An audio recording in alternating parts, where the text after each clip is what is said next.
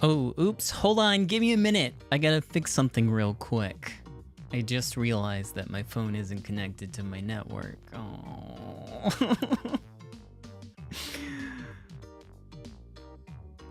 Hold on. 30 seconds, okay. I'm trying real hard.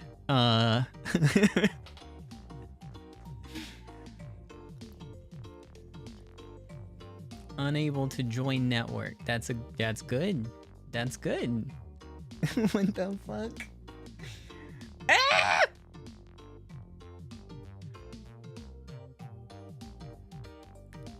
I wonder what's up with that. Hold on. I think I gotta remove it from my phone.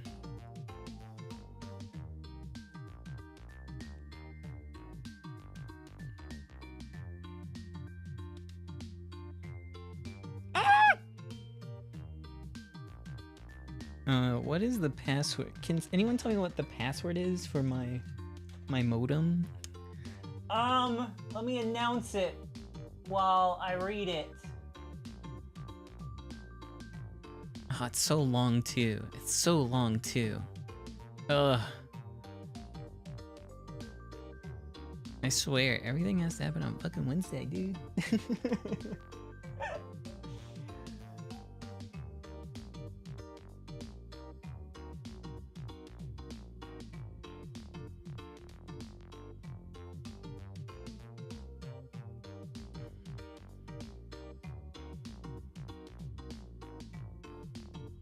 Admin 1234. No, that's not it. I don't think I have that many numbers.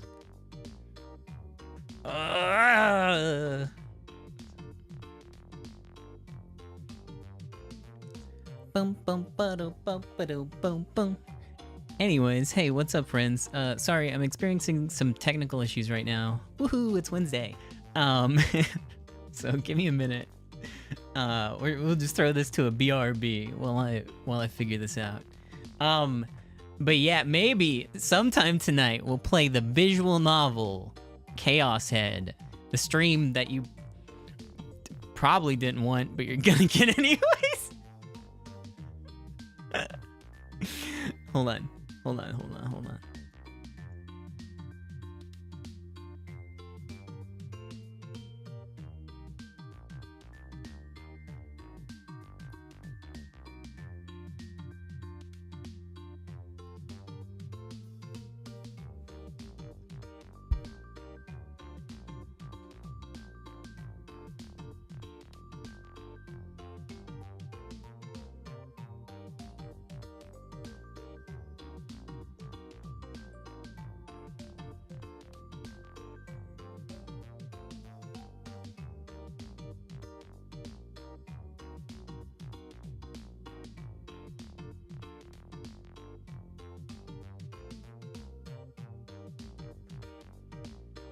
I did it!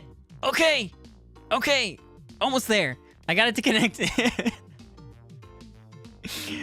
The power went out the other day and it's really fucked up my modem, so I had to like factory reset it the other night. And I forgot to reconnect my phone.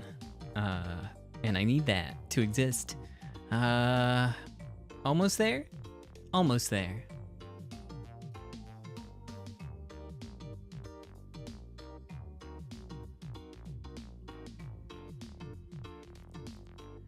Give me 100 million minutes and I'll be ready. Sorry. No, I just need to fix one more thing.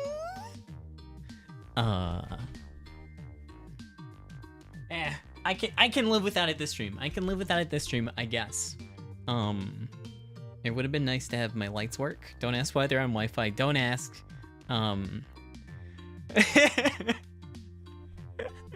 Sometimes things have to be complicated, okay? All right? Anyways, what's up, my friends? Welcome back. It's another Wednesday stream already. Tonight we're gonna play some Chaos Head. If you weren't here last time, oh god, what do I tell you? I went through a huge summary of the first 5 chapters of the game, and I refuse to do that again. But I do recall some of what happened in the previous stream because I played it less than a week ago, unlike last time, where I played it like 300 days ago. So if you weren't here last time, in Chaos Head, but for some reason you still know the rest, Darth Spider. That's really all that matters. So there was a low magnitude earthquake that ended up causing a lot of really intense headaches, and it ended up killing about 100 people. During that time, the sky also briefly went white, and then it stopped. And Kumi had to reformat his computer and pick up all his anime dolls. I can't remember if this is before or after, but he also goes to school. It's the same day, I do know that. It's the same day as the earthquake. And he sees Ayase on the roof, about to jump to her death. The rest of the school is like gathered around in this weird frenzy, real excited for her to jump off the roof. And she says some short little prayer to like the Great Will or something, and then jumps off. And then Takumi like tries to envision some way for Ayase to survive. And he thinks about her falling on a flower bed and living, and surprise, flower bed materializes, and everyone thinks it's totally normal and was already there. Did Takumi do this? Sana shows up later and confronts him, and she's like, "Oh, you don't got a D-sword, dude. How'd you do it?" And Takumi was like, "I didn't."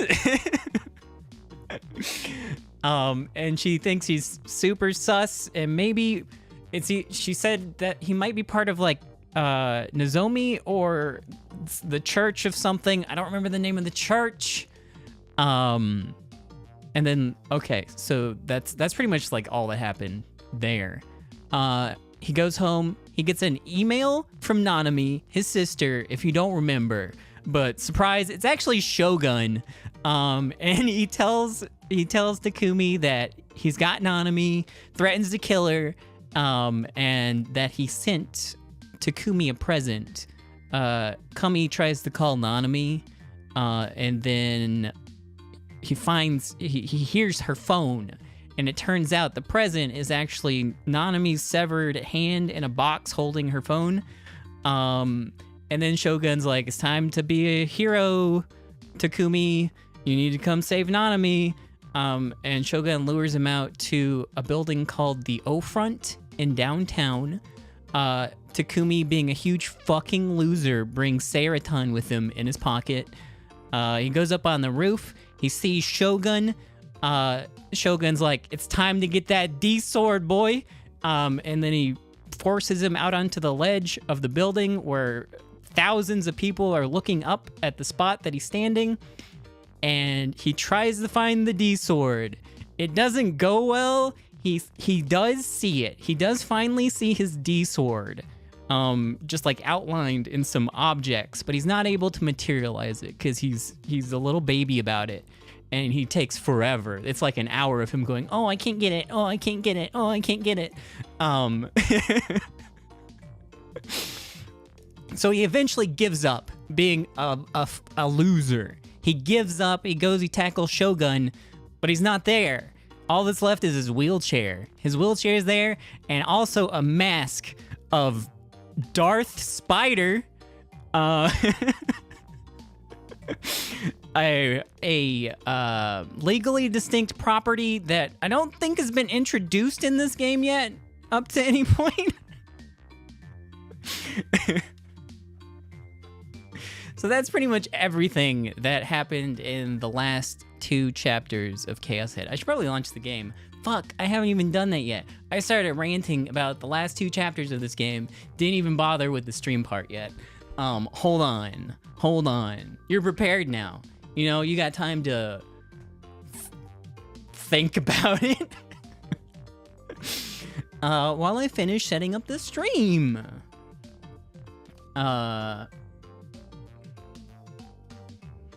But Everyone that was like, hey, is this patched? Is this patched? Is this patched? It's finally patched. It's finally patched. I got the PC version. It's patched with the translation fixes and the stuff to make the game less doo-doo. It's finally there. I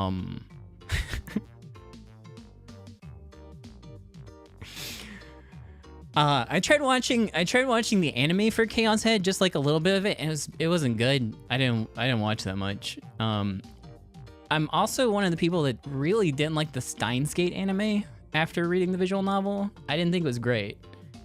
Chaos Head, whole different level of awful. Not good.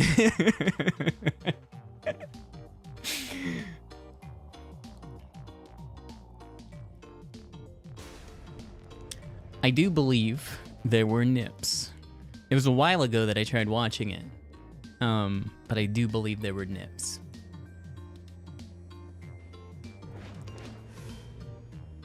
Ah! Okay, that works at least.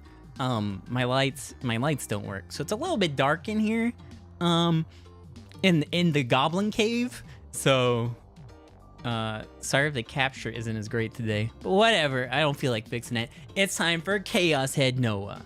What you've been waiting for, what you've been begging for, I think all three of you.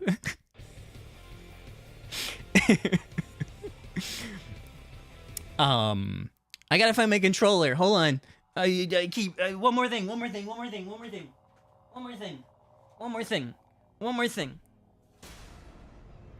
I gotta get cozy. I can't be sitting up erect playing Chaos Head. What did I do with it? Where did I put it? Oh no. You fucking dumbass. You idiot. Oh, I found it. I found it. Don't worry.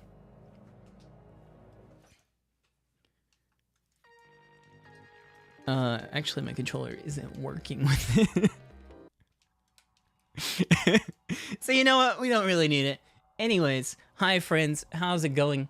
Welcome back to Chaos Head. Let's play the game. It's been a little bit. Continue. So I caught up to where I'm at in chapter 7. The bad news is I have no idea if any of the choices I made before this point matter. I'm pretty confident that none of the delusion triggers in the first playthrough matter. However, there are some minor decisions that you have to make at the start of the game, and I don't remember what those were. I believe Grim asks you if you like girls with glasses and if you like the blue one-piece swimsuits and something else, and I just picked whatever. I don't think that matters. Anyways, which is the last one? Glasses, yeah. A pitch black helmet.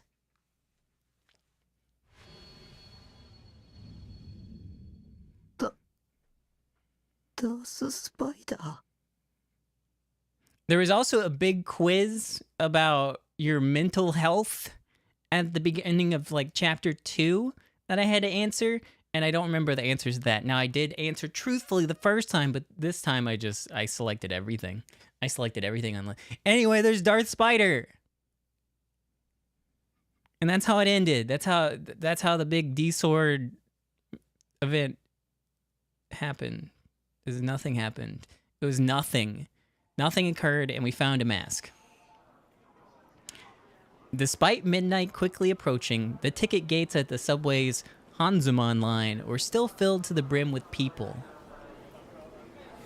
The earthquake had violently disrupted the public transportation schedules, and no one was even attempting to hide their frustrations as they passed through the ticket gates.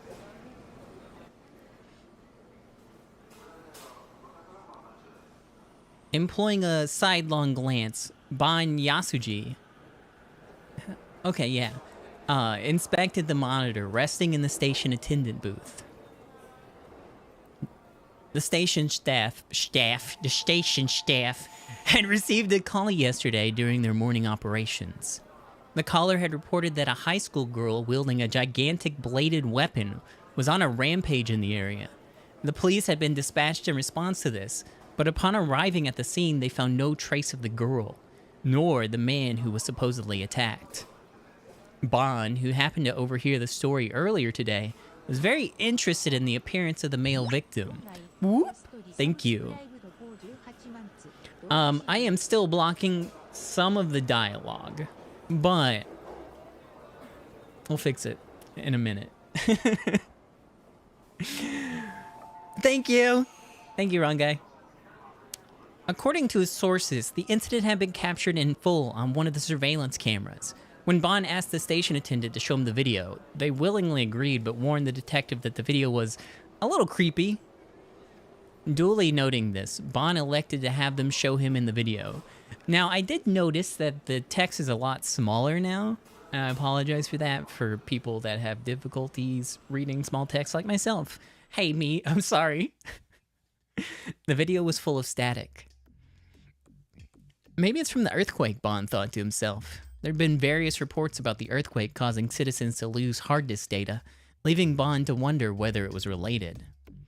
I don't know if there's any in-game options. When I launched the patch launcher, there wasn't anything. I could change like the resolution. We got nothing here. This is a good song though. Oh, we can turn off the Kumi. That'd be good.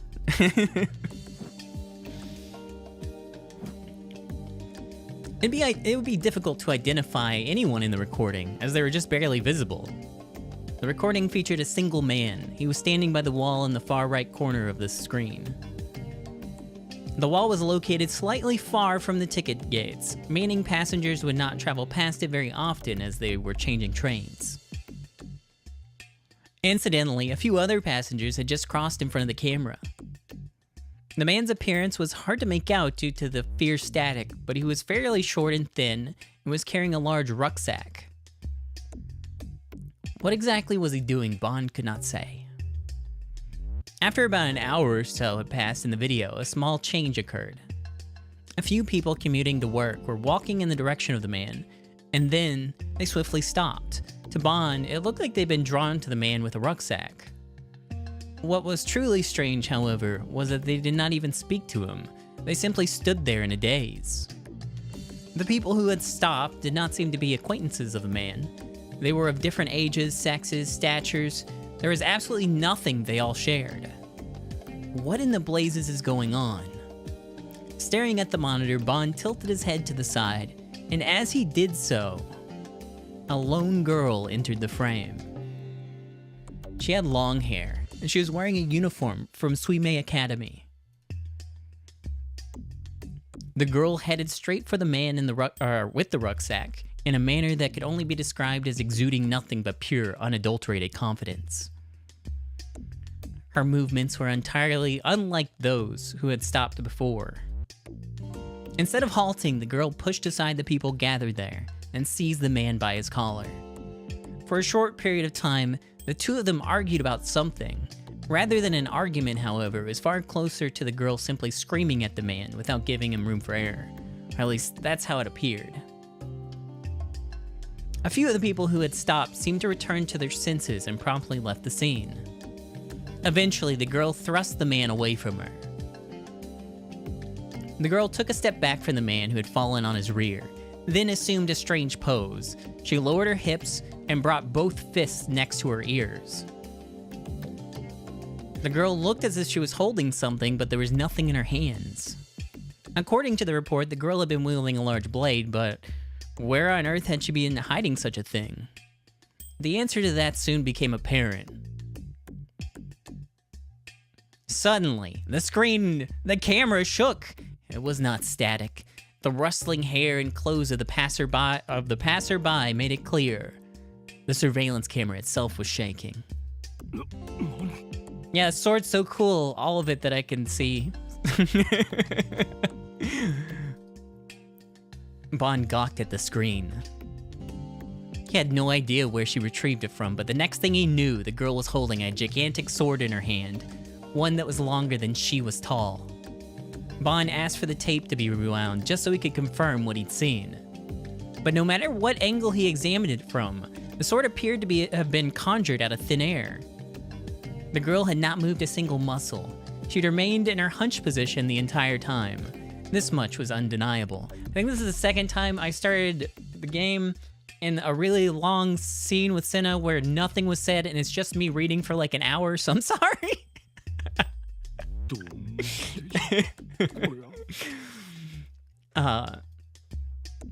The people in the video went into a panic when faced with the sudden appearance of the sword, but the girl did not seem to care about the people around her. The man with the rucksack, however, was very clearly terrified. He tried desperately to scramble to his feet and run away, but the girl would not allow that. With incredibly agile movement, she pursued the fleeing man and swung her gigantic sword as if it was light as a feather. Whoa! In a manner akin to a violent windstorm, the sword tore the man's rucksack to pieces. The impact was so strong, the man immediately collapsed to the ground. Despite this, he appeared uninjured. In fact, when the police officers had arrived, this is like the same scene, but in a different location. It's pretty much the same thing that happened at the park. In fact, when the police officers had arrived on the scene immediately after receiving the call, they'd not even found a single trace of blood.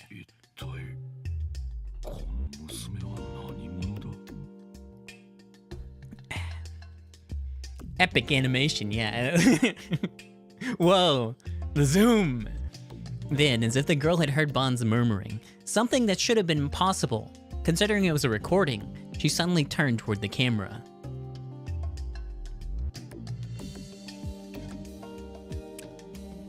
The screen ever so slightly distorted, and the girl's figure disappeared in an instant. It's as if she'd never been there to begin with. The man's shredded rucksack had been left behind, and the remnants of it were proof that the girl had been there. It was hard to tell because of the static, but it was clear that the girl had disappeared from the screen in less than a second. Bond rewound the tape again, but there was nothing that seemed unnatural about the time displayed in the lower right-hand corner of the screen. In other words, the footage had not been edited. But if that were true, how could Bond explain the girl and the sword? Bond, feeling as though he had seen a ghost, could do nothing more than remain completely and utterly puzzled.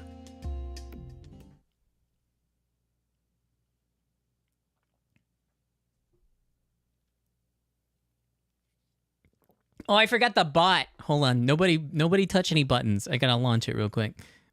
A world of complete and utter white. You're just gonna have to wait. You're gonna have to wait. Just imagine what could be happening next while I do the things I should have did before I started the stream. I'll get it one day. One day. Chat. Sorry.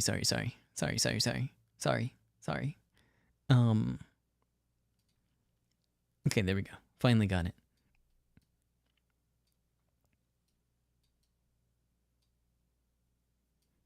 Tried 13 minutes ago. Oh man, I'm gonna have to give you a refund on your fake points. Huh.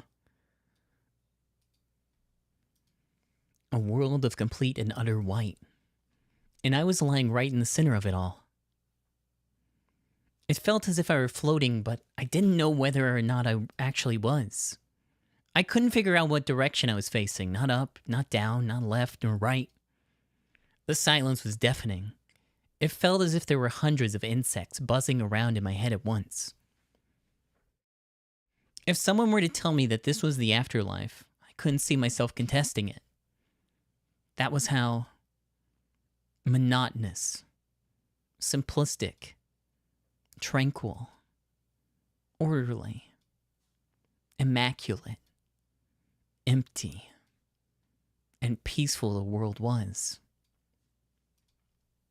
Perhaps this was what the mind of Buddha was like upon reaching enlightenment. It was so incredibly different from my own mind. I wanted to stay here forever. The irritation that came with reality, the loneliness, the pain, the suffering, I didn't want to face any of it anymore.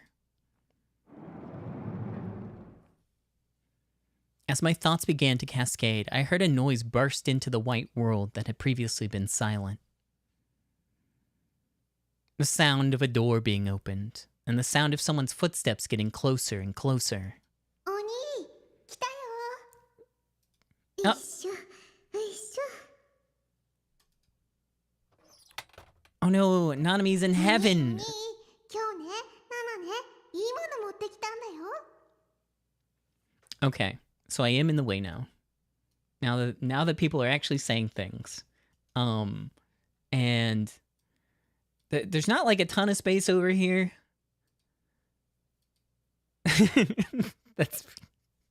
So that's how it's gonna be. はいこれプレゼント。 We'll see how much it overlaps. And if it's not too much, then 手編みの帽子なんだよ。すごいでしょすごいでしょ。もう冬だしね。ナナね帽子好きだからあんなの。 yeah, there's like on the long sentences, it still goes pretty far. So I guess that's a good compromise. I have to be here. I'm the most important part of this stream. I have to be here. The text, it can exist. Okay? 買ってね。もうお兄無視しないでよ。 You can't read? Okay. Oh no. あー Just enjoy the ご飯残してる sounds. じゃん。せっかくの The カレ pretty ーなのに。 pictures in this visual novel. ちゃんと食べないと Whoa. ダメなんだよ。 Look how white the screen is. ねえねえ、病院のご飯って美味しくないって本当？でも食べないとダメ。起きろ、お兄、食べずに寝たら夜になってお腹空いちゃうんだから。 Someone's hand made its way under my back and forcibly shook my body awake. That was when I first realized that my eyes had been closed. Soup. When I opened my eyes, a little girl was standing there. It was Nanami, my little sister. But she was awfully little. It was Nanami from a long time ago.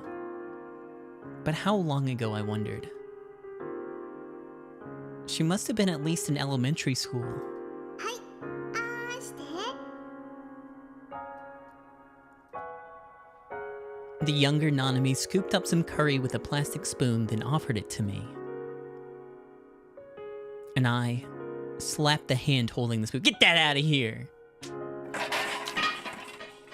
Even after all of this time, I still don't know what had been going through my head. But in that moment, I knocked away the tray of curry and rice with my hand and sent it crashing to the floor.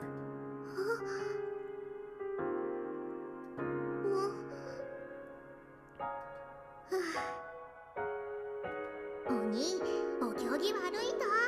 お母さんに言いつけてやるぞ。 Nanami crouched down to the floor and picked up the tray I cast aside. She then retrieved a washcloth from the sink in the corner of the room and began cleaning up the mess I made. ほんと、世話が焼けるな。ナナがいないと、なんにもできないんだから。 That's enough. I covered my face with my hands, then slowly closed my eyes. ごめんね。守ってあげられなくて。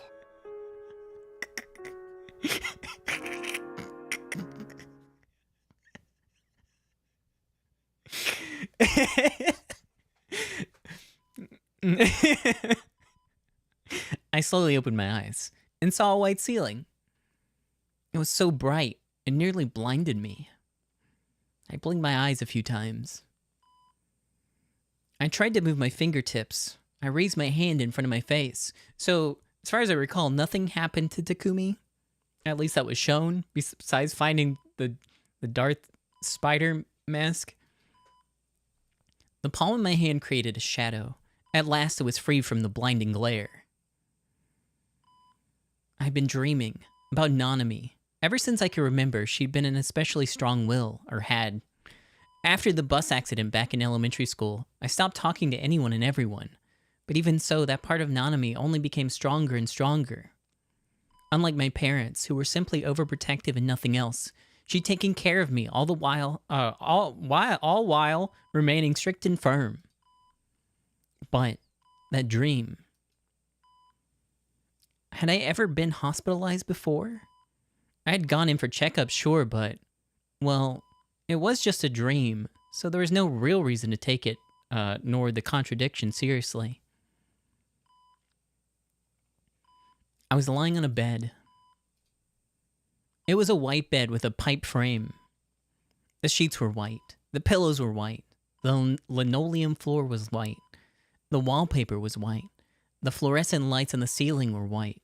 The curtains covering the windows were white. The small shelf next to the bed was white. The ceramic water pitcher was white.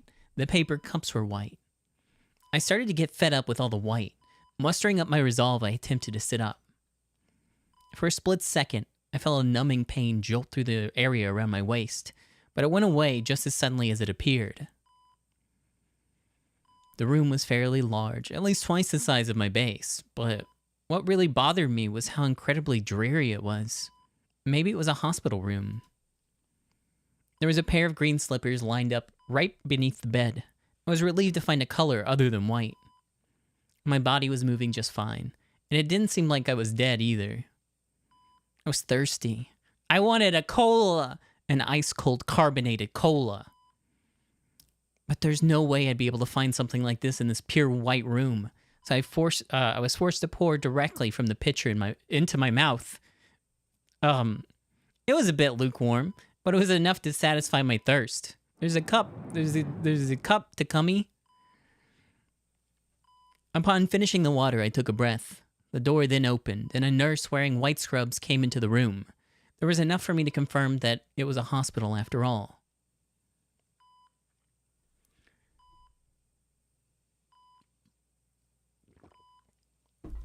Upon seeing me, her eyes grew slightly wide. She must have thought I would still be asleep.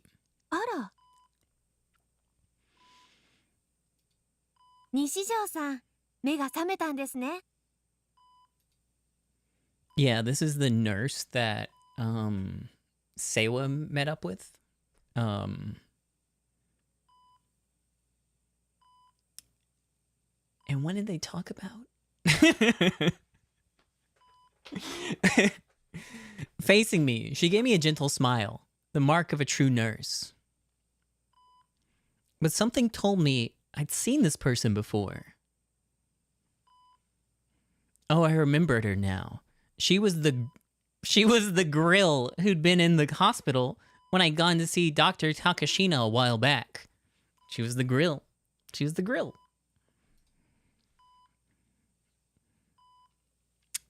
What had she said her name was? I couldn't remember, so I stole a glance at the name tag on her chest. Hazuki was written on it. Right. Hazuki-san. お体の調子はどうですか? What's up? Hazuki-san held out a thermometer to me so naturally, I couldn't help but take it. 体温を測ってくださいね。With how nicely she asked me, I had no choice but to comply. My head was overrun with question marks, but I put the thermometer under my armpit nonetheless. Immediately after I did, a memory burst to life inside my head. I remembered what happened.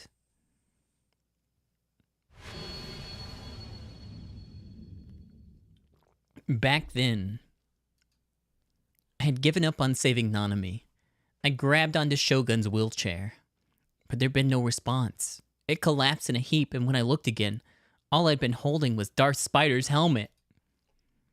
Count Darth Spider, the very embodiment of evil in Spark Wars. His black-clad appearance was famous even in Japan. But I would have never thought that Shogun would cosplay as him, so my anger had been even overridden by raw confusion. After that, I had stood up and looked at the wheelchair, but there'd been no one in it. Only a black hood draped over the back of it. That was another part of Darth Spider's costume. I then examined my surroundings one more time, but there had been no one there. I'd been the only one on that pitch-black rooftop. Suddenly, the press came flooding in all at once. They had all surrounded me with lights, cameras, and microphones. I had no room to breathe. There had been more than 10 of them in total. I'd been so overwhelmed by all of it, my terror simply grew and grew. I wanted to run away, but I couldn't move a muscle. I'd been a total mess.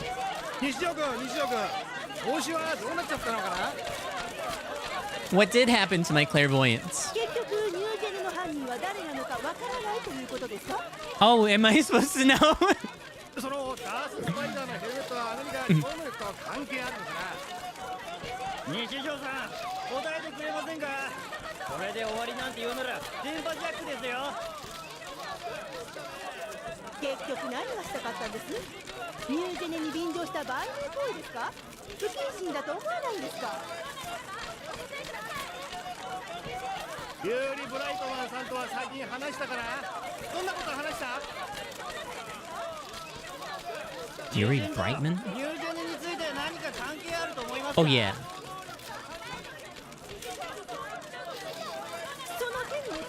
That was the man on the TV talking about magnets, right?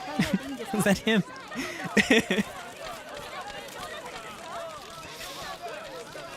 このような行動を取ったことにはアニメやゲームの影響はあったのかな。日常さん。日常さん。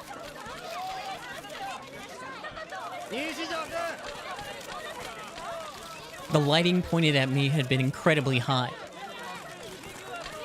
It felt like my skin was being singed by the sun during the hottest part of the summer. The flood of people from the media made me feel lightheaded. The field of vision, or my field of vision, had been spinning around in circles. I'd been cornered. I'd been panicked. I'd been unable to breathe. I gasped for my head. I gasped for head. Head, please. I can't see anything. I don't want to see anything. I can't hear anything. I don't want to hear anything. I can't feel anything. I don't want to feel anything.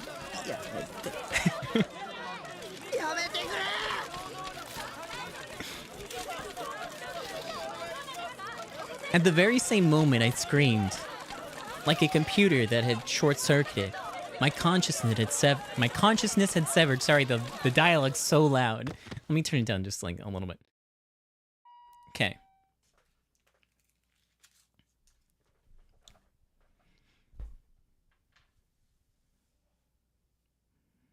That was exactly what happened. I lost consciousness. And then, how had I ended up here at the hospital? I couldn't remember. At the very least, I don't think I'd come on my own, so maybe I'd been brought here to the hospital by an ambulance. Hazuki was writing something on the clipboard that she was holding. She must have slipped a paper clip onto it. Wait, she must had a slip of paper clipped onto it. There we go. Was she writing about my condition? I checked what time it was via the simplistic watch wrapped around her wrist. It was a little after 6 a.m. I slept for a really long time.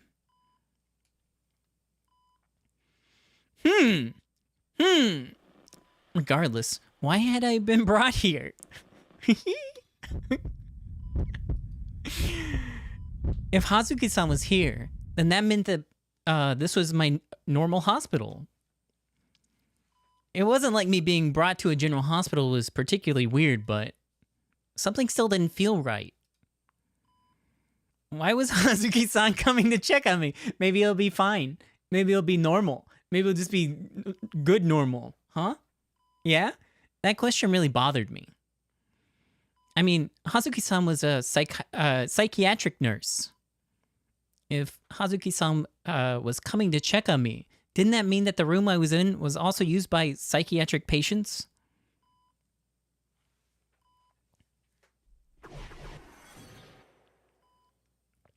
Woohoo, time for a normal delusion. それにしても驚いた。 Yeah. Hazuki-san's eyes widened, and she moved in to study my face closely. まさか西条さんが目覚めるなんて。 Oh. え She made it sound as if she didn't expect me to wake up. Was she disappointed? Was she trying to say that the world would be better off if a piece of garbage like me had stayed asleep for the rest of my life? When she said that to me, I really did start to wish I'd never woken up. But then Hazuki-san gave me an explanation that was far different than I imagined. あなたはこの1ヶ月近くずっと昏睡状態だったんですよ。 A month? Oh. 原因不明のまま眠り続けていたんです。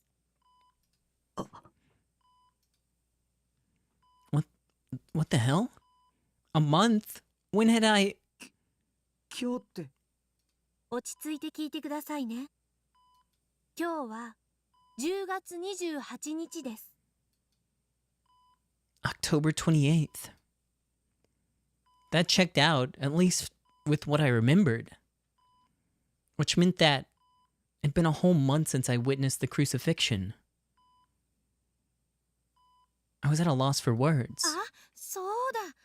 先生に伝えないといけませんよね。こんなにのんびり検温してる場合じゃなかったわ。ここで待っていてくださいね。すぐに先生を呼んできますから。 I did see the other FNAF game. I didn't know if I wanted to spend $20 on it yet or not, so I didn't put it on this week's schedule. It might happen. We'll see. I think that one looks more interesting than the My Pop Goes game, but yeah, I saw it. 僕が1ヶ月昏睡状態だった。 I stared down at my palms, mumbling that to myself in a daze.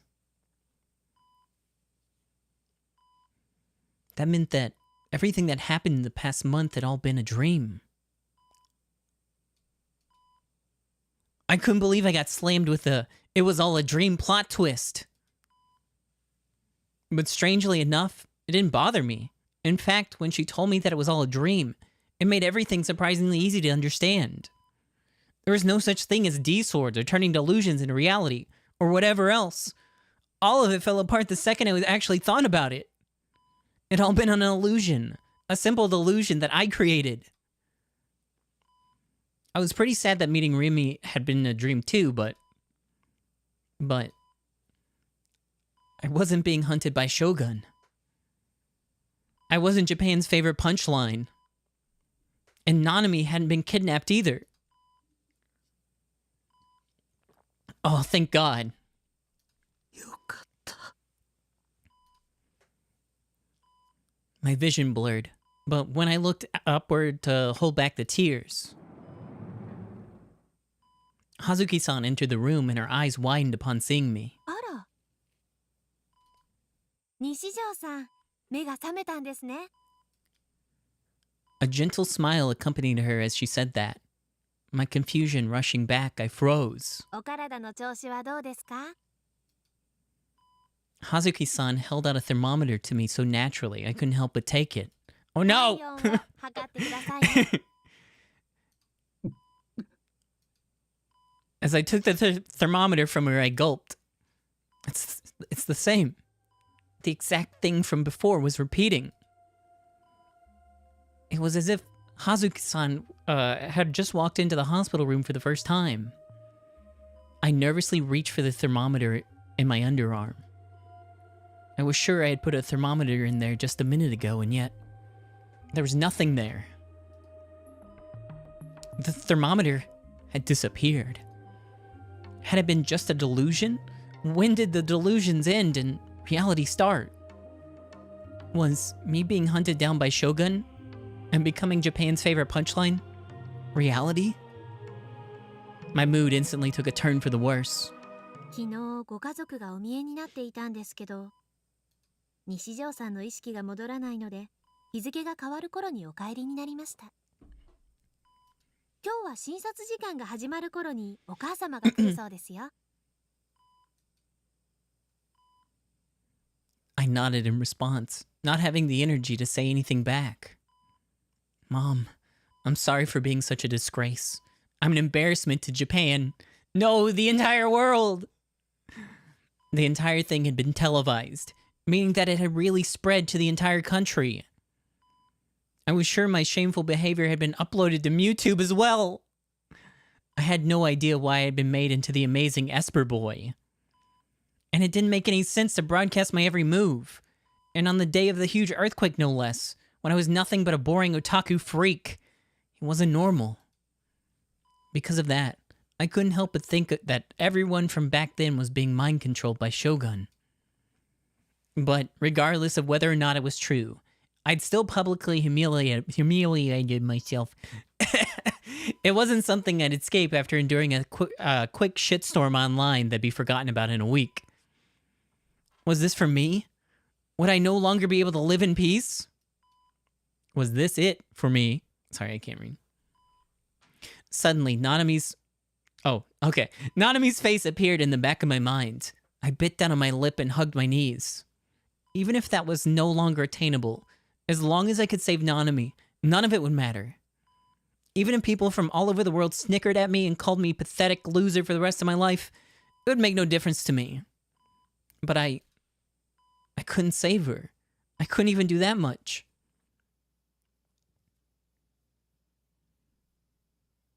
Nana.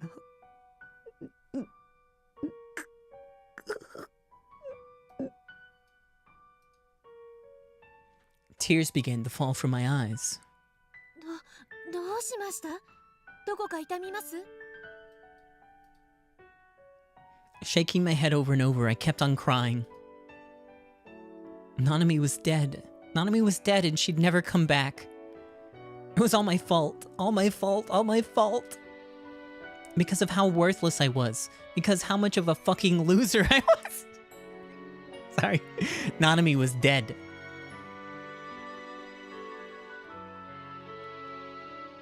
Back on the rooftop, I'd given up so easily on obtaining the D-Sword. I had Seiratan's seductive voice in my ear. But that was just my pathetic self pretending to be someone else. I was the one who made the decision. I'd made myself look like a pitiful victim. I'd chosen to sacrifice Nanami so that I would survive. I hated myself. How fucking pathetic I was. If only I'd tried just a little bit harder. I told myself that I'd given up on my own volition, but now that it was all over, I regretted every single thing I'd done on that rooftop. I was absolutely disgusted with myself. She was gone. Nothing could save her. And yet, even still, I couldn't help but think that if I could just go back to that rooftop, and if I just tried a little bit harder. But I knew that even if I actually could go back, I'd just give up all over again, finding some other excuse to get me out of it. That was just who I was. A completely useless, irredeemable piece of shit. Nanami. ごめん。Nanami.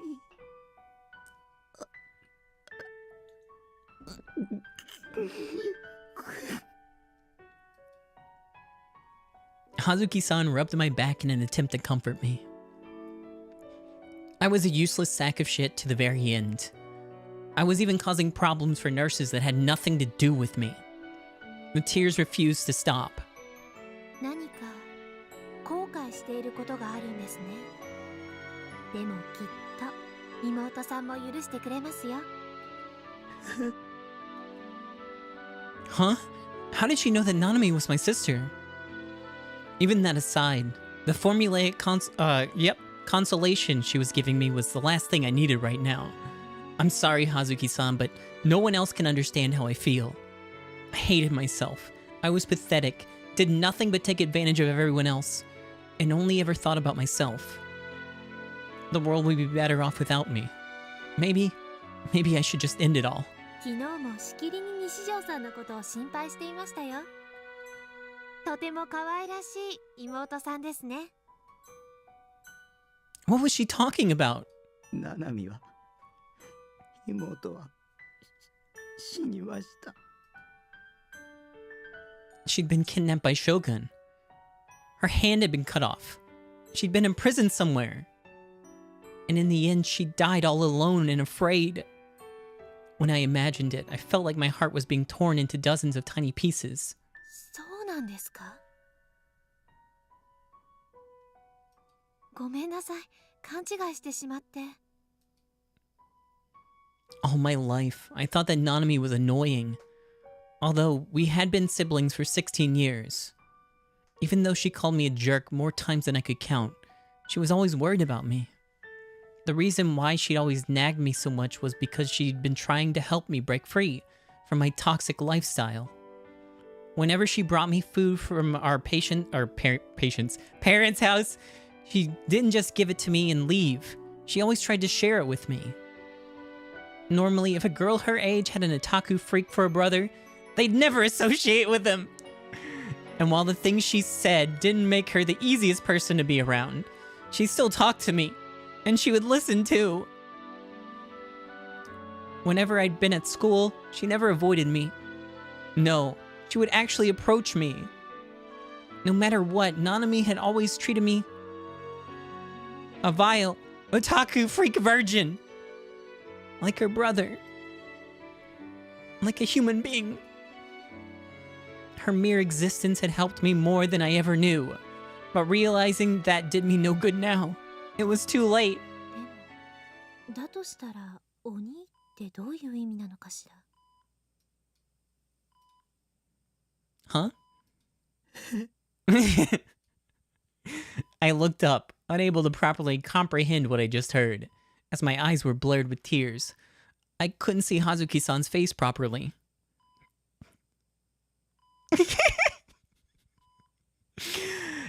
What had she just said? 眠ってる西条さんを、お兄、お兄と何度も呼んでいたから、その印象が強くて。There was only one person who called me that. Yeah, if you just shut the fuck up, dude. 本当ですか？ Vaulting out of my bed, I pressed Hazuki-san for an answer. はい、何がです？ナナミが妹がナナミがここに来てたんですか？いえ、はっきりお名前を聞いたわけでは。僕のこと鬼って呼んでたんですね。ええ。ナナミは今どこに？ですから、昨日はお帰りになりましたけど、西条さんのお母様と一緒に。怪我とかしてませんでしたか？はい。いえ、特には。元気だったんですね。ナナミは元気だったんですね。はい。いえ、ナナミさんかどうかはわかりませんけど、昨日いらしていた女の子は元気そうでしたよ。Nanami was alive. From everything Hazuki-san had said, it had to be true. I sat down on the bed, utterly dazed. But how? Shogun had said that he wouldn't give Nanami back until I completed his quest. Had he just released her out of pity? Or had Nanami escaped on her own? But then, how would that explain that hand that'd been sent to me? According to Hazuki-san, Nanami hadn't even been injured. Why didn't you ask specifically if she had a hand?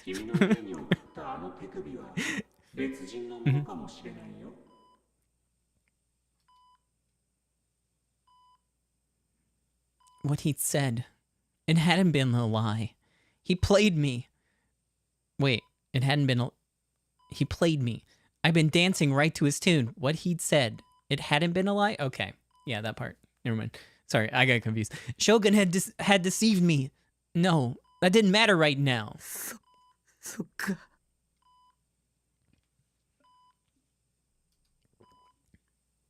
I see. So that was it. It was all coming together. Nanami had never been kidnapped at all. Back when I'd been at O-Front, trying desperately to grab the D-Sword, Nanami must have been relaxing back at home reading manga, or going out to karaoke with her friends so she could show off her shitty singing voice, or doing whatever else she liked to do.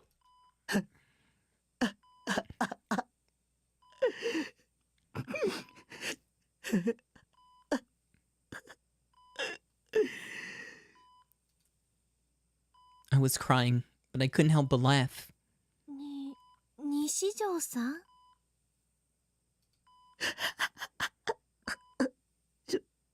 将軍にまんまと騙された。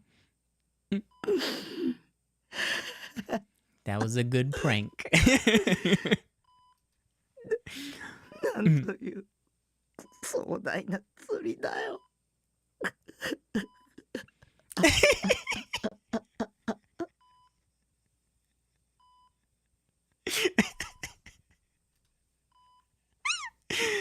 She was alive. Nanami was alive. I could see that bratty-ass face of hers again. I could hear that obnoxious, shrill voice of hers again. The mere thought was enough to bring me a deep sense of relief and an intense joy that rose from the bottom of my heart. よかった。 I couldn't stop crying, but the tears weren't the tears of regret I'd been crying earlier. よかった。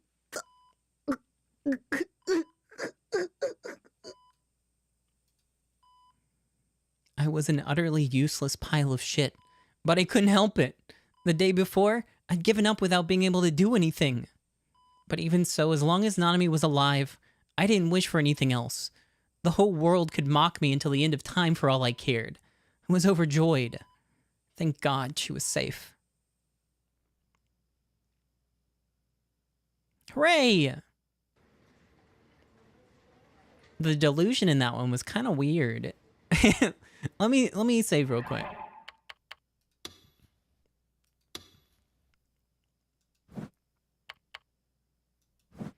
Yeah, so this is the fan patch. I don't know how much the dialogue changes, but there's definitely been a shift in tone. For some of Takumi's lines. Yet another meeting had been called in the main conference room of the Shibuya Police Department, joining one of multiple others that had been held today. The exhausted, fed-up detectives all wondered how many more hours worth of unproductive meetings they could be forced to sit through. Matsunaga was about to start hearing the reports from each investigator when suddenly, Bon hesitantly stood up and raised his hand. ちょっといいですかね。なんだね。 Inquisitive eyes and expressions landed on Bon, not just from Matsunaga, but from Suwa and the detective sitting next to him as well. Bon smiled his usual flippant smile, quickly bowed his head, then looked around the room.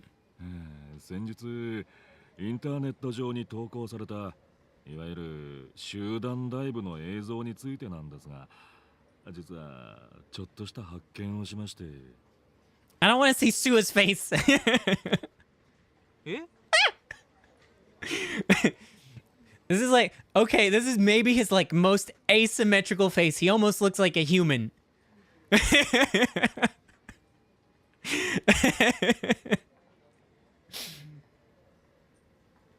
Okay. The surprise on Sua's face was evident. In all likelihood, he was surprised. After all, Bon had examined the video without saying a word to him. It was not because he had wanted to keep a secret from him, however, no. バン警部補、君は確か貼り付けの捜査担当だったはずだが、なぜ集団ダイブについて調べている？ This was the reason. Bon had disregarded the orders he was given by his boss, the head of the investigation team. If Bon had involved Suwa, a promising new detective, his partner would have inevitably been harshly rebuked by their boss. Bon wanted to avoid this. まあ、とりあえず見てくださいって。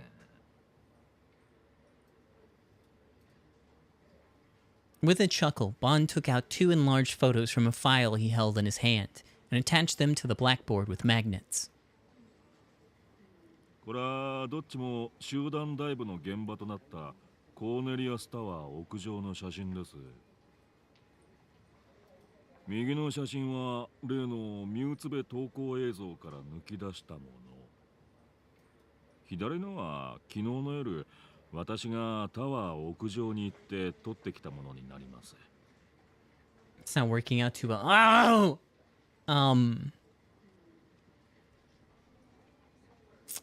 That help? I'm gonna end up blocking more, but yeah, you know what? Maybe, yeah, okay. 何か違いに気づきませんか？ I don't see anything at all. Looks pretty normal. The entire conference room began to stir. 背景がね、違うんです。投稿映像のカメラは北東へ向かってる。5人が転落したのが北東だったから間違いない。で、映像では3分29秒から約15秒間、カメラが左右へ大きく振れるんですが、その時に東に向いた時の映像が I don't know why Bond is whispering so hard. コーネリアスタワー You can barely hear him. つまり六本木方面ですね。東京タワーが夜景の中にしっかり映ってる。高いから目立ちますね。 What? What'd you say over the music? でもね、もう一つよく目立つものが。 Is this supposed to be this line? Hold on. Did my audio settings change?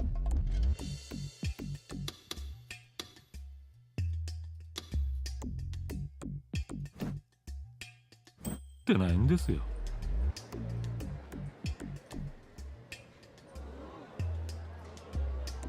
Bond's eyes narrowed as he combed his beard. Beard? With his fingers. And then a wry smile appeared on his lips. 六 I 本 guess. 木 I ビル guess. ズですよ。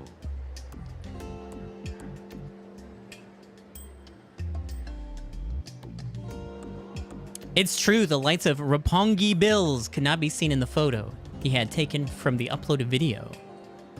But in the photo Bond had taken the day prior, the lights of Roppongi Bills, many windows were clearly visible along with Tokyo Tower. で、たまたま見つけたんですが、コーネリアスタワーのホテルロビーにタワー完成当時のパネルが展示してありましてね。そのパネルの一つがこれ。Bond retrieved a new photo from the file and pinned it next to the previous two. It was also a picture of the Roppongi area, taken from the rooftop of the tower, but it was not a picture taken at night. It was one taken at day. 六本木ビルズが映ってますよね。建設中ですが。The commotion in the conference room grew even louder. Matsunaga, meanwhile, remained silent as he stared at the photo with a stern expression. コーネリアスタワーの完成は2001年。六本木ビルズの完成は2003年。タワー完成当時の写真では当然ながら六本木ビルズは建設中でまだ高さもほとんどない。だが集団ダイブが起きたのは今年2008年。 Did it save? I feel like it just went right back. Okay. 映ってなきゃおかしいですよね。六本木ビルズ。ちなみに投稿映像に細工された形跡はなかった。つまり何が言いたいんだ。Having seemingly lost patience with the detective, Matsunaga urged him onward discontentedly. 非常に言いにくいんですが。まさか先輩、この映像が撮られたのは2003年以前、つまり5年以上前って言いたいんですか？ Dang it, Sua. Bond's shoulders slumped dejectedly. The young detective's keen insight was brilliant. Suya had said exactly what Bond was intending to say. However, having said it aloud in such a straightforward manner only made the claim appear all the more dubious. Bond's careful planning on how to articulate his points had all been for nothing. バカバカしい。小説の読みすぎではないがね。映像に映っている被害者5人の顔は一致しているんだ。あれが5年前のもののはずがない。そんなつまらないことを調べている暇があったら、聞き込みの一つでもしたらどうだ、警部補。ああ。今のは聞かなかったことにする。それと、後で話があるから会議が終わったら残りたまえ。Aw, man. Thanks a lot, Sua. After letting out a short sigh, Bond gave up and sat back down. Well, it's not like I expected him to believe me. Bitter and unwilling to accept defeat, Bond muttered that inside his head before returning to listlessly fanning his face with his handheld fan. And yet, despite all the work he'd done, if one were to ask what the absence of Roppongi bills in the video signified, Bond would be unable to answer.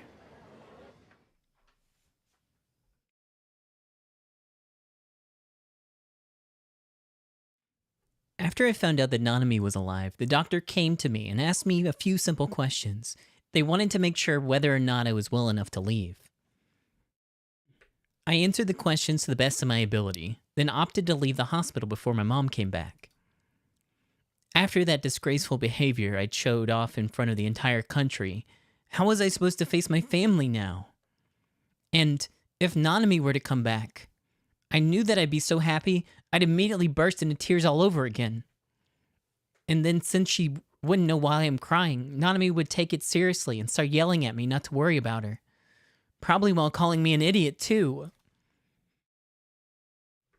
When I thought about that, I nearly fainted from the sheer embarrassment. And so instead of letting that happen, I decided to employ a strategic retreat.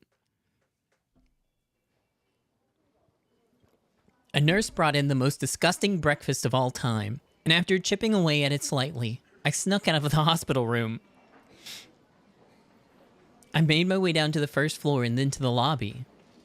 The clinic hadn't opened yet, so the lobby that usually was packed with old people was completely deserted. I confidently walked towards the front entrance. Luckily for me, the automatic door opened, giving me free rein to exit the building. The hospital staff might have gotten angry with me for leaving without asking them first, but I had to stay away from the hospital until everything calmed down. As for the medical fees, I left my mom a note telling her to go ahead and pay for it, so it should be fine. Despite the fact that I'd stayed overnight in the hospital, I wasn't exhibiting any actual symptoms, and my mental state was doing much better than after I learned Nanami was alive. Making sure to keep an eye out for any ambushes by Shogun or Yua, I quickly made my way back to my base.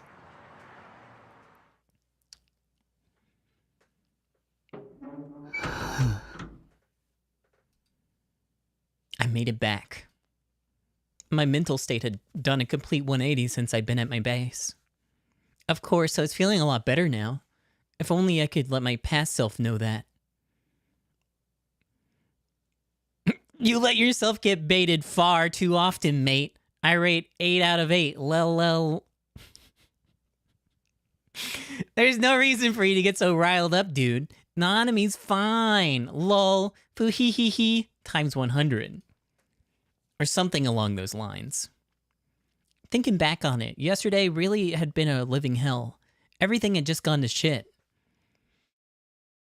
I'd gotten a weird phone call in the morning. Then there'd been an earthquake. Then the data on my hard drive had disappeared. And then I had to witness Ayase trying to off herself right in front of me. Then I'd gotten the email from Shogun. Then he'd sent me a severed hand. A severed goddamn hand. My mood plummeted in an instant. With a gulp, I turned my attention to the fridge. Is that where that's where you put it?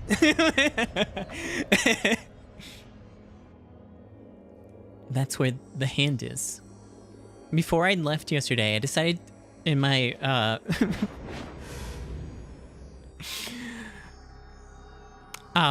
Before I left yesterday, I decided in my maniacal state to just put the hand in the fridge for the time being.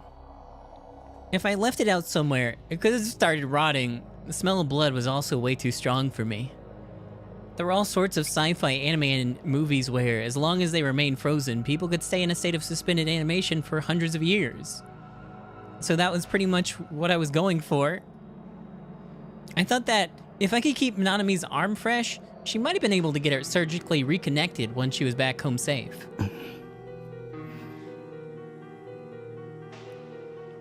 But if that wasn't Nanami's hand, then who the hell did it belong to? And how would that explain the cell phone in the bangle? If it wasn't missing something, then it had to belong to Nanami. When I called her, it rung on the cell phone held in the hand. Or maybe it had just been a sort of part of Shogun's trap. Was it even possible to make such a perfect replica of Nanami's arm? もう一度確かめてみるべきかも。In truth, I really didn't want to. The entire hand thing grossed me out. Just thinking about it made me want to puke, even if it did belong to Nanami. But that didn't mean I could just keep it in my fridge forever. Not even my supply of cola stayed that cold in it.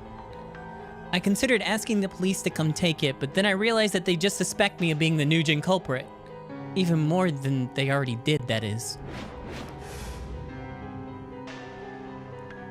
It would practically be suicide to dial 110 and go, "Hello, yes, please come and take this person's severed hand off my hands, thank you." What should I do? Should I just throw it away? But supposing it was Nanami's arm, it really didn't sound like a good idea to throw it away. Hell, were you even allowed to throw away human hands like that? Did they constitute as burnable or non-burnable trash? I tore at my hair. There was no point continuing to torture myself over it. I'd just go ahead and check one more time that the bangle was on her wrist and that she was holding the cell phone. Was it Nanami's or someone else's? That was the question I hoped to answer. I stood in front of the refrigerator and gripped the handle. I closed my eyes, then I took 1, then 2, then 3 deep breaths. Unsurprisingly, the temptation to just call Rimi and ask her to do it for me crept into my mind, but I quickly shook it away. No matter how good of an ally Rimi was to me, there's no way that she wouldn't freak out upon finding someone's hand in my fridge. And then if I managed to fuck up the explanation, she'd fall out of love with me and then turn me into the police. I was gonna have to do this on my own, somehow. くそ。I clenched my teeth, then took more deep breaths, or 2 more.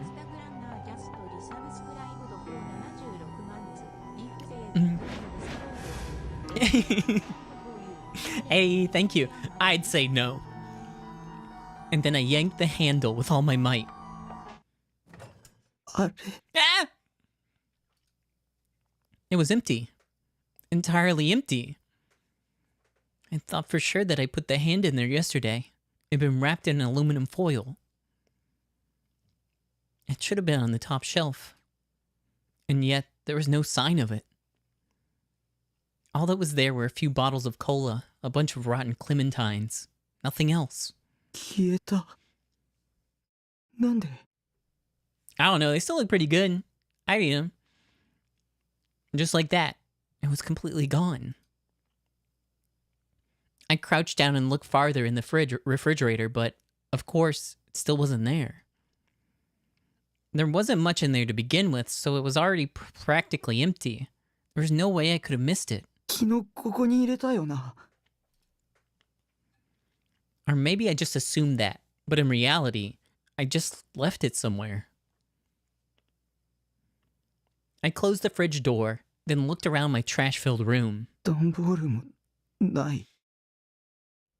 The large cardboard box with a hand inside of it. What had I done with it? I felt like I tossed it into the corner of my room or something, but either way, my memory of last night was unclear. More things had happened yesterday than my poor brain could handle, and everything was made all the more brutal due to the utter chaos of it all. Calm down. Just calm down. Now get your thoughts together. Think of why it might have disappeared.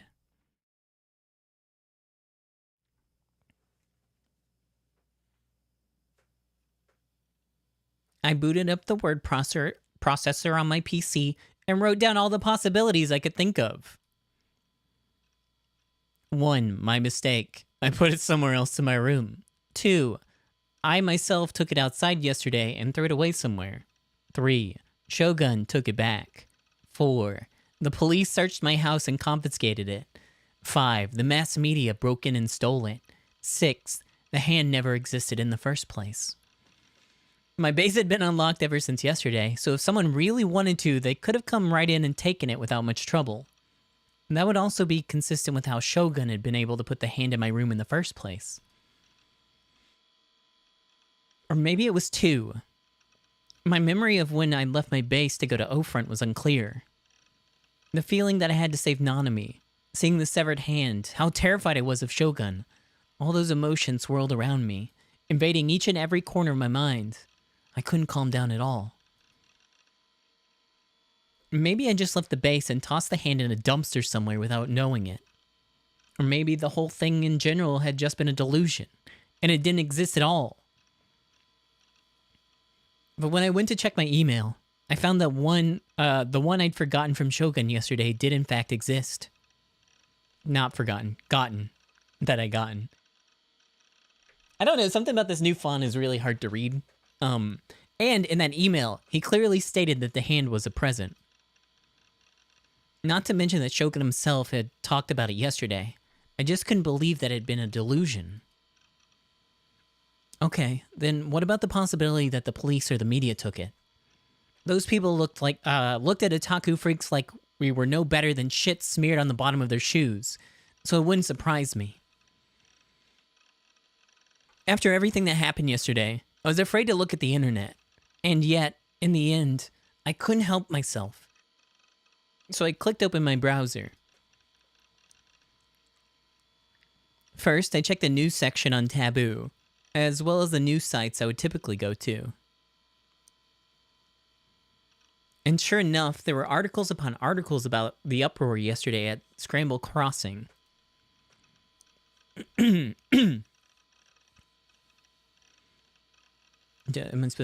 Is the radio wave hijacking Esper just a boy who cried wolf? The ESP show, held by the New Generation Boy, ended in the worst possible way. In response to the seismic intensity 5 earthquake that struck at noon on October 27th, several news stations, including MHK, BTS, and TV Sunset, broadcasted breaking news reports. Today, TV and Fujisan TV, meanwhile, began broadcasting simultaneous coverage of both the earthquake and the Esper show starting at 9 p.m. Following this, the two stations were immediately flooded with call after call protesting this decision. When faced with the disappointing end to the show, the nearly 5,000 fans that had crowded in front of Shibuya Station all began to boo loudly for over an hour, with some fans even fighting among themselves. The situation resulted in 13 separate arrests. The commotion began with a prank email sent by a boy, hereby referred to as N, living in Shibuya Ward. At first, news stations were skeptical of the email, which claimed that the boy was clairvoyant Esper who could see the culprit behind the New Generation Madness, the popular name for a series of brutal incidents taking place in Shibuya. However, when American psychic detective Yuri Brightman, age 43, informed Today TV and Fujisan TV that he would be willing to become the boy's legal guardian, both stations immediately took him at his word, or so the story goes. The ratings for both Today TV and Fujisan TV were extraordinary, with the highest simultaneous viewership exceeding 40%. These are astonishing figures, surprising even that of Kohaku ringing in the new year. Although these figures may only be for the simultaneous broadcast with the earthquake report, the broadcast was obviously a huge success in terms of viewership. However, the boy starring in the show did not turn out to be an Esper. He repeatedly riled up the audience by motioning like he was about to jump off the building, but his performance did not extend beyond that. Undeterred, the media companies dared to go up on the rooftop to report on the situation and attempt to get a comment about the new Jin incidents, but they were unsuccessful. The boy was found collapsed on the rooftop holding a moe anime figure and a costume from a popular Hollywood film. According to otaku culture expert Professor Hashiba Yoshiro of Meisei University, there has been a rapid increase of the number of young people who dream of becoming heroes, but in the pursuit of this dream, act with no regard to the world around them. Under the influence of anime, video games, and other similarly damaging media, they have lost the ability to distinguish between fantasy and reality. This is likely what's causing them to act in such a way. They require psychological care. I hadn't sent any emails to the media. I never even seen Yuri Brightman's show, let alone met him. So, what the hell? Was this all just part of Shogun's plan, like I'd originally thought? What was his ultimate goal here? He said something about it being a quest or something. Okay, then what was the point of having the mass media televise me trying to get my hands on a sword? I didn't get it.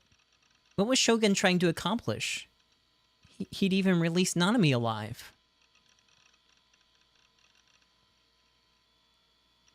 I followed the links to various articles, but even after reading through all of them, not a single one of them mentioned Shogun. There had been practically no gap at all between when I tackled Shogun and when the media had come bursting onto the rooftop. Even if Shogun had managed to escape during that window, the media would have seen him. And not only that, but Shogun was supposed to be stuck in a wheelchair. He was supposed to be paralyzed. There was absolutely no way he would have been able to escape the rooftop in such a limited time frame. I went on to check @channel. Yeah. And to no one's surprise, an enormous shitstorm was going on. My real name was being plastered everywhere. Esper that took over airwaves, now the nerd who cried wolf. It is I, Anonymous. The uniform that Nishijo dumbass was rocking is from Suimei, isn't it? Are there any Suimei students in this thread right now? That guy is a terminal fucktard. Do all of us a favor and off yourself, you piece of human trash, Lamau. Nishijo, you need to chill TF out. Fuck's sake. It'll all be your fault if otakus start getting beat up again. They found him carrying a figure? Lol. It was a goddamn Sarah Bloodtune figure, Lamau. What the fuck? And just like that, otaku freaks around the world are all shed a tear. This Nishijo fucker should have just stayed inside like the shut-in he is. TV's not for him, lol. Sarah would be like, Nishijo, you big dum-dum. Time for me to kick your fat butt with my awakened form rocket body blow attack. うつだ。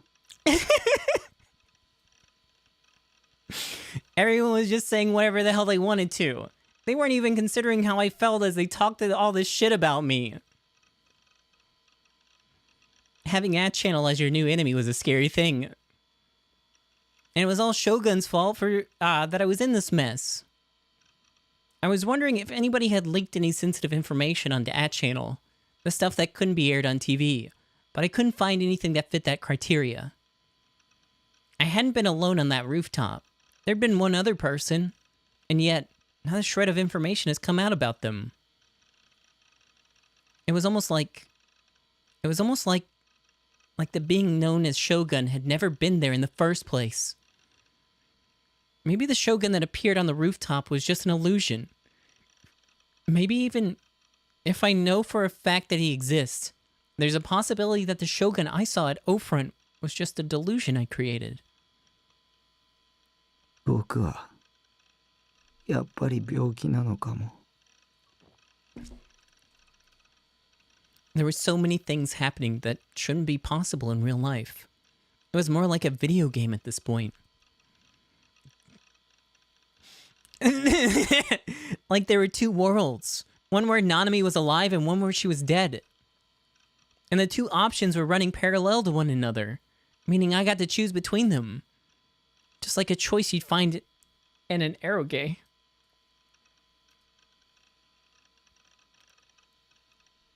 The future was divided into countless different branches. And what made me different from normal people was that I could simulate the story event, simulate what story events might occur using my delusions. And I was in the middle of simulating the route that would lead to the bad ending. The one where Nanami died. Or the one where Ayase jumped to her death. Or the one where I fell off O-Front and died. In other words, for some reason, all these things that you'd normally find in the bad ending route could be coming from me. Almost like they were hunting me down, due to a trap I myself had set. Maybe I just had the desire to leave behind my boring, uneventful life and go to a more exciting world. Like one from a game. Because of that, I've been unconsciously showing myself what that would look like. That couldn't be it. I didn't have any desires even remotely like that.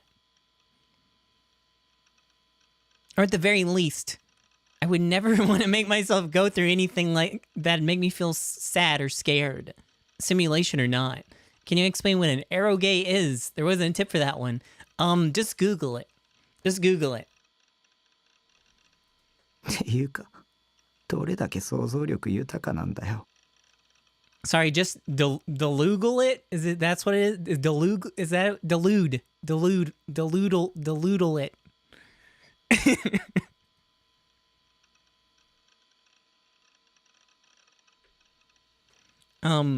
What I've been considering was nothing more than some childish bullshit delusion I'd come up without thinking. I sighed, leaned back in my chair, and looked up at the ceiling with a blank stare on my face. Reality isn't set in stone. Anything and everything just felt fake. The world I was living in was completely hollow.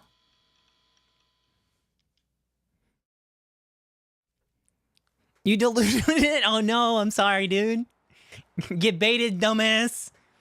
20 dead in Shibuya River of Shibuya Ward on October 28th. The woman died of asphyxiation after consuming the flesh of her own right hand and choking on a bone that lodged itself in her throat.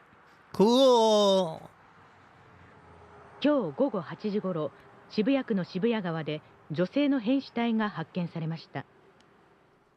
被害者は江戸川区に住む十勝あやみさん27歳で、死因は喉を詰まらせたことによる窒息死とみられています。警察の調べによりますと、被害者の右手の肉が削り取られて骨が露出しており、また胃の中からは人間の肉とみられる内容物が見つかりました。被害者は自らの右手を噛みちぎって食べたとみられ、また足首が紐で縛られていたとのことです。警察では自殺・他殺の両面から捜査を進めています。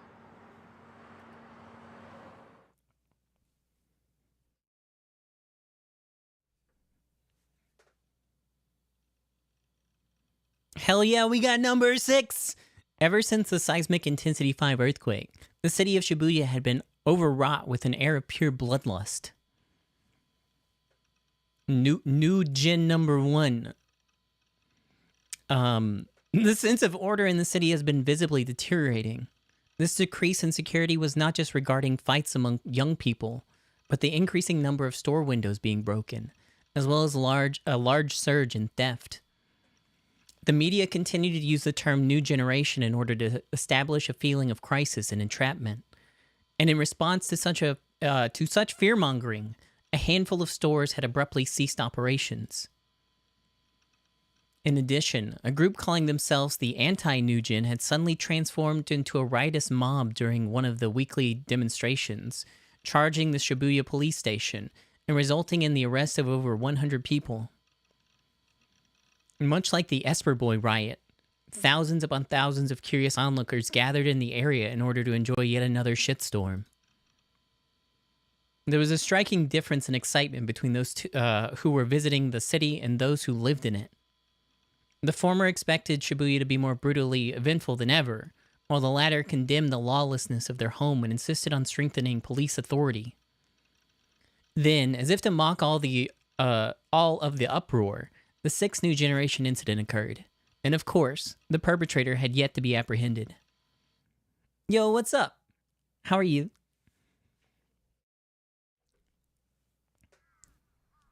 It'd been a week since the earthquake, and in that period of time, I'd been suspended from school. Even if I hadn't been suspended, I wouldn't have been in the proper mental state to go to school anyways. The day immediately following the earthquake, another New Gen incident had occurred. That incident, just like the murder of Dr. Takashina, was obviously supposed to send a message to me. It was a woman who'd bitten off her own right hand. There was no doubt in my mind that it was supposed to allude to Nanami's severed right hand. Nanami was clear bait from Shogun to lure me out. But even though I knew that, and the thought that Nanami could have been killed, the one killed, sent shivers down my spine. And since I'd become famous in Shibuya in the worst sense of the word, I was now more terrified of going out than ever. If I had a hole to crawl into, I would have done it without hesitation. Even going to the convenience store to buy food for myself killed me, and there had been entire days I went without eating. It was impossible for me to walk outside with my head not glued to the ground. It always felt like someone was laughing at me. The gazes of other people terrified me. I didn't want to talk to anyone, to see anyone. People from the mass media had been trying to bother me constantly, but I ignored every single one of them. Caw.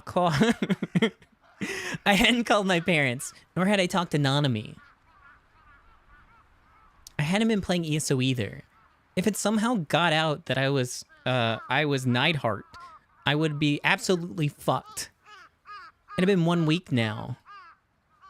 Was that enough time for everything to cool down? People always say, oh, they'll forget about it in a month, but hopefully it didn't actually take that long. I mean, trends did go by extremely quickly these days. The slang people used would become obsolete by the next year.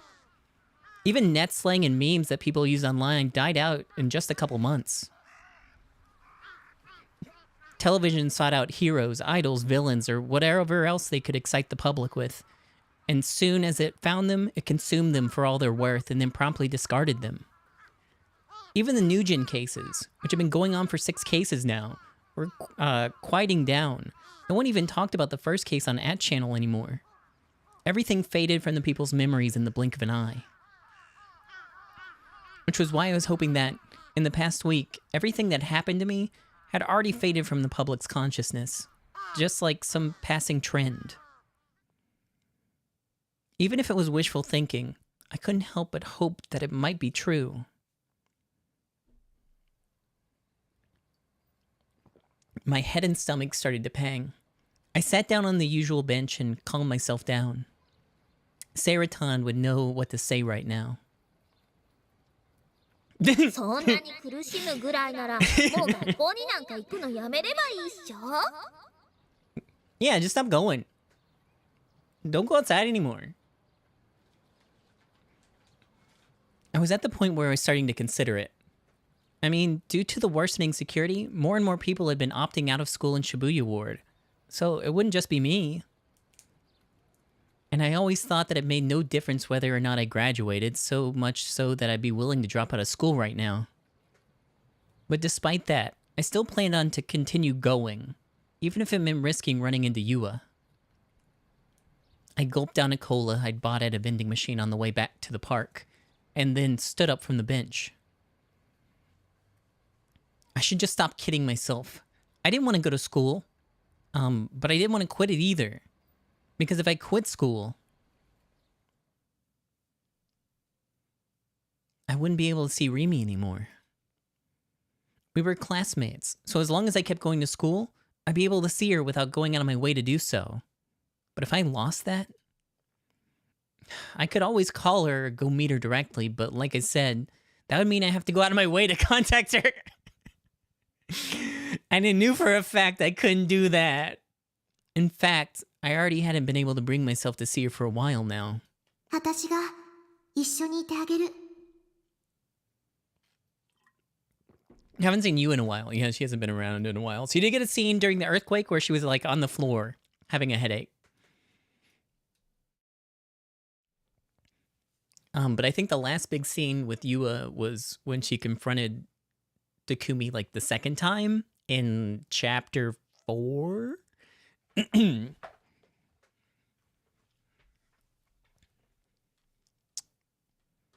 That's what Rimi had promised me. And I hadn't heard from her in over 10 days now. Not a single word. I thought that Rimi, my one and only ally, might have fallen out of love with me after seeing my disgusting behavior on TV and destroyed me. I was terrified. I felt like crying. And I had never felt so alone. No one, not even Nanami, would come see me. I was being subjected to thread after thread of endless slander on the internet. I was scared shitless by even the idea of Shogun and Yua. And while I said before that I didn't want to see anyone, the loneliness was eating away at me. I wanted Rimi to come see me. I wanted her to hug me gently and tell me that it'd be okay. It must have been so hard, but I'm here now, she would say. In the end, Rimi was had spoiled me rotten. But she wasn't wrong for doing so. She wasn't in the wrong for doing so.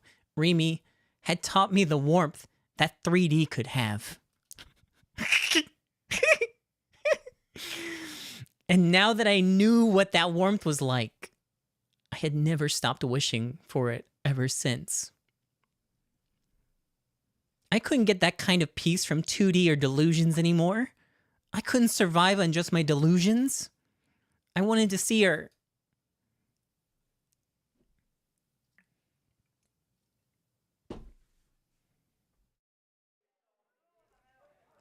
When I passed through the school gate, I hadn't noticed any particular change in the atmosphere. That is to say, no one had noticed me.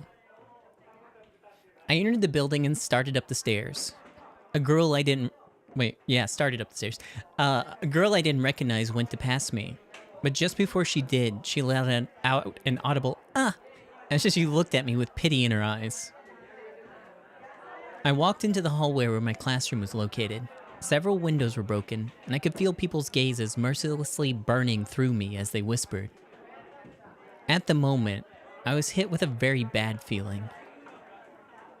My wishful thinking was already on the verge of shattering to pieces. But even so, I opened the door to my classroom, fueled by my one desire, to see Rimi. The silence lasted for about 10 seconds. Everyone was frozen. They all stared at me. I kept my head down as I walked through the quiet classroom and took my seat. As if on cue, a Dokyun sitting in the last row, whose name I didn't know, spoke up. Oi, Nishijo! 超能力見せてくんね? And with those two sentences, time started moving again in the classroom. それ言ったらかわいそうじゃね? だってユーリが認めた男なんだぜ。そうそう、俺テレビ見てたぜ。すげえよ、あのやらせ超能力者。西条もどうせやらせなんでしょ。大きい人形と小さいお人形を抱えてただけだもんね。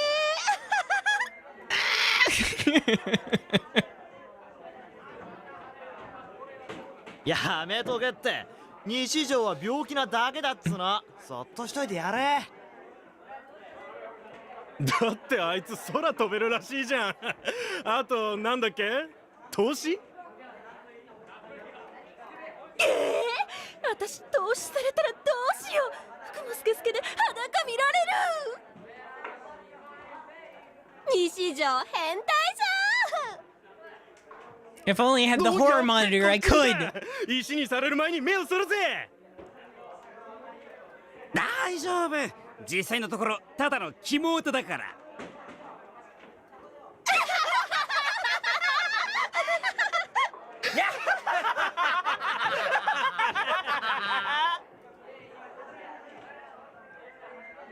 This is hell.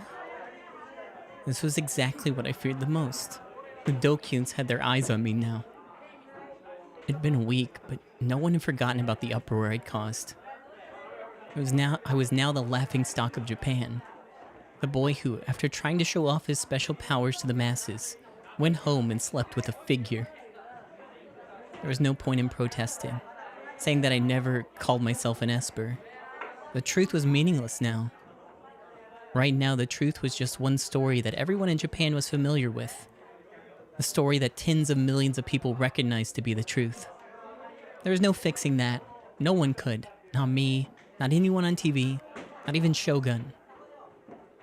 I was a self-proclaimed Esper who no one would ever associate with. I was an absolutely revolting male otaku, the biggest freak anyone had ever seen. Not a single person would ever look at me with anything other than disgust. I always hated TV shows that made fun of otakus, and now I just added fuel to the fire. I didn't have any psychic abilities. I couldn't fly. I didn't have clairvoyance. I didn't have telekinesis. I couldn't obtain a D-sword.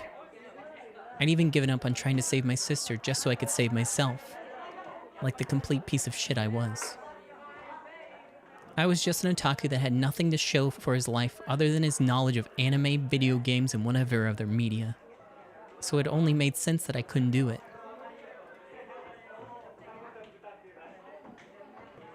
I fought off my imminent mental breakdown and searched for my savior, Rimi!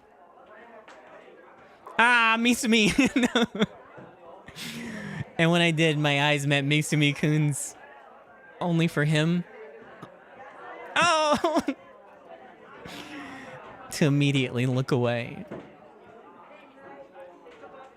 I guess that was only fair. If you hung out with me, the entire class would shun you too. That's why he looked away. It was only natural. Besides, he and I always lived in two different worlds. I was an otaku and he was a total alpha male. He was a marvel that it was a marvel that he would ever be, we had ever been friends at all. There we go. Feeling like I was on the verge of tears, I went back to scanning the room. I searched for anything I could latch onto. I desperately cried out in my mind for Rimi. But she wasn't there. Rimi was nowhere to be found. Why? Was she just absent? Of all times for her to be gone, why now? I didn't have any way to get a hold of her. What if she never came to school again? If that happened, I'd likely never see her again for the rest of my life. That was the feeling I got. It was like that when she first appeared, too. Back on the first day I saw her at school, Rimi was suddenly in my class just like that. And now, she disappeared just as quickly. Could she have gotten caught up in the earthquake? Could she be dead? I tried my best to shake off all those negative thoughts, but I was hopeless. I was just getting more and more depressed, and now my mind was being overwhelmed by an incredibly dark and foreboding delusion. I was starting to wonder if the girl known as Sakihara Rimi had ever existed at all.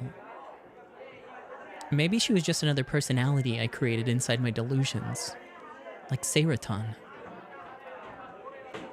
When I thought of it like that, it all started to make sense. Whenever I needed help, Rimi always came to my rescue, like a knight in shining armor. Whenever everyone else started to would treat an otaku freak like me like trash, Rimi would treat me with kindness.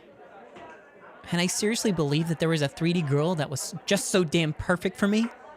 Someone that was pretty much my dream girl? I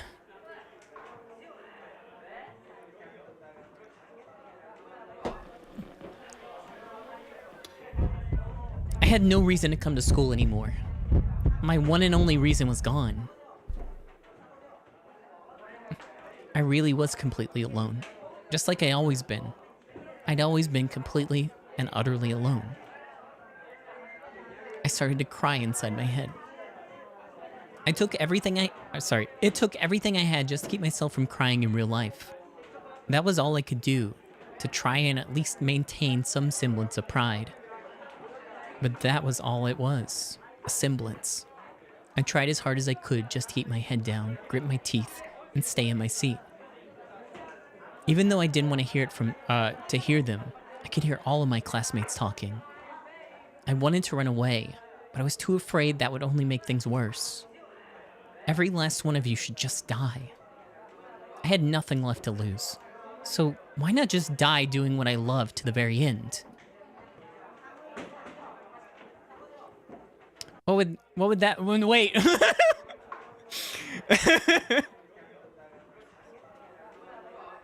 Oh no.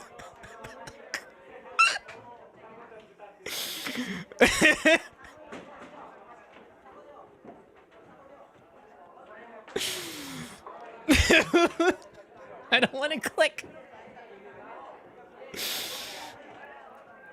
For example, wrapping my arms around one of the girls in my class and whispering dirty things ripped straight from an eroge in their ear. If I could actually do that, I'd go straight to class in the morning to get in some public humiliation roleplay.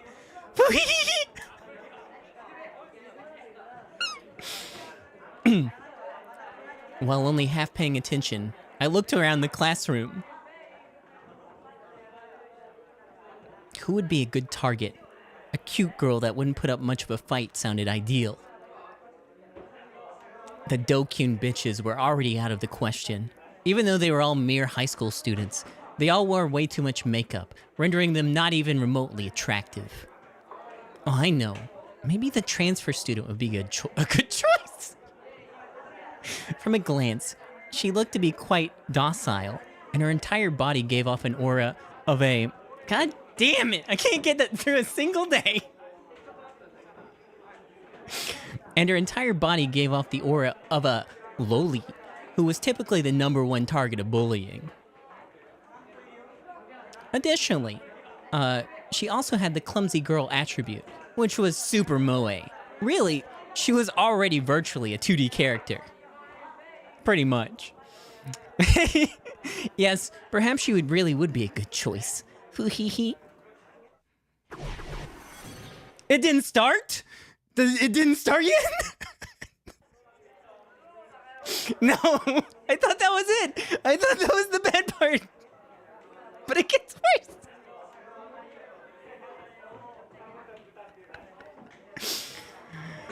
I stood up in a relaxed manner.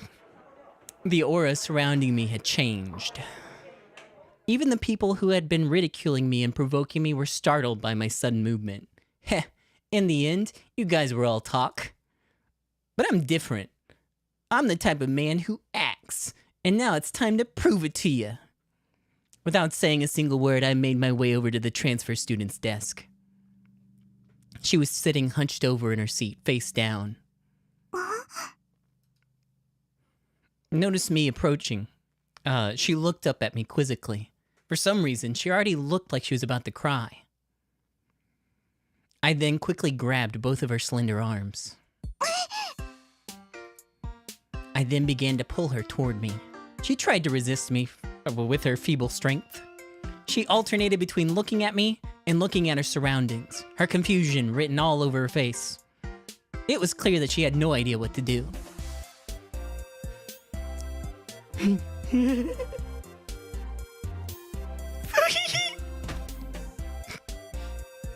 I brought her close and wrapped my arms around her quite forcefully. What the fuck?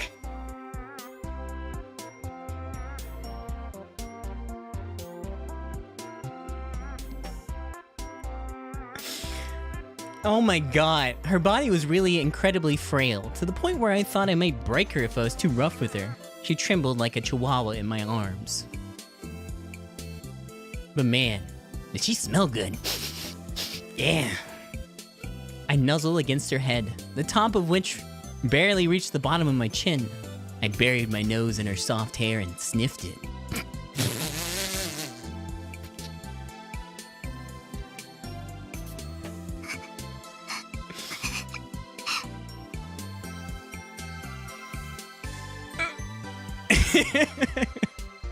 The transfer student, who was so terrified that she couldn't speak. Then again, I hadn't even seen her talk even once before this anyways. She was struggling and wriggling around in order to try and escape my grip. But the strength she put forth was pitiful. I didn't exercise normally at all, but even with zero muscle mass, I'd easily been able to subdue her. The Dokuns around me, likely taken aback by my strange behavior, were all frozen in place. As the transfer student shook her head back and forth, I ran my tongue along her earlobe.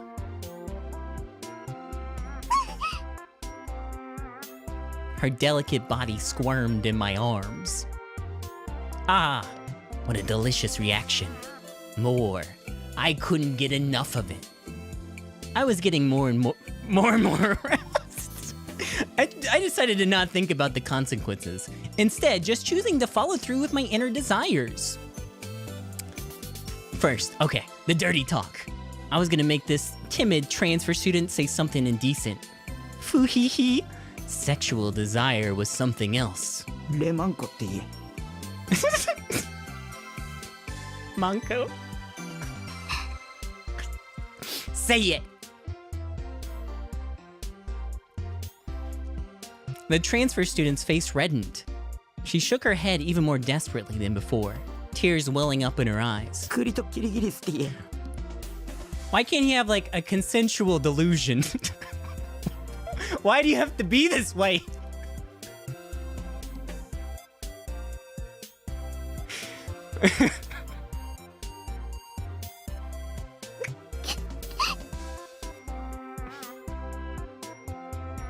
Her reluctance only served to feed my sadistic desire even more.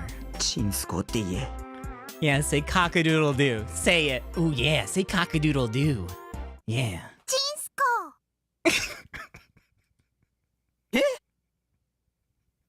Huh? Oh, okay, it's over. Well, let's forget about that last one. As I slouched farther and farther into my seat, I tried to make the transfer student perform a number of humiliating acts in my head. I wasn't gonna hold back anymore.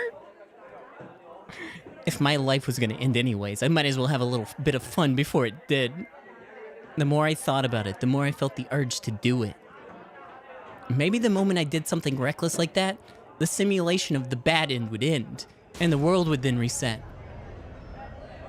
I would then return to the original world where I can make different choices. Rimi would be there. Misumi-kun would be talking to me in his normal, overly friendly manner. Everyone would have completely forgotten about my shameful behavior. No one would be making fun of me. Maybe I should try it. The center of my head felt fuzzy. I felt kind of feverish. Was this that fever you got before obtaining some new knowledge or power? Or was it some delusion fever? I didn't have a specific name for what it was. Well, not like that it mattered. Maybe I should try it. Even if I couldn't return to the original world, people would just think I was crazy. No, they probably already thought that. So it really didn't matter. It wasn't like I had anything to lose.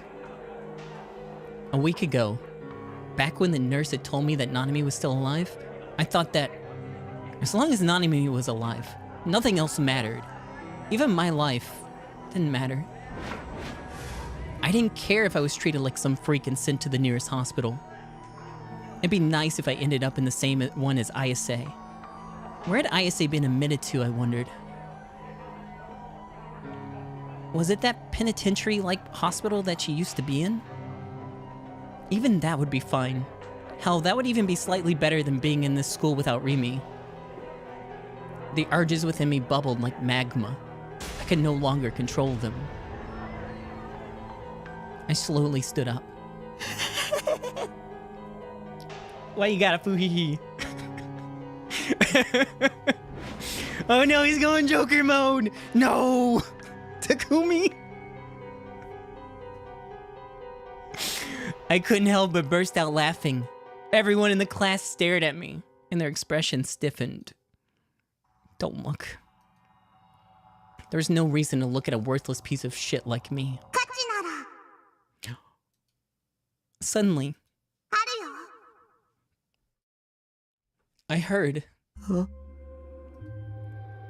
a girl's voice. いっぱいある Not only that, but it sounded straight out of an anime. この前飛び降り自殺をしようとした人を助けたのは西条くんだもん。だから西条くんにはたくさん価値はあるよ。Who the hell was talking to me? I looked around the room one more time. Everyone was all frozen in place due to my odd behavior, but they all kept their mouths shut. I couldn't find a single human being who was talking. But that voice, it was such a strange sensation. It felt like it was coming from directly inside my head. Was it an illusion? Or was I just or had I just crafted yet another delusional girl inside my head? 幻聴なんかじゃないのら。At all seas. 妄想でもない？ Huh? What was that just now? They were responding to my thoughts. Was someone reading my mind? No. It had to just be a delusion. コズピーはここにいるよ。 Kozupi? コズピってなんだよ。 Yeah, what the fuck's a Kozupi? ここってどこ？誰なの？ When I shouted, my classmates moved farther away from me.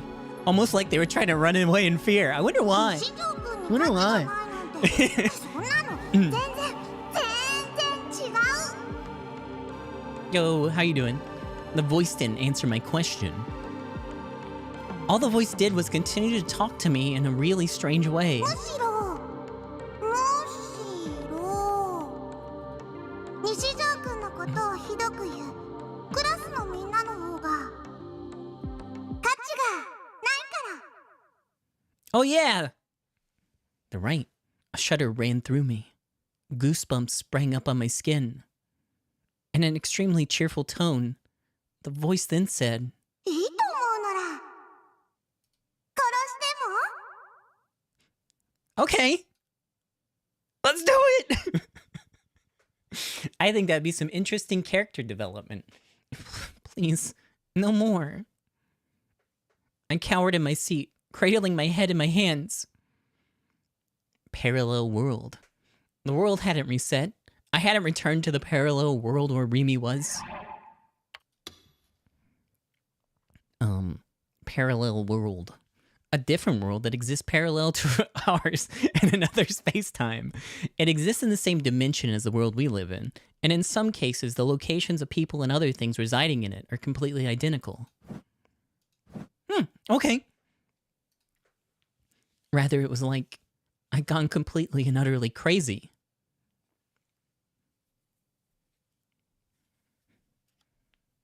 Huh. Okay. It had been a week since Bond had visited the Freesia office, and things were a little bit different than he remembered. The seas of paper that had been piled atop each and every desk were now completely absent. They had likely all came crashing down due to the earthquake, and Momose had ordered it to be cleared up. Because of this, the place looked quite tidy. Staring at it with a sidelong look, Bond let out a sigh, then sat down on an office chair that he'd wheeled out from beneath a desk. He restlessly fanned his face with his favorite handheld fan. Momose, who had been tapping away at her laptop's keyboard on her desk, took one look at Bond's dismal appearance and scowled. なーに？来るなりため息なんてついて。なあ、ももちゃん。何にもないとこから剣が出てくるって手品見たことあるかい？さあ、手品なんて詳しくないから。じゃあ瞬間移動は？箱の中に入ってとかそういうこと？いや、そうじゃなくて。一体何が言いたいわけ？宴会芸でも覚えたいの？わかんないならいいんだ。多分関係ないことだからさ。変な人ね。Momose shrugged her shoulders, then took a bite out of the kintsuba pastry that Bon had offered her. どうぞ。 Oh my お茶っ god. す Sua brought over 2 paper cups. Steam billowed from the green tea that had been poured into them. あら悪いわねスバちゃん、お茶組なんてさせちゃって。今日美穂ちゃん風邪で休んでて。いや、大丈夫っす。 With a cheerful smile on his face, he handed Momose and Bon each a paper cup. Sua had been taken to the office once before by Bon while they were on another case. Ever since then, Sua had come to look up to Momose as his mentor, rather than his more direct superior, Bon. Momose also seemed to enjoy Sua's company, and she tended to speak to the young, honest man with a far kinder language than she did Bon. それより何の話してたんすか？どうやったら父兄に受ける宴会芸を覚えられるかって相談をな。はあ、そりゃ興味深いっす。スワちゃん、こんなダメ刑事なんかといつまでもつるんでちゃダメよ。もっと優秀な上司につくのおすすめするわ。でないとあなたの出世街道が断たれちゃう。まるで俺が出世絶望的みてえな言い方だな。事実でしょ。悔しかったらもっと真面目に仕事しなさい。してるんだがな。Ignoring Bon's frown of disagreement, Momose held out the box of kintsuba to Sua. スワちゃんも食べて。あ、どうもっす。言っとくが、それは俺が自腹で買ってきたもんだぞ。先輩、いただきます。 When he saw his subordinate bow his head and reach for the kintsuba, Bon let out yet another それ sigh. より二人ともこれを見て。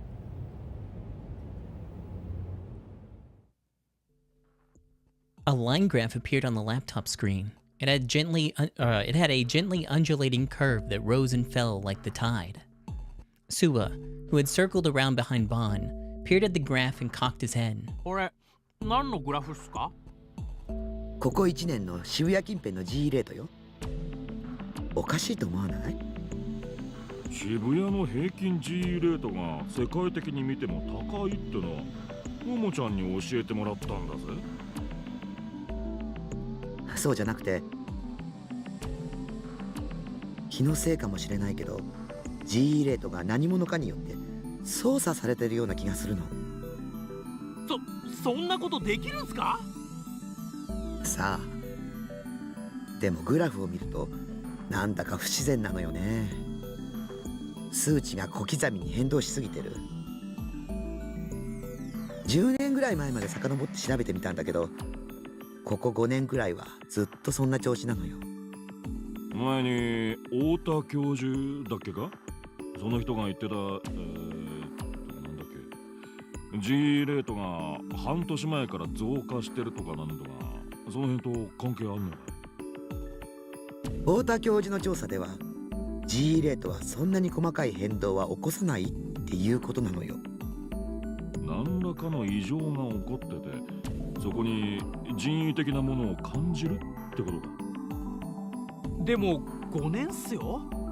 それだけ続いてれば異常じゃなくて正常な状態と言えなくもないんじゃないですか？もう一つあるの。グラフを細かく調べていくと G レートは毎週末に伸びる傾向にあるのよ。週休2日のサラリーマンにはありがたいこったな。俺には関係ねえけど。ああ、土日に休み欲しいっすね。自分もう2ヶ月休みなしっすよ。The two dejected detectives hung their heads, in which Momose responded with a curt shake of her own. Sorry, the music's so loud. He turning it down 1週間 too. ごとに定期的に変動してるのよ。しかも年末年始やお盆休みなんかは変動がピタリと止まる。何かの意志が働いているとしか思えないわ。年末年始やお盆休みがあるのって人間だけだよな。動物や植物はそんなもんあるわけねえもんな。実は地球の意志とか。地球の意志 Oh, thank you. I like rarely put it on, だな。 but it helps with the subtitles, so here we are. だが、もし仮にそんなもんがあったとして、地球が明けましておめでとうとか言うかや。冗談っすよ。年末年始はともかく、 But yeah, they explained it earlier in the game. It is the gravitational error rate, which I guess affects how people like their moods and influences them in some way, like the full moon does. And I guess beneath Shibuya, there are a lot of magnets that affect gravity. There's a large amount of magnetite. 渋谷っすから当然なんじゃ。ちなみにこことここ見て。 Which are probably affecting the GE rate. Momose first pointed to the center of the line graph, and then to the right where the most recent date was situated. この2箇所はすごく伸びているでしょう。一番右はこの1年の最高記録みたいな。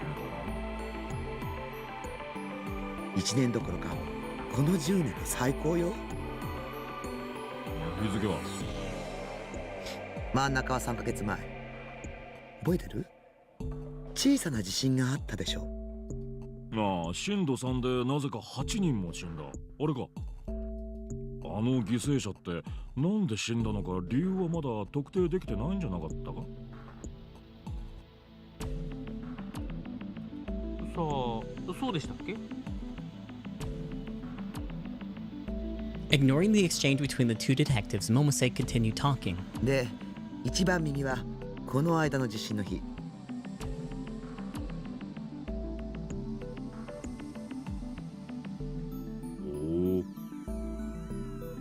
あの日、大規模な電磁波が発生したのは知ってるわよね。渋谷中のコンピューターが壊れたらしいな。俺はアナログ人間だからよくわからんが。自分も自宅のノーパソがやられたっす。普及してる暇がなくて。あれは地震の影響で電磁波が起きたって言われてるけど、真相は全く逆かもしれない。電磁波の影響で地震が起きた。おいおい、そんなことテレビや新聞じゃ言ってなかったぞ。あくまで私の推測だけど、この2つの地震は天災じゃなくて人災かもって思ってるの。だってどっちも普通じゃないもの。前の地震では震度3っていう規模なのに。 Yeah, they managed to recover from that pretty quickly. You'd think that'd be very catastrophic. そして今回は震度5で118人。 Just brought in some new hard drives. 死にすぎって言いたい。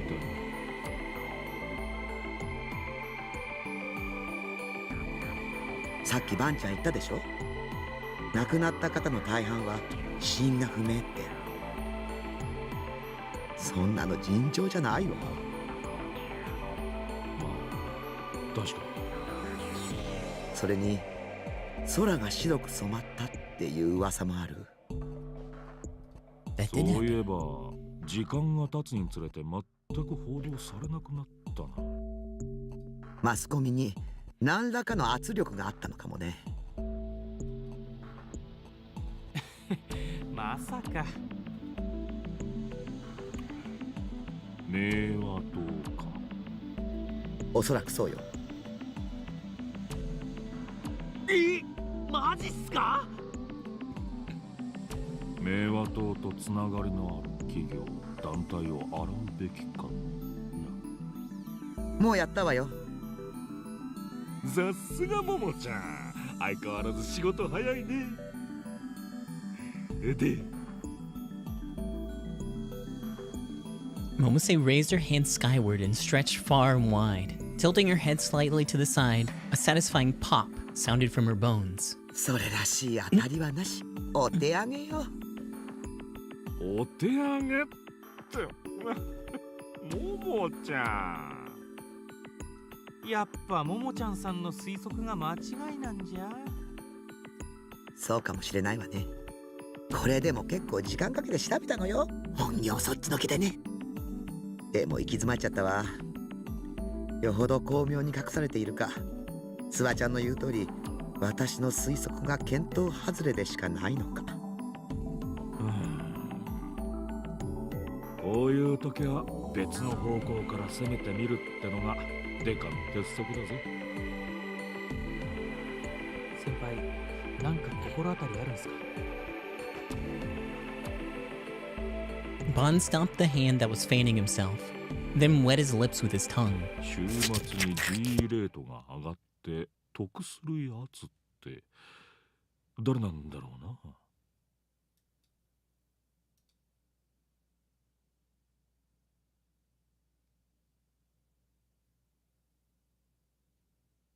I hadn't heard any more auditory illusions, but I couldn't bear to spend even another second in the classroom, so I booked it to the restroom and had hid there until afternoon classes were over.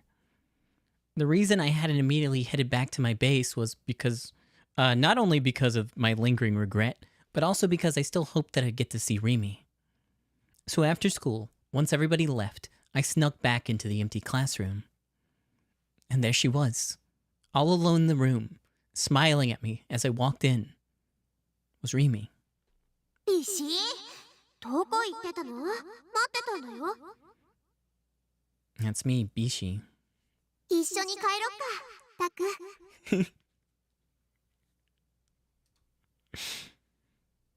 I was hoping you'd say that. This is exactly what I wish for.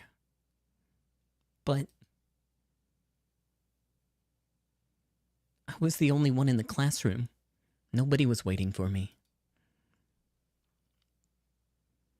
I made my way to the courtyard. It was here that Rimi told me, I'll stay by your side. But now there was no one. My only companions were the purple flowers in the flower bed, swaying lonesomely in the autumn breeze. Hold on a second. I gotta disappear for like just a moment. I ran out of water and I'm gonna freaking die. So hold on. I know this is an awkward part to pause, but I don't know. It gives you a chance to reflect on the situation.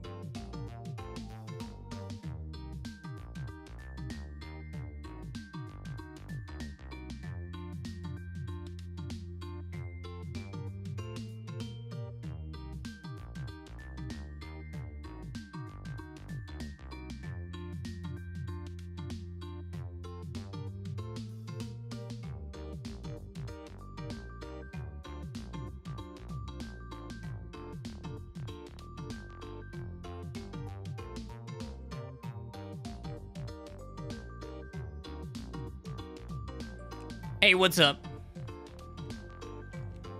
I'm back. I'm well lubricated. Let's get back to reading the words.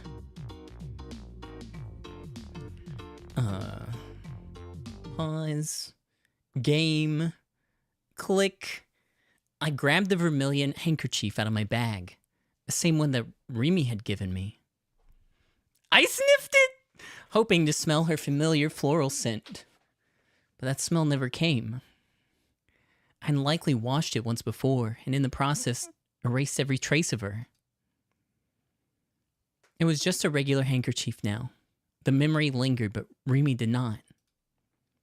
With every part of me crying out to see her. なんて I simply wandered around the school grounds. なんて救いようがないんだ。僕って。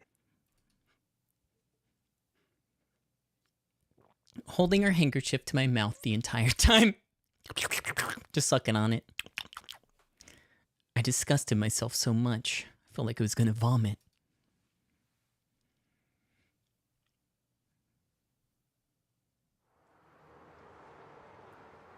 After leaving the school, I began to walk around aimlessly. I didn't care about anything anymore. My fears about getting attacked by Shogun or Yua or whoever else had completely vanished. I even found myself wishing that they would kill me. As long as it wasn't painful, I welcomed it. My mental state had been completely overtaken by depression. When my gaze happened upon it, the center of Shibuya was so bleak it only served to accelerate my depression all the more. Not a single smile could be seen on the people walking down the street. All they did was scowl grimly at their surroundings. It gave the place a particularly stark atmosphere, one where it felt as if a fight could break out between the passerby at any moment. Stores that would normally be filled to the brim with people had their shutters practically bolted to the ground. Just by walking aimlessly through Shibuya, I'd already come across a ton of them. I noticed that there were less cars on the road as usual. The jumbotrons that have always blared through the streets were now completely silent. And in their place were the incessant sounds of police sirens, car horns, and various cars screeching in the distance. There wasn't a single trace of the mess I'd caused in the front of the station a week ago. Even if I hadn't disappeared from the people's memories yet, the city's memories may have long since driven me into obscurity. How nice it would be if I, too, could wipe away my memories. To know nothing, to be ignorant, to remain a fool. I was sure a person like that lived a life full of sunshine and roses. 無知は罪だ。知らない方が幸せ。 Get out of here! Let me be ignorant. そんなのはただの甘えだ。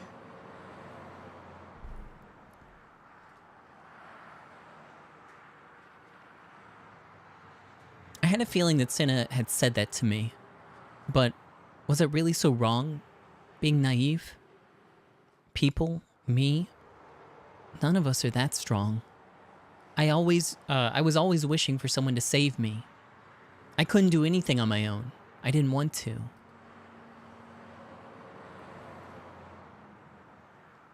I stood in the middle of the road and closed my eyes.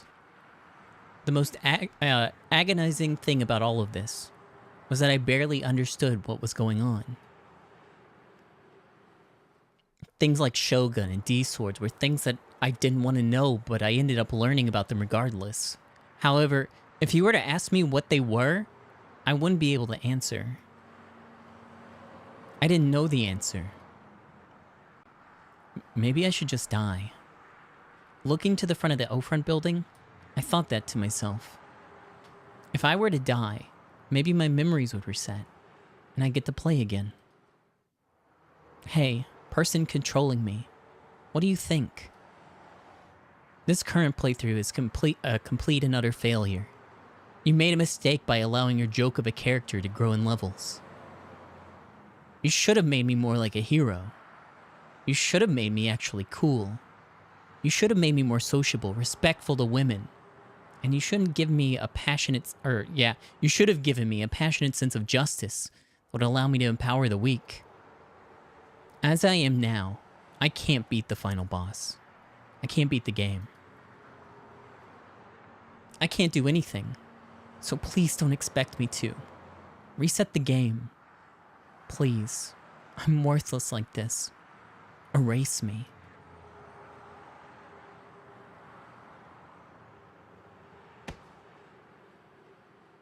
I wasn't erased. Instead, I felt the impact of someone bumping into my shoulder. おい邪魔なんだよ Yo, what if I did? What if I did just like start over there?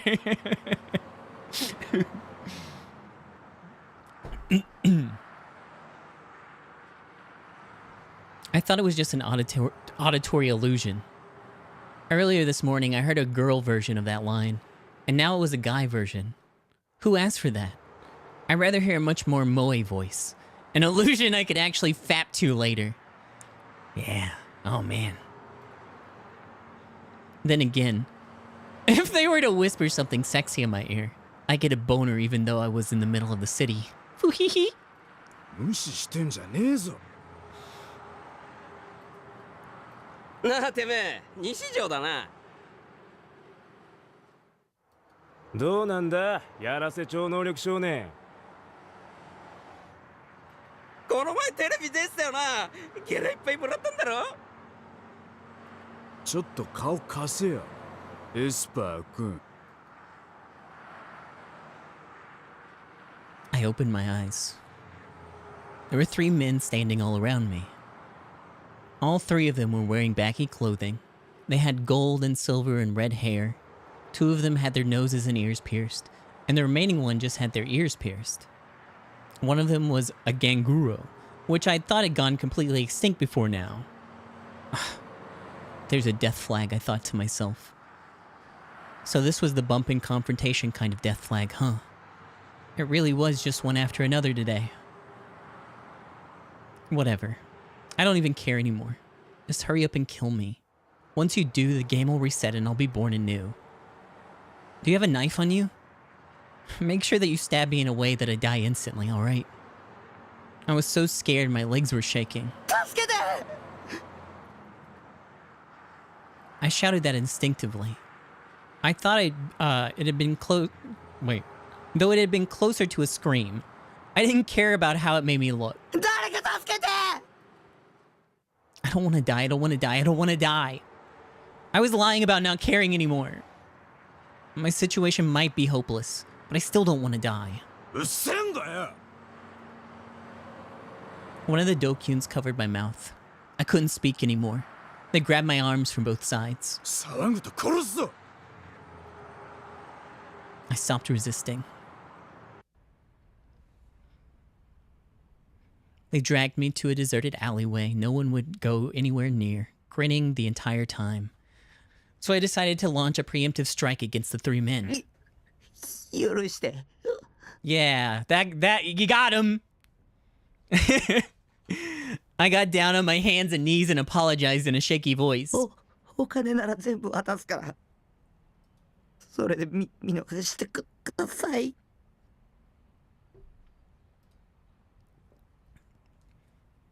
I held out my wallet to them. The Dokun snatched it from me. お前金持ちだなさすが超能力少年だぜ Wait, what?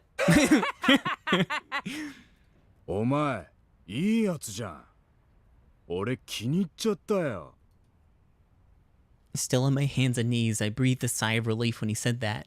If he liked me, he was probably gonna let me go. 俺らの仲間に入れてやるよ入会金は100万円なこれ強制本当はすぐ払ってもらうとこだけどよ今日の夜までにしてやるよ Oh, cool! I got friends now! まあなんか超能力使って見せてくれたら半額にしてやってもいいけどななんか言えよん超能力見せろっつってんだよできねえのできねえのかっつってんだよ felt a sharp pain jolt through my side. It felt like he'd broken my ribs. I couldn't breathe. I nearly lost consciousness. I was dizzy. Right as I thought that, the Doku's foot came into view in front of me. Then, aiming directly at my face, his shoe shot towards me at tremendous speed. Oof. What just happened? I thought I felt an agonizing pain radiating from my face, but it might have just been a delusion. I tried to open my eyes, but my eyelids refused to move. The darkness wouldn't go away. だよ、もう伸びたのか？どうする？このくらいにしとく？もうちょっと痛みつけといた方がいいんじゃね？ Yeah. あのダーススパイダーの兄ちゃんもそう言ってたじゃん。Wait, Darth Spider sent you? ボコボコにしてくれって言ってた。こいつボコるだけで金くれるなんて、よっぽどこいつのこと嫌いなのかもな。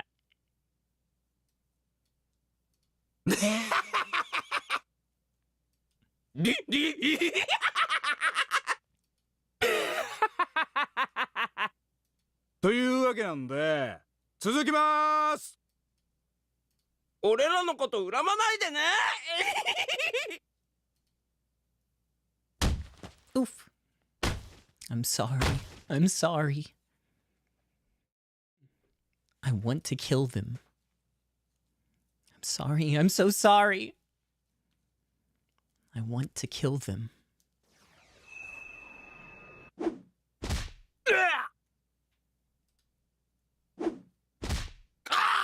Yeah, I'm killing him! おい、何土地狂ってんだよ。ふざけんなよ。なんだそれ。おい、よせ。やめろ。やめて。やだ。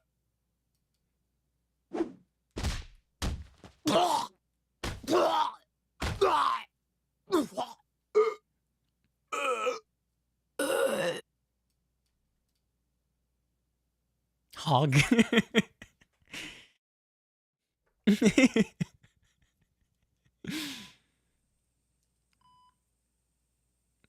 The pale evening sun shone through the window of a hospital room.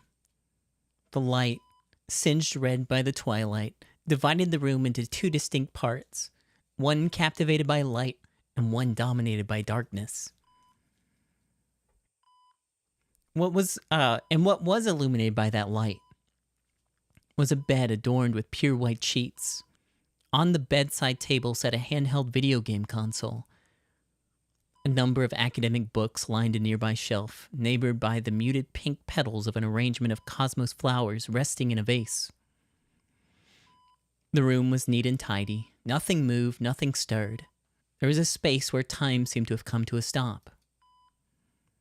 The window cut into the evening sky, and by that window was a small figure sitting in a wheelchair.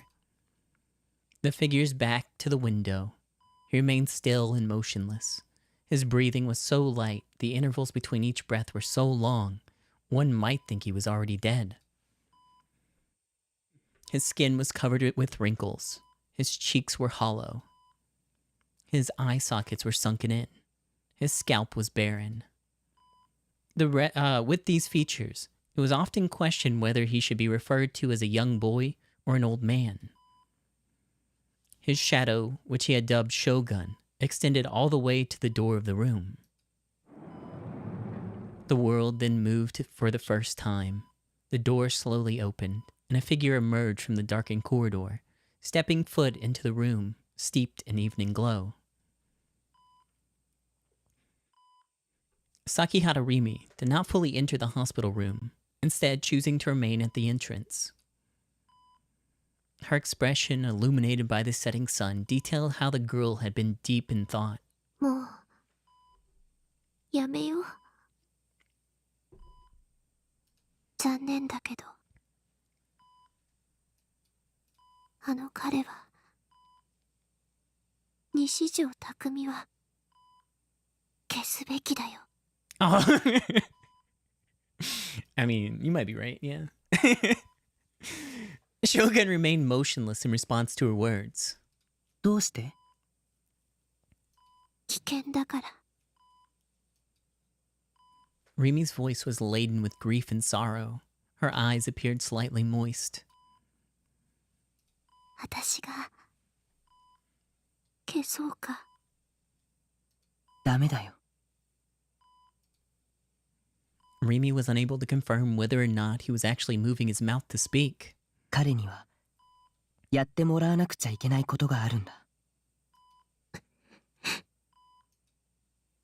Rimi hung her head, then gently ran her fingers through her hair, that draped down before her. 例えば、あなたは夢に見たことを覚えていられる？うん。そっか。私、すぐ忘れちゃうんだ。できる人とできない人がいる。できる人はきっとロマンチストなんだね。すごく長い夢をよく見るよ。見ている間は何年にも感じられる。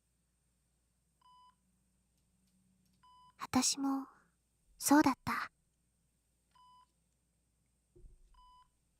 そうだった気がする。でもそれは幻。実際の時間としては寝ているうちのほんの 2,3 秒程度のものなんだって。夢って心の歌方なの。だから早く目覚めて出ないといつかあなたは西条匠に殺されちゃう。それでも構わないよ。夢から覚めるわけにはいかない。この夢は完結させなくちゃ。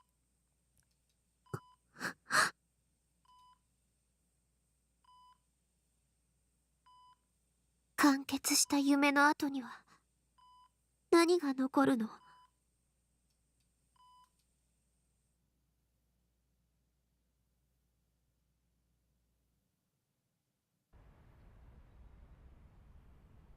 ？My shoulder was shaken softly. It was it was extremely gentle, and after just one shake, it stopped. It felt like someone was peering at my face. My consciousness was slowly returning to me. As it did, the pain in my body returned along with it. The smell in my nose. It was a smell so strong that it made me want to vomit. The smell of blood. I felt a tingling around my upper lip. A taste of iron spread through my mouth. Slowly, I opened my eyes.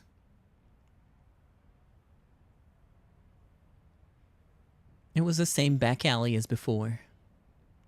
I was lying face down on the asphalt, and right in front of me was a small reddish-brown puddle of liquid, likely seeping out from one of the dumpsters. Grimacing at the smell invading my nostrils, I sat up. My whole body ached. My face in particular hurt like hell. It was hot and tingly, like someone had taken a lighter and gasoline to it. Right beside me, a girl I recognized was kneeling down and looking at me. She looked like she was about to cry. It was the transfer student, the girl who transferred into my class. What was her name again? Ohara? Oshihara? Why was the transfer student here, I wondered. Cock-a-doodle-doo! And then the transfer student held out something to me. It was my wallet. Why'd she have it? My head still foggy, I looked around. The 3 Dokuns that attacked me earlier were now lying in a pool of blood. What the hell? It was like they'd been one-shot by some OP mob. The faces of all 3 were barely still intact. Were they dead? None of them moved a single muscle. No. Was this the 7th Nugent case? Who the hell would do something like this? Had I? The transfer student then stood up and beckoned to me. I was completely pale. She alternated between looking at me, who was still very confused, and the 3 collapsed people. Tears welled up in the corner of her eyes. Suddenly, she grabbed my hand and took off running with me in tow, staggering every once in a while. As soon as we reached the main street, the transfer student let go of my hand. We hadn't run very far, but she was already out of breath.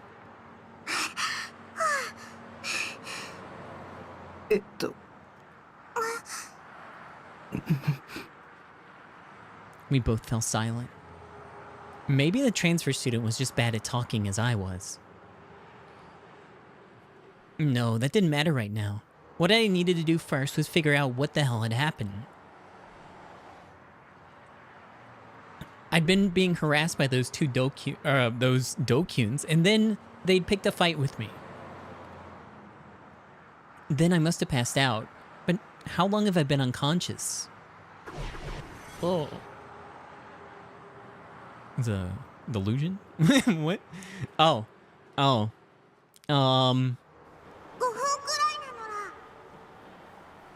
About 5 minutes. Oh no! I forgot your name. What was it? What did they call themselves?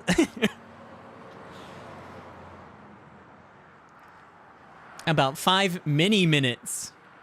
5 mini minutes.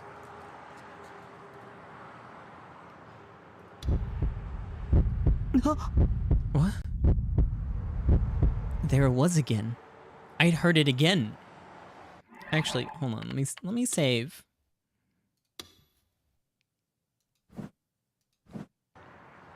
I thought someone I knew was nearby and was trying to talk to me, but I couldn't see anyone that fit that description. Damn it. Where'd all of these auditory illusions come from? And why were they all happening today?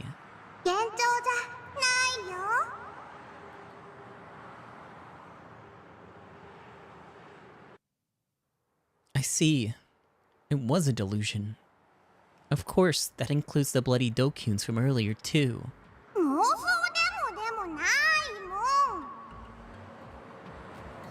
It has to be a delusion. It's just like Seiretan, my waifu who lives only in my head. It's just like Seiretan, my waifu who lives only in my head.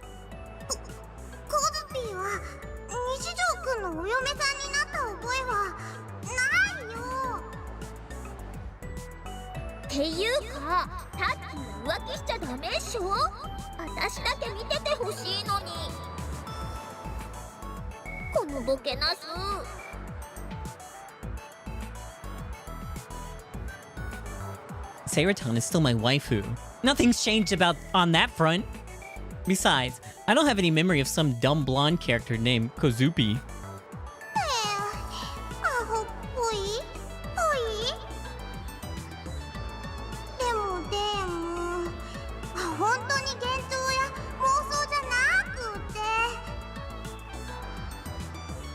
Then who's talking? No way. Could it actually be the timid transfer student standing in front of me? When I thought that, the transfer student gave a small nod. Get out of my head! Huh? There's just no way. What just happened had to be a coincidence. Maybe I'm mistaken. And it just looked like she nodded at me. Oh no, she knows everything that I thought.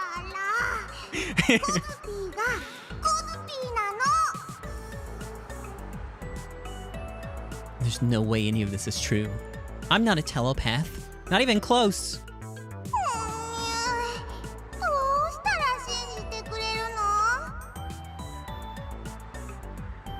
What the hell is an Unyu? For some strange reason, this transfer student looks sad.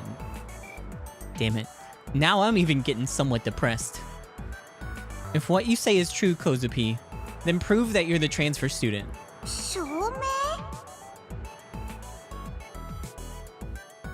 What are your measurements?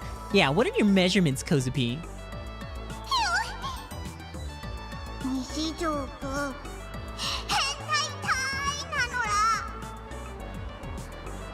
So you can't answer then. That means you really are just a delusion. Oopie. Oopie. 自分のスリーサイズなんてあまり測ったことないの。 Well then, just give me your bust size. You know, just a general estimate is fine. 恥ずかしいのだ。 That's embarrassing. The conversation unfolding in my brain was getting way too perverted. Maybe it was time to dial it back a little bit. 73くらいです。 Around 73 centimeters.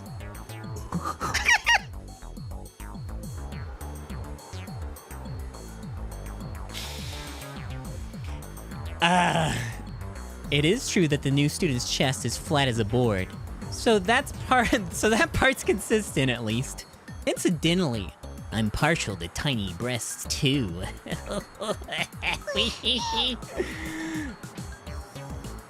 For some reason, the transfer student's face was a deep scarlet. Her already petite body got tinier and tinier as she made herself small. This is a coincidence. It was just a coincidence that the voice and her reaction were in sync. It's not proof of anything. ちゃんと答えたの。 Yeah, well, yeah, but I have no way of knowing your actual bust size. And I'm sure you just asked someone to arrest me if I tried to measure you myself. Okay then, how about your birthday? それなら簡単なのだ。11月13日だよ。 Well, there's no way for me to confirm that's true either, so I don't know why I asked. If I could on a whim go up to some 3D girl I'd never spoken to before and ask her, "Hey, when's your birthday?" I would have become a normie a long time ago. When I thought that, the transfer student then that had been hanging her head suddenly started fishing around in her bag. She then pulled something out from inside it and thrusted it towards me with tears in her eyes. It was a student handbook, one that was practically brand new. Upon flipping open the cover, I saw a photo of the transfer student's face, the name Orihara Kozue, as well as her date of birth. But out of the three, what had really caught my attention was the date of birth written there. It was November 13th. 嘘でしょ。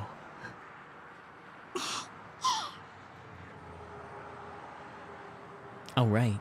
I should check the name. The transfer student's name, according to the student handbook, is Orihara Kozue. Kozue. Kozupi? まさか。だから最初からそう言ってたのら。コズピーなの。 Could this somehow not be a delusion? This voice is her? 西条くん、大丈夫？ The transfer student, her head still hanging downward, glanced up at me and pointed at my face. Her fingertip was trembling. タラリーって出てる。 I touched my hand to my face. The bottom of my nose was slimy. My nose was bleeding. The transfer student offered me a tissue. I took it from her and wiped away the blood, but I was still feeling very uneasy. The transfer student is... コズピーだよ。 Kozupi isn't moving her mouth. She isn't talking. So why can't I hear her voice? 心の声なのら。 Oh, okay. Enough with that obnoxious speaking style. I can't stand it when people do that, IRL.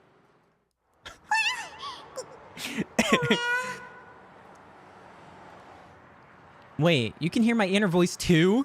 聞こえるよ。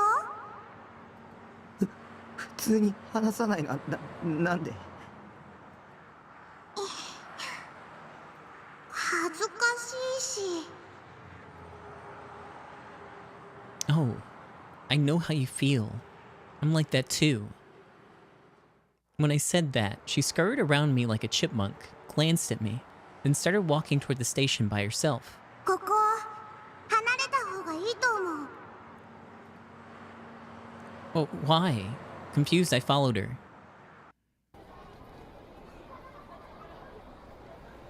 As I walked, I noticed something. There was a stabbing pain in my side. The pain throbbed with every step I took, so I was forced to stop. I gripped my side and took a breath. There were people everywhere. I hated Shibuya with a burning passion. I felt like everyone I passed by was laughing at me. I felt like everyone was watching me. I felt like everyone knew my face. Don't look at me. Don't laugh at me. I want to find somewhere I can get away from it all. I need a place to rest. ほいじゃあいいところがあるならご案内します。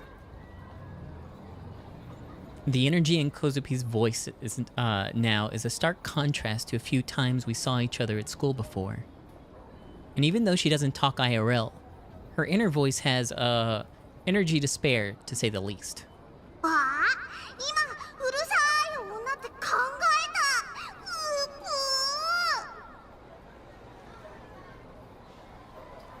ー。 Being able to talk to her in my head is convenient, but at the same time, it's kind of annoying. Come to think of it, I'm accepting this stuff pretty easily, despite the fact that I'm not really sure how the hell it works. Is this really a genuine, real-life psychic power? やっぱりコズピーのこと気味悪いよね。こんなの普通じゃないし。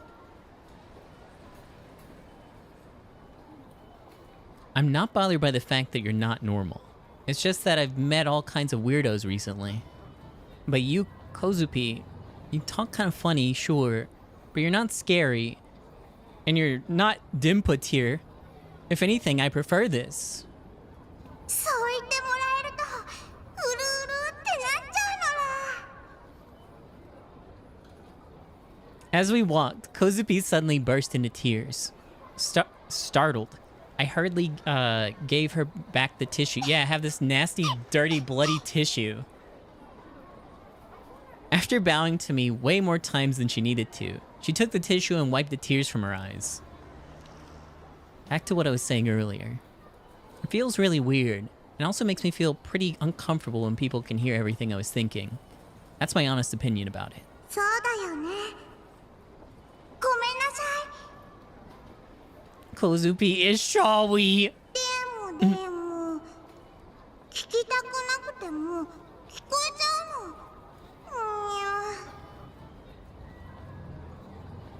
Is that so? そうなの。 Well, either way, I know you don't want to be told that by, what? Sorry. I know you don't want to be told that by an otaku freak like me. I was right. A disgusting guy like me really is worthless. そんなことない。 Just as I was about to revert to my depressed state, Kozupi shouted at me with her inner voice. ダメだよ。そんなこと言っちゃ。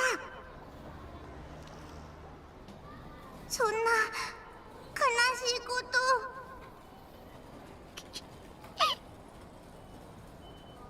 Tears started to trickle down her face once again. Why are you crying? Do you feel sorry for me? If so, there's no reason to. I mean, look at me. I'm so utterly delusional, I create personalities inside my head and treat them like they're actually real people. For example, there's Rimi. それって咲畑さんじゃなかった。咲畑さんのこと？ You know her. だってクラスメートだよ。 Value of death. Life is suffering caused by desire. To end the suffering, we must end desire. The contagious madness, the unchanging me. Okay. Interesting use of the ad space, I guess. 西条くんの彼女さんなの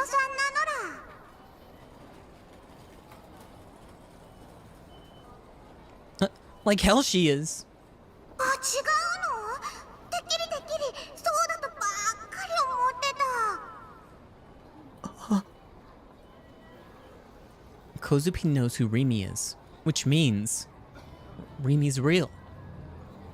She isn't just a delusion. She isn't someone I made up in my head. Rimi really is real. そうか。 I'm so happy.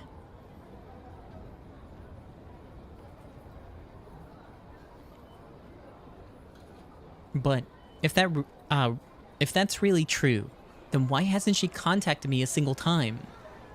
Maybe the Ofrun incident really did make her fall out of love with me. 崎畑さん、地震があったあの日、青い顔をして早退して行っちゃったのら。それ以来、学校来てないよ。もしかして家族に何か悲しいことがあったかも。Is that so? I felt like I'd been saved. Now that I knew that Rimi hadn't abandoned me, I genuinely felt like I was about to burst into tears. If it's really true, if Rimi isn't a delusion, then I actually have a reason to go to school, to see Rimi again. So until I see her once again, I'll try my hardest to... 気をつけてね。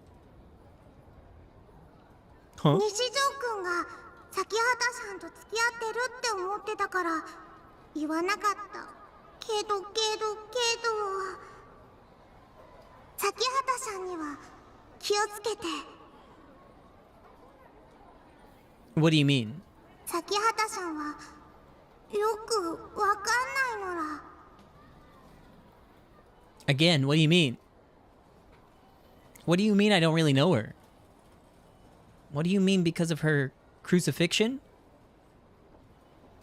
Or is that, even though I'm supposed to have been classmates with her since first year, all my memories of her are missing.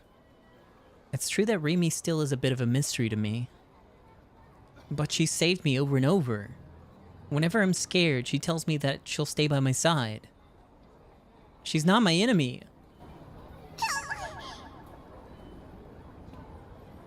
For some reason, Kozupi looked a bit unstable. そんなに一度にいっぱい考えられると。コズピーついていきにゃい。 Sorry, Kozupi. This is just pretty new to me, okay? Whenever I have a conversation with someone, I always end up not being able to say even 20% of what I'm thinking before it ends. But when it comes to this mental stuff, I guess I just can't help but talk too much. Because I think too much. I guess that kind of applies to you too. I never would have expected you to talk so much inside your head, that is. 喋ってるっていう感覚は薄いよ。考えてるだけ。それが流れ込むだけ。相手にはビビーって、相手からはドバーって。 Beep beep. 慣れてないと自分の思考と相手の思考がごちゃごちゃってなってにゃーってなるの。 Yeah, it sure is like unya sometimes. In Japanese, please. I can kind of understand what you're going for, though. I think you're trying to say that you don't have the real subtlety or nuance of actual conversation. There's nothing like, for example, looking at the other person's expression and then deciding that you're no longer able to bring yourself to say what you wanted to say because of it. If people's thoughts just leaked out wildly, then you'd no longer be able to read the room. A transmission isn't one way, but it isn't two-way either. It's like having to pick one arrow out of an avalanche of other arrows, all of which are flying in different directions, all while somehow ignoring all the other ones you didn't need. You have to tune out the excess noise. だから気楽だし距離感も近いけど傷つくことも簡単なの。 For a moment, Kozupi's expression clouded a bit, but not long after, a tearful smile rose across her face. 西条くんは初めてなのにすんごく上手だよ。コズピーとビビビが合うの。 Thank you. Beep beep beeps?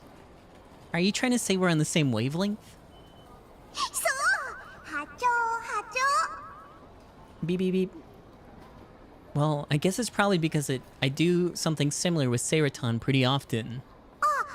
でもあの時の西条くんは怖かったの。おぴー。 Back then. 今日の朝教室で Oh god, that reminds me! I think I had a really stupid delusion this morning. だからうひゃーって思ってつい声をかけちゃったのら。本当はなるべくこの力を他の人に知られないようにしようって決めてたのに。 Though to be on a nest.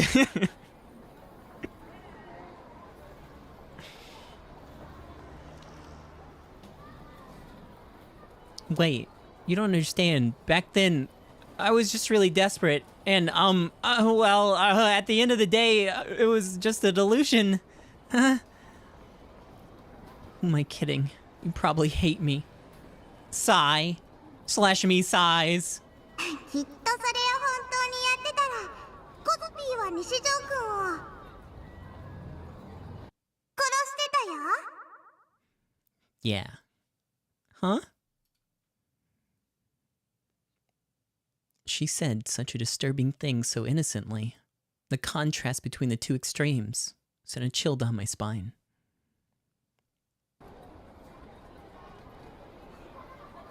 Remaining silent, while still communicating in our heads, the two of us passed through Sinner Guy and came out on Inokashira Dori. Inokashira Dori. There you go. From an outsider's perspective, do the two of us look like a brand new couple? Walking in silence without even looking at each other.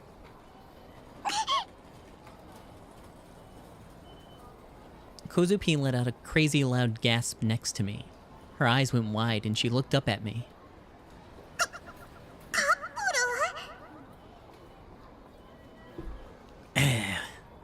No, it was just a random thought. A random thought. まだふひゃーってさせられたのら。西条くんにラブ告白されたかと。 Sorry. I knew it. It really does suck trying to think when someone else is listening to every thought you have. Whenever I was talking to Kozupi, it'd probably be better for my overall health if I avoided any unnecessary delusions as much as possible. 聞きたいな。先週の西条くんがテレビに出てた時のこと。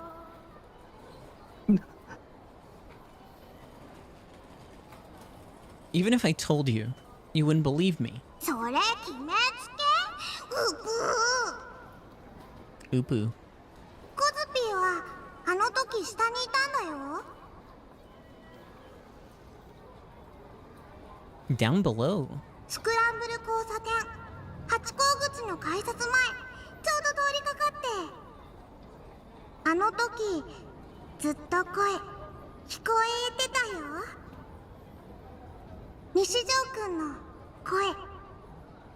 ナナミさんを助けたい、助けなきゃって聞こえたよ。 Did my inner voice really reach that far? It's a surprisingly long way from the roof of the O-front to the ticket gate of the station. それだけあの時の西条くんの思いは強かったのら。 Huh. I guess Kozupi really did understand. I didn't cause such an uproar because I was planning to show off my ESP. だから価値はなくないよ。なく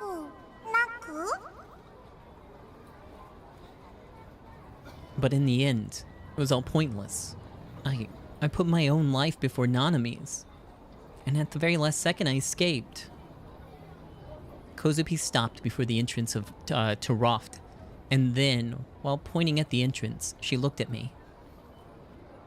This must have been where she wanted to take me. I didn't think there'd be a place to rest inside Roft. It was a small, cramped spot that was filled to the brim with customers. My legs were unconsciously shaking. The cheers and shouts I heard at night at Scramble Crossing resounded inside my head.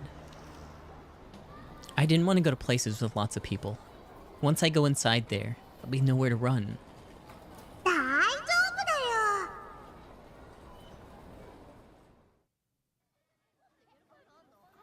In spite of how afraid I was, Kozupi marched on ahead, ignoring me. I had no choice but to follow her as fast as my legs could take me, trying my best not to look at my surroundings. As we got on the escalator, Kozupi looked back at me standing behind her. She was standing one step higher than me, putting us at about equal height. ナナミちゃんは助かったんだよね。だったら西条くんが頑張ったおかげだよ。No, my power isn't what saved her. I might as well have done nothing at all. 屋上から手を伸ばしてたよね。何をしようとしたの？ビョーンって飛ぼうとしたのかな？ No, I was trying to get the sword. It was a delusional sword, and it blended right in with the scenery I saw from the rooftop. ディソード？ Yeah, a D-sword. Uh-huh, a D-sword. I was told that I could reach out and grab it, but I didn't. なんで I shouted that aloud without thinking. A couple passing by in the escalator gave me an irritated look, and I frantically slapped my hand over my mouth. Kozupi, how do you know what a D-sword is? コズピーも持っているもん。 Oh, cool. Show it. Show your D-sword. Whip it out. As soon as we got off the escalator on the 5th floor, Kozue casually raised her right hand above her head. Oh, she's gonna! It was like she was trying to shade herself from the radiant glare of the sun using her hand.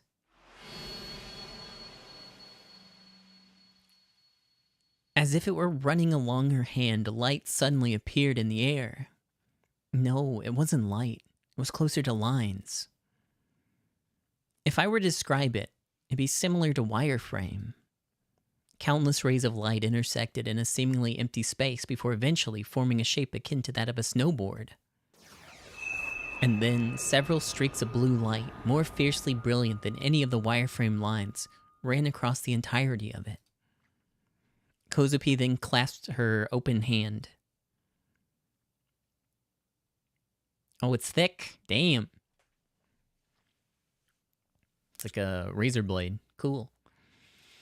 It looks dangerous. Immediately following this, what had originally been wireframe, appearing as though a texture had been applied to it, transformed into a massive, solid, seemingly cold to the touch metal plank. ディソード Cool! The shape was far too different than the other ones Seina and Ayase possessed, and yet, even so, the aura about its body was exactly the same. It was too sinister to be called a board. It was too unaffected to be called a sword. It possessed a pure, unadulterated savagery, one which intermingled with its destructive nobility. She held it in the air with incredible ease.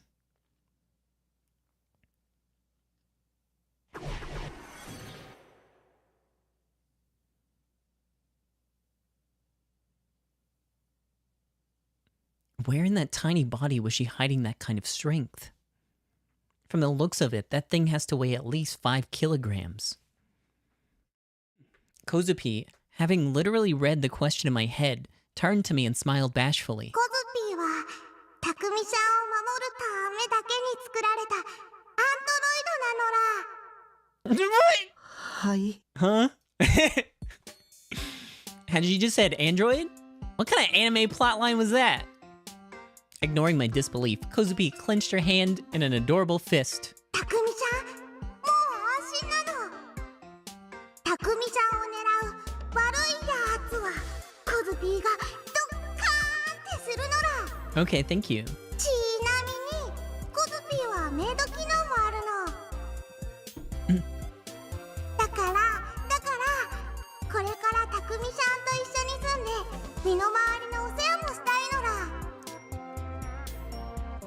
I see. That would be convenient.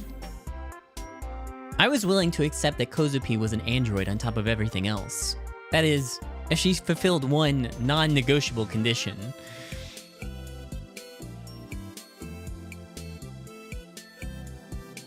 エッチなことをできる機能はありますか?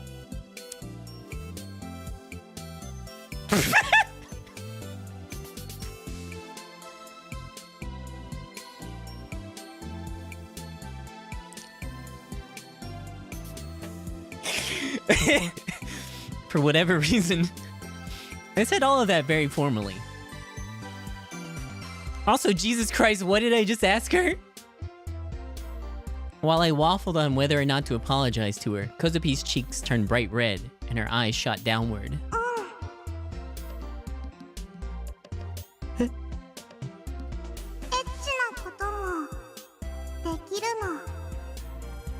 夜のご奉仕頑張るの。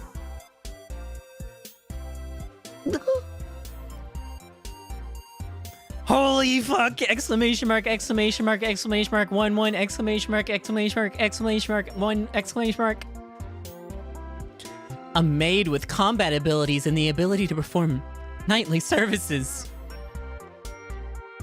What kind of eroge is this? She came enhanced with perhaps too many optional features. Lol, lol, lol, lol, lol, lol. Japanese technology is the best in the world. Oh.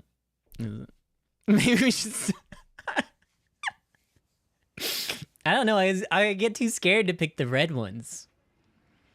While I was having that idiotic delusion, Kozupi waltzed around the store like she owned the place, her footsteps light and bouncy. She didn't even attempt to try and hide her sword from the people around her, acting as if it were the most normal thing in the world. It'd been the same with Sena.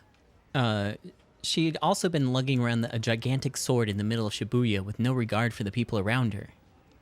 Kozupi was way too calm. Both her and Sena really were crazy.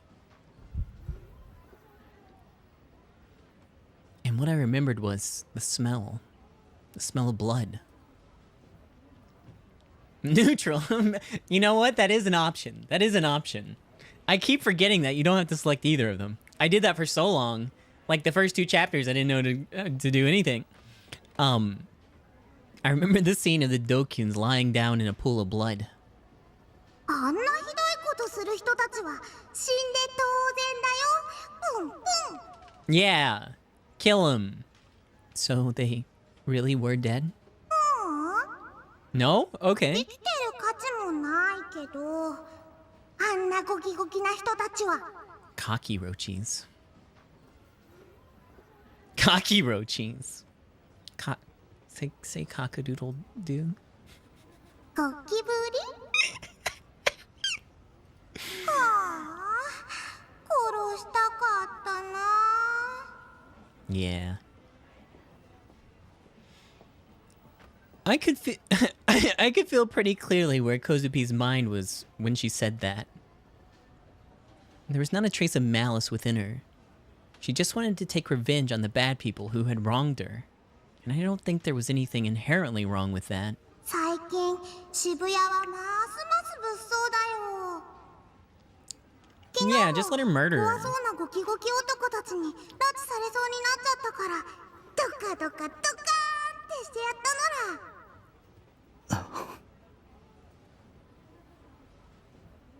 This girl honestly seems pretty twisted.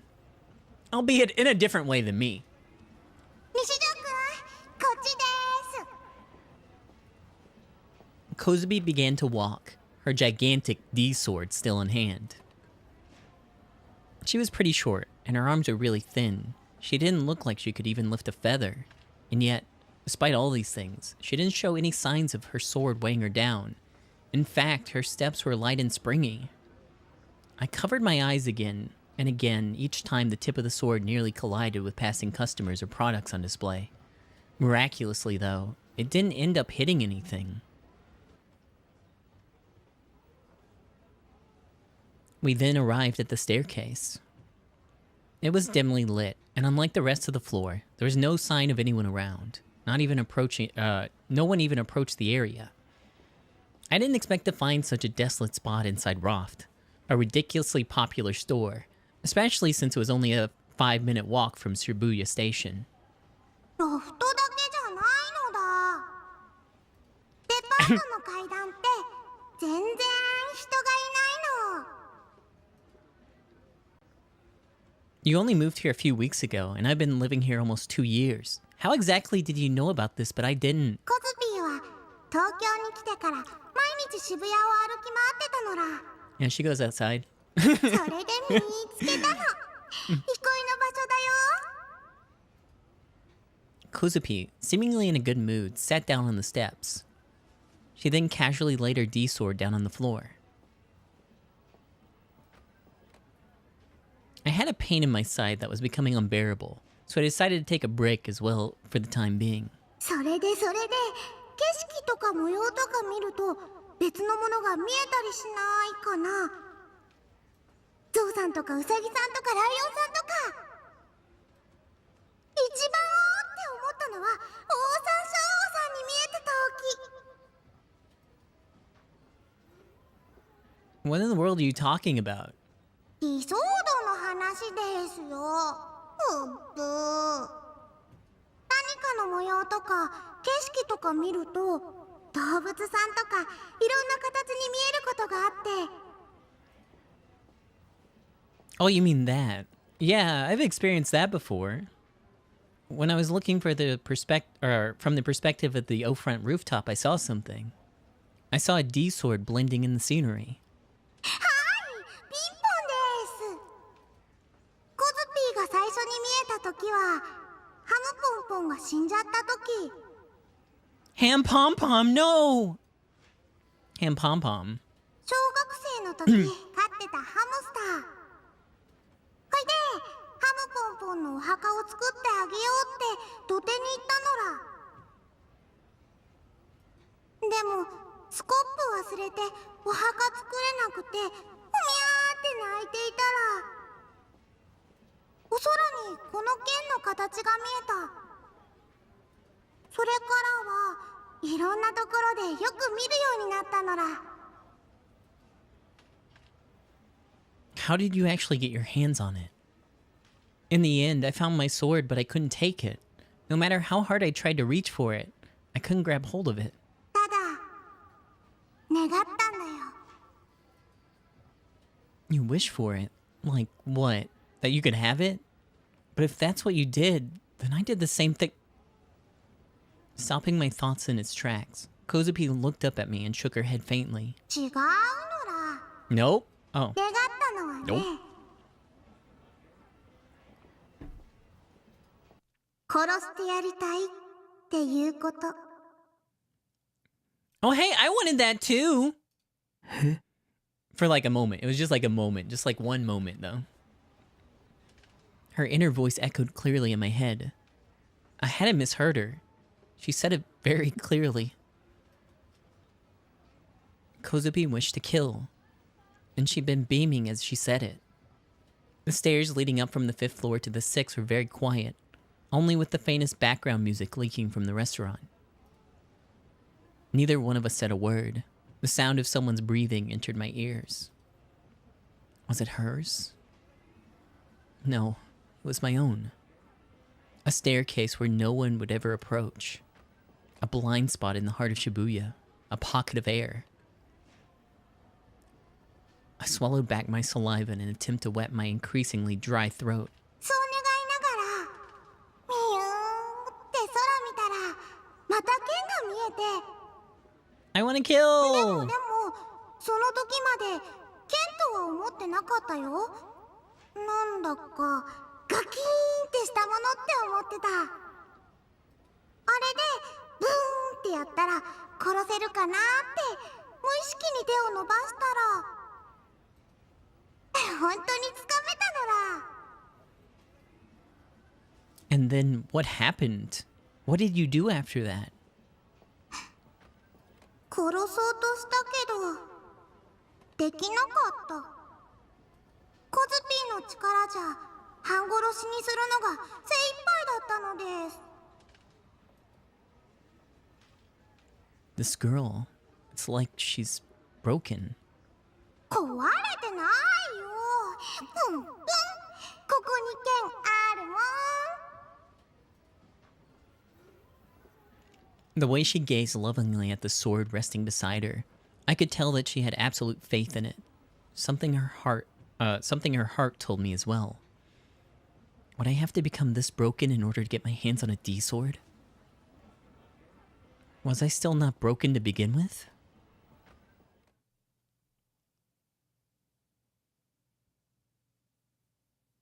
この剣が怖くて仕方なかった。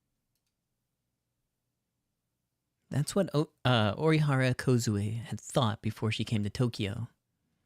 But now it was different, and it became something very important, something entirely irreplaceable to her. This sword. If I have it, then I won't be afraid.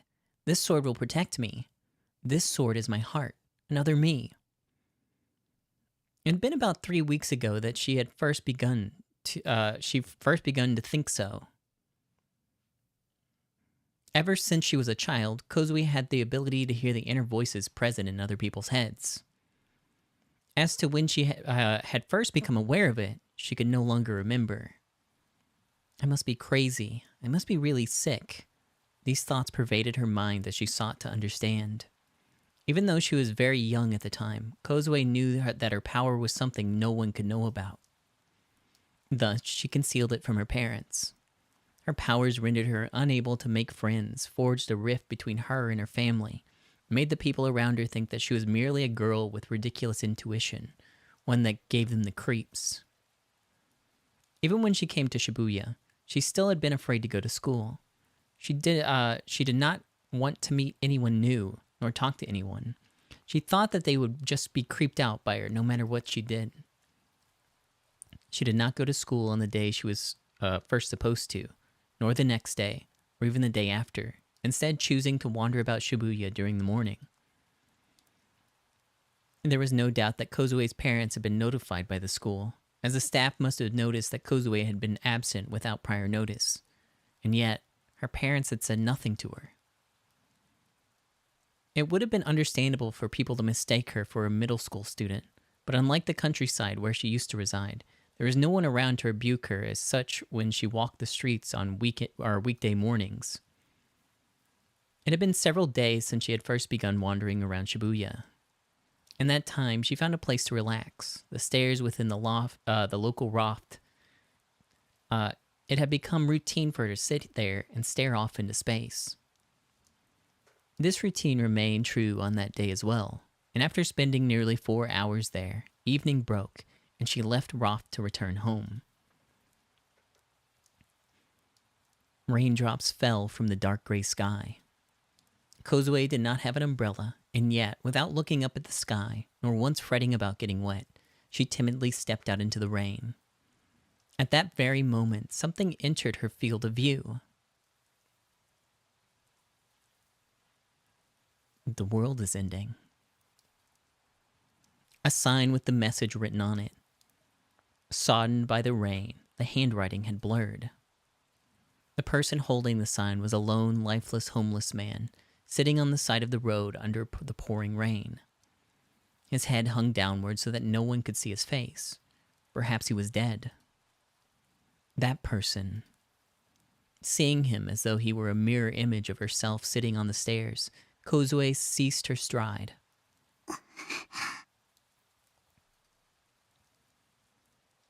For just a moment, she hesitated. He was a stranger, a homeless man she had never seen before coming to Tokyo. Just the mere sight of him brought a feeling of revulsion.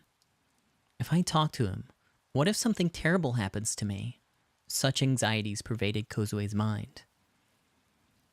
But what was far stronger than that anxiety was Kozue's strong urge to kill the man. Okay? It was an all too sudden impulse. One that struck Kozue with that feeling that if she went through with it, she would be killing herself as well. And so, after hesitating for one moment longer, Kozue sent the man the voice of her heart. 世界は終わるの？ The man's shoulders twitched. He was not dead. Slowly, he raised his head. His cloudy eyes, peeking out from behind the sodden, between sodden bangs, looked up at Kozue. ああ、終わるよ。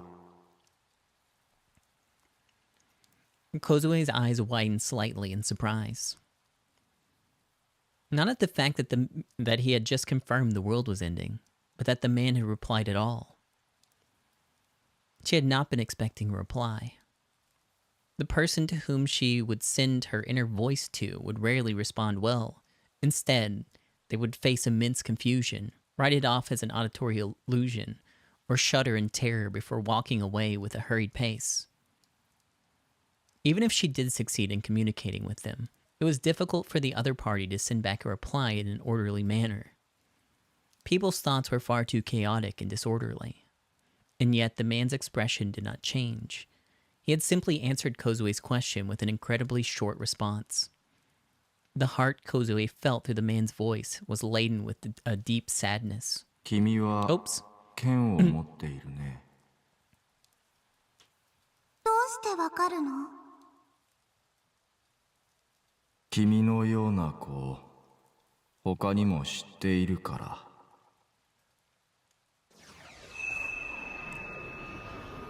Kozue raised her hands above her head and withdrew her sword where she stood. She thrust the end of the blade toward the man. この剣が見えるの？見えないよ。じゃあどうしてわかるの？おじさんが悪い人だからだよ。すまない。どうして謝るの？おじさんのせいなんだ。どうしておじさんのせいなの？忠告しかできないから。動き出してしまったから。もうおじさんには止める術がないから。じゃあおじさんを殺せばコズピーは悪くなくなるの？その剣は君を殺す者にも守る者にもなる。思い出してごらん。空を見れば雲が、川を見れば流れが、そこにあったはず。それと同じこと。その剣はいつも君のそばにあった。自分自身の心を見てごらん。そこにあるのがその剣なんだよ。でも殺したいって願ったらこれが手元にあったんだよ。この剣はコズピーとコズピーの周囲にあるあらゆるものを殺すためのものじゃないの？負の感情は否定されるものじゃない。人が誰しも持つものだからね。特別じゃないんだ。どう向き合うかだよ。目をそらしてはいけない。自分を否定してはいけない。世界は共造。君の心の中にある性は同時にふとなりうるし、その逆もまた可能。世界が終わるのか生き続けるのか、それを選べるのは君たちだけなんだ。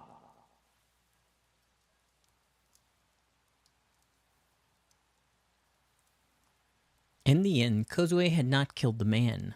The urge had, for some reason or another, ceased to be as the man spoke to her. She did not expressly understand the meaning of the man's words, but even still, she thought long and hard before eventually arriving at a single conclusion. This sword is me. If I look at it and don't deny it, it'll save me. And for that reason, Kozue fully cast her faith in her sword. Okay. I tilted my head, having just listened to Kozupi's story. Who the hell was that man that she kept talking about? The homeless guy carrying around a sign. Come to think of it, I felt like I've seen him around a few times too. Was it the same guy? What I didn't get, though, was why some random bum knew so much about D-swords. Or was I the odd one out? Maybe D-swords were actually huge in Japanese pop culture, and I just been living under a rock or something. Fat chance. I glanced over at Kozupi. Her face was so calm and peaceful, it was hard to believe that she ever blurted out psycho things like wanting to kill people. She gently glided her fingers over the surface of the D-sword. あのおじさん、別れ際にこんなこと言ってたのら。君たちは特別な存在だ。中でも一番特別なのは、その目、誰の目を産み落とした少年。らしいんだって。 I didn't know what to say. What the hell? 西条くん、心当たりあるの？いや、別に。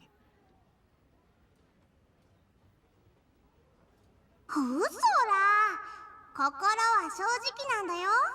西条くんは今、ものすごーく関係ありますって考えてる。 The added eyes at the end, it's kind of weird.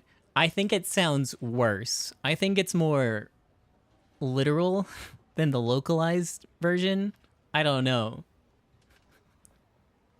I don't know. Oh, god damn it. This is exactly what I was talking about. It sucks trying to think when she's listening to every thought I have. なんか怖い顔になってる。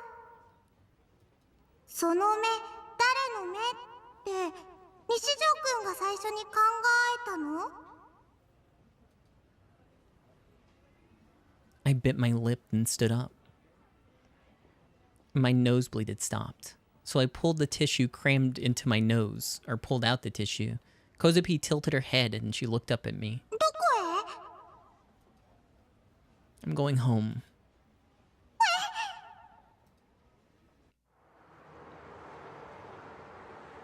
It's been a little bit since we've been back to the shipping container.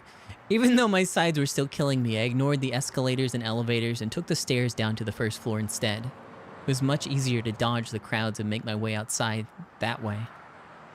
Teary-eyed, Kozupi timidly followed behind me.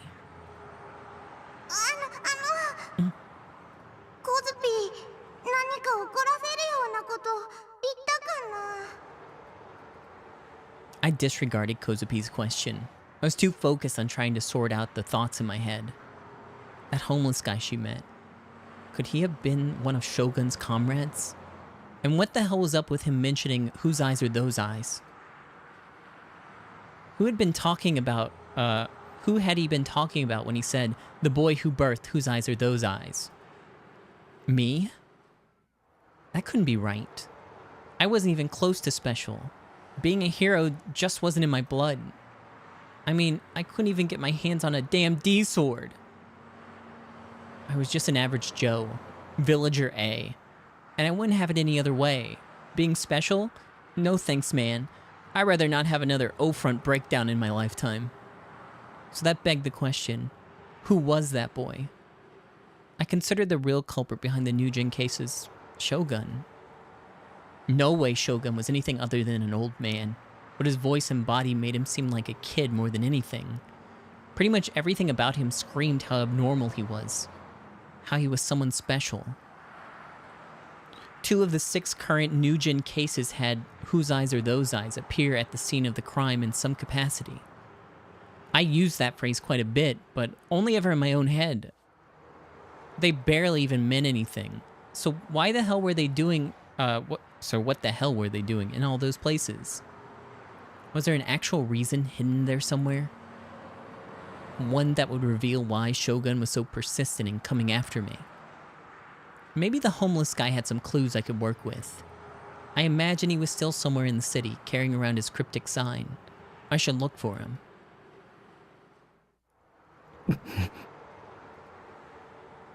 So I looked for him. Then what? I paused for a moment, then shook my head in denial of what I'd been thinking. What good would it do to look for him? It was a whole lot more likely to just put me in harm's way. For all I knew, that guy was one of Shogun's minions, only there to lure me into some horrifying trap. So, if I just cruised my way over to the guy, there was a strong chance it would trigger another quest. I didn't know if I could handle that. I was already sick to death of all the pain and terror I'd been going through lately. And my suspicions didn't end with the homeless guy. I was even suspicious of Kozupi.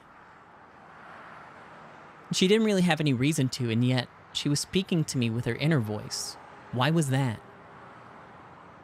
Had she been under orders by Shogun to approach me, just like Yua? With her really unsettling stance on both attempted and actual murder, it was very possible that she was an accomplice in Nujin. After all the mayhem at O-Front, Rimi had just up and vanished, and I hadn't heard a word from her since. Then, Ayase had been hospitalized after her attempted suicide. Nanami was fine, but the two people on my side had still completely disappeared on me. Was there any guarantee that Rimi would ever come back? For starters, was she really just taking time off from school? Granted, I only knew because Kozubi told me, and I had no way of knowing if she was lying or not. All my hair stood up on end, howling at me that something was off. In the end, me and the world were all too empty, hollow. There was nothing left to believe in, nothing that didn't seem like a lie. それは被害妄想なのら。 Kozupi was standing right behind me. Her inner voice was as carefree as always. Her brutal-looking D-sword sat comfortably in both her hands as she carried it around. Then she cast up an upward glance at me. I averted my eyes. Are you my ally or my enemy? Which is it? Did you come here to kill me? コズピはただ。 Just what?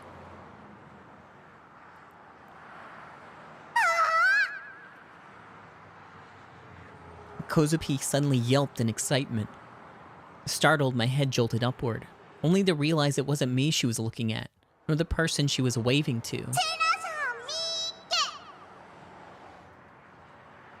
Sena-chan? Wait a second. Tracing the end of Kozupi's gaze, sure enough. 小杖か。 It was Aoi Sena with a D sword on her shoulder. As she walked towards us, her expression made it clear that her mood was just as sour as ever. I reflexively tensed up. What's Sena doing here? Is it just another coincidence? Or is it a calculated trap? Do these two know each other? If they did Kozubi call her here? Are the two of them here to kill me? だからそれは被害妄想だよ。 Yeah, but what's safe to believe in? Although it is true that no matter how many times I've run into Sena, she's never tried to attack me.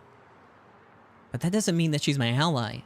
Besides, she's scary as hell. セナさんは怖くないよ。 Kozupi. I could really go without the commentary. Yeah. 怖い？何のことだ？ As I'd figured, Sena could hear Kozupi's inner voice too. なんでもないです。 Kozupi simply bathed in delight as I bumbled about. Facing the ground, she gently grasped the hem of Seina's clothes and smiled bashfully. The two were such an amusing combination. I felt stupid for getting so nervous. Oh. They were just like sisters. One, the strong and firm older sister, and the other, the younger, more timid sister, who loves her sibling more than anything. And on top of that, both of them have small breasts. So mega freaking GJ there. Nature. GJ there, nature. Wait, shit. Chill out. What if Kozubi reads my mind again? If I'm not careful, I could easily die here. How are those two related anyways? Are they classmates? Maybe not, since they're in different grades and all. Is there something connecting the sort of people who have swords? Are the two of them Shogun's underlings? I put myself in the cat stance in case I had to escape at a moment's notice. What that specifically entailed was standing with my heels raised off the ground. That would allow me to speed away like a cat if the need arose. Maybe. I don't know. I'd seen it in some manga forever ago.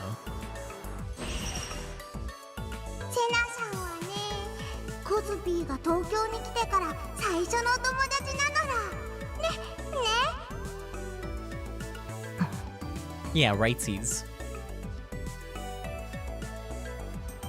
Rather than answering, Sena merely glared at me. I'd figured that she was about to lunge at me with that sword of hers, but that never happened. Calling her scary hadn't seemed to piss her off to that extent, at least. 小杖、どうしてこいつと？たくみちゃんはクラスメートです。 Takumi-chan. ほいでね、たくみちゃんはコズピーの剣が見えるんだよ。それは知っている。こいつもギガロマニアックス。Gigolo what now? ギガロマニアックス。理想度が見える人のこと。たくみちゃんもそうだよ。A gigolomaniac. Who in the world decided to name it that? Given it has a name at all, then maybe these powers aren't that uncommon? あは、セナさんはガルガリ君買いに行くとこなんですね。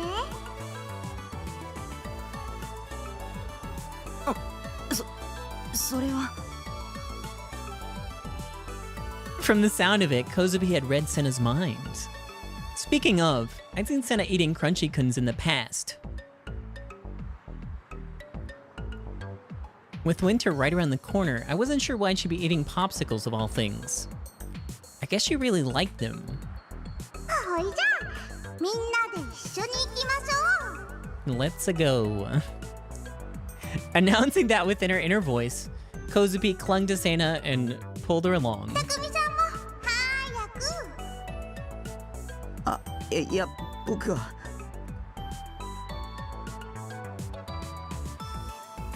I tried to turn her down so I could get out of there already, but... Kozubi started tearing up almost immediately. Her teary eyes looked up at me as she silently pleaded with me. On top of that, Sena was glaring at me like she was ready to rip my throat out with her teeth at any moment. ついてこい。お前にもおごってやる。 It looked like Kozubi had scored a critical hit on Sena with her teary assault.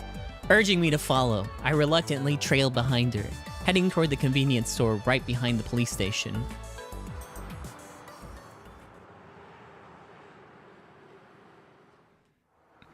After buying each of us a Crunchy-kun, we sat near the handrails in front of the police station, nibbling away at them. While Kozubi looked delighted as could be, Sena's air of indifference remained the same. I was stressing out. The police were right there in the station in front of us. And yet, despite that, they paid no mind to the fact that 2 people with me were in utter violation of the swords and firearms control law. And the police were supposed to police people. These girls were right in their line of sight, but they didn't even try to arrest them. In fact, they didn't even care enough to slap us with a warning. 食べない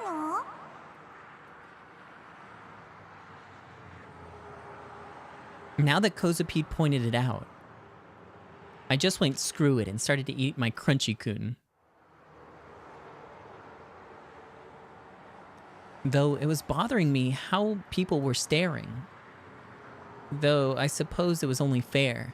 Sana and Kozupede were cute as hell, and the very idea that 2 small-chested sisters like them were hanging out with an otaku freak like me, just sitting and eating Crunchy-kuns together out in the cold, well, that was pretty absurd. Maybe I was overthinking it.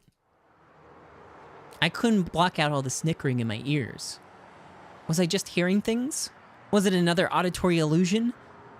Or was it just Kozupi's laughing? I didn't want to stand out. I didn't want to be looked at. I was afraid of people gazing at me. I probably should have worn a hat. Seriously, I really wanted to get out of here the second. I continued hurriedly eating my Crunchy-kun so I could leave already, and every bite left my body feeling even colder. This was gonna give me diarrhea real bad later.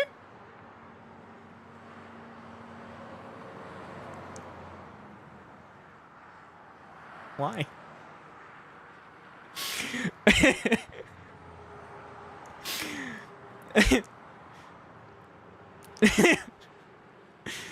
How are those 2 not freezing? Is that a thing? Is that a thing that happens when it's cold and you eat cold things?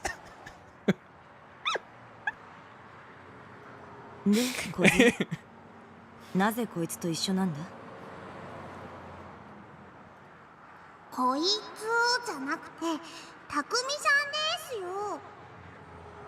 たくみさんが悪い人にいじめられてて倒れてたのら、だからコズピーが解放してあげたの。So she'd been the one who looked after me? ディソードを使ったのか？殺したかった。どっかバキって。Yeah. Kozupi was attempting to gesture wildly in an attempt to explain how things went down. But since her left hand was busy holding her colossal D sword, she was just waving the other around all spastically. Which of course was the same hand that held her Crunchy-kun. Attempting in an attempt at the... Okay, so they both got some problems, alright?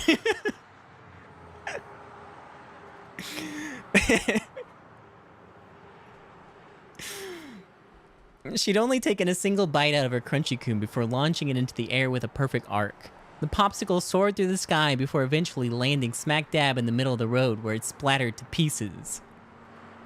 Nice job. Don't bass! Kozupi was on the verge of tears as she stared at what remained of her popsicle. うかつな真似は避けろと言っただろ。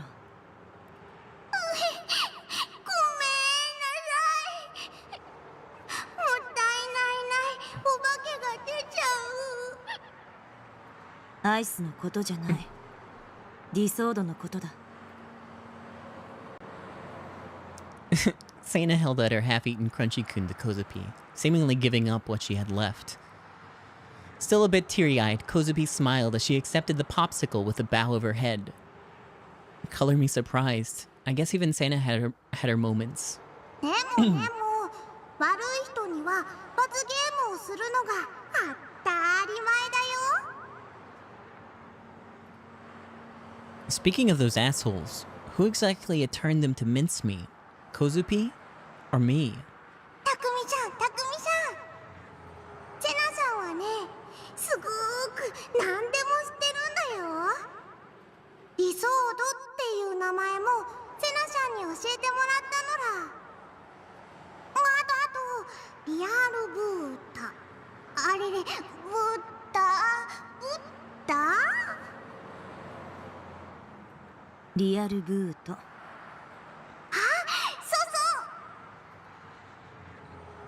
The hell does that mean? I never heard of that before. That was just as cryptic as the giggle or whatever thing from earlier. リアルブートしてない剣は誰にも見えなかったはずなのにね。セナさんにだけ見えてたの。理想度が見える人に会ったの、セナさんが初めてだったんだ。その時はおひゃーって思って、なんで見えるんですかって聞いちゃった。ギガロマニアックスだからなんだって。ギガロマニアックスって何なの？さっき言ったのほら。剣が見える人だよ。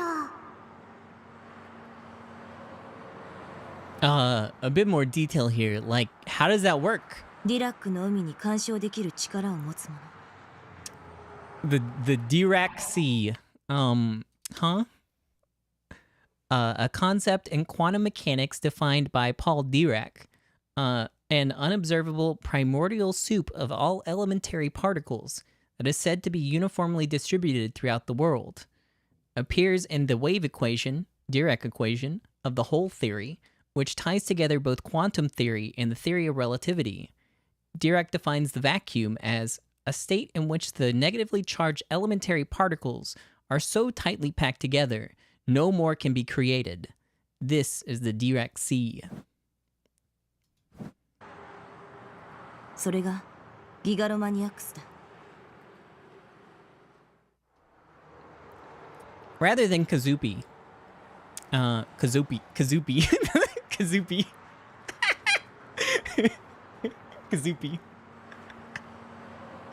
It was Sena who answered what was on my mind. Kazupi. ディラックの海。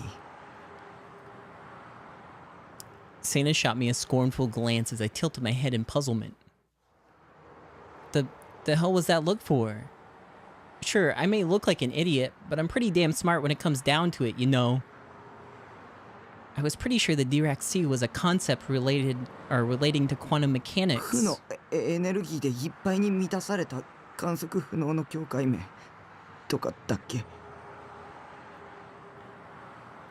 大雑把に言えばそんなようなものだ。そしてそこに干渉するための端末がディソード。ディラックの海に突っ込んだパイプの先端と考えればいい。ディラックの海とつながっているからディソードも負の物質で構成されている。無限に崩壊している存在なんだ。Negative matter. Matter whose weight is lighter than zero. Impossible to observe. Each and every substance in the universe has its own minimum amount of energy it requires in order to exist and maintain stability. If the amount of energy falls below zero, however, it means that the matter will continue to collapse infinitely. I gotta save the game. It's been a little bit. Oh, well, never mind. Fuck it. Quick save. Okay, thank you. だから普段は普通の人間には触れることも見ることもできない妄想のようなものでしかない。このディソードこそあらゆるリアルブートのためのショートカット的役割を果たす。ディソードとディラックの海とのチャネルを大きくすることでディラック方程式の空港理論によって対生成が起き粒子と反粒子を作り出せる。Pair production occurs as per the whole theory in the Dirac equation, producing particles and antiparticles. Let's see. Whole theory. The Dirac equation discovered by Paul Dirac led to the baffling conclusion that electrons containing negative energy do in fact exist. In order to explain this, the whole theory was founded, a theory which served to reveal the existence of the Dirac Sea.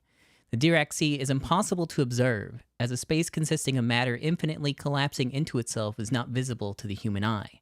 However, when a high amount of energy is applied to the boundary of that space, the vacuum interface, the vacuum temporarily collapses, turning those negative electrons positive, and those electrons then pierce through the boundary.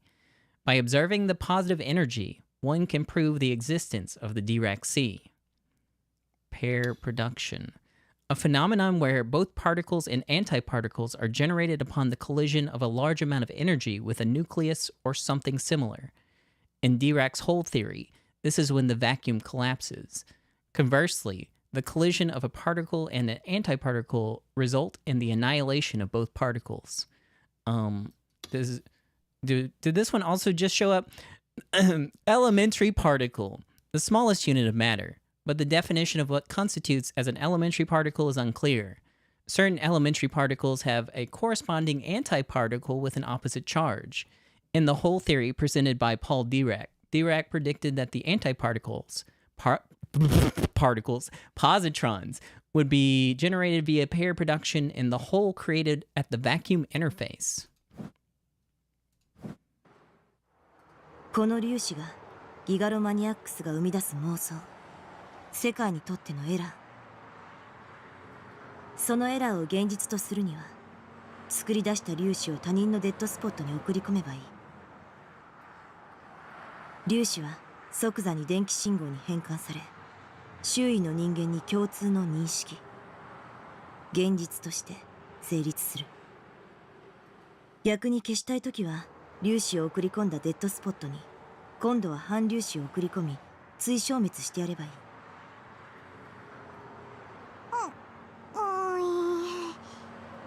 Yeah. Right. I remember Santa mentioning that before. When we were babbling 世界 back の then. 仕 Yep. 組みは3つの数字で全て説明できる。0と1、そしてマイナス1。ディソードはそのマイナス1を生み出すためのショートカットになる。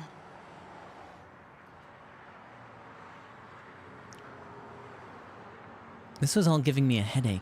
周囲の人間に共通の認識となると妄想が現実になるってどういうこと？例えば、お前が今手にしているガルガリ君、お前にはどう見える？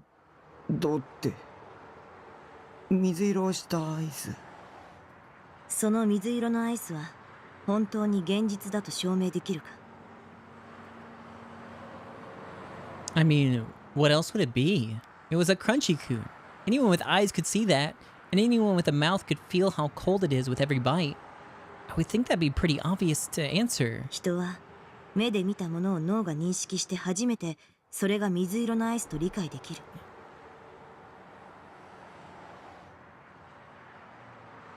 でも脳が本人の意識しないままに嘘をついている可能性だってあるんだぞ。脳が生み出した自分一人だけがそう思い込んでいる妄想かもしれないんだ。じゃあどうやって現実だって証明するの？他の人もお前の持っているものが水色のアイスであると観測すれば、それは2人以上の人間の共通の認識となる。お前一人だけの妄想じゃなくなるんだ。妄想を現実にするときにはそれを逆説的に捉えればいい。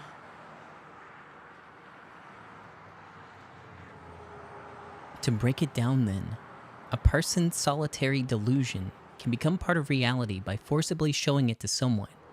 And this could be done by using particles created by a D-sword to attain mutual recognition, or something along those lines. Then, did I have that power too? For you? Yeah, I finally did it. I finally did it. とにかくこの剣は普通の人には見えないの。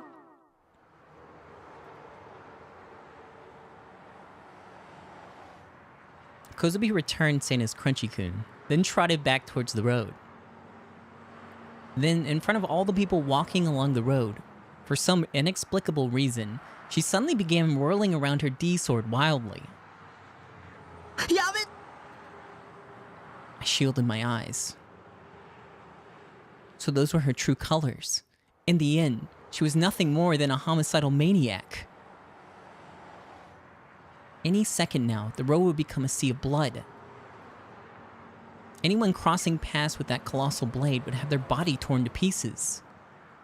With a police station right in front of us, they'd catch her in the act. It'd be an open and shut case. 匠さん、そんなことにはなってないよ。Why was it so quiet? A whole crowd had just gotten mowed down with her sword in broad daylight, right here in the heart of Shibuya. And yet, there hadn't been a single scream. The cops hadn't even intervened. I slowly uncovered my eyes. Nothing had happened. Nothing at all. Kozupi, looking a tad embarrassed, was still brandishing her colossal sword. You would think the sword would have struck anyone nearby, or maybe some railing, or even the ground, but no, not a thing was damaged. If anything, the sword was passing right through everything. If everything else was an illusion, as if everything else was an illusion. Wait a second. Actually, I had that backwards. It was the sword that lacked substance. The people walking around us weren't bothered in the slightest. They couldn't see the sword. ピンポンピンポーン。理想度は妄想の剣なのだ。Ayase had said something along those lines, that the swords could only be seen by those who possessed the power. Standing next to me, Sena let out an exhausted sigh before taking another bite of her crunchy coon. あのディソードは今は梢の作ったエラーでしかない。周囲共通認識はまだ成立していない。リアルブートしたらみんなに見えるようになるのです。 Real booting. That would mean sending particles into the dead spots of surrounding observers, yeah?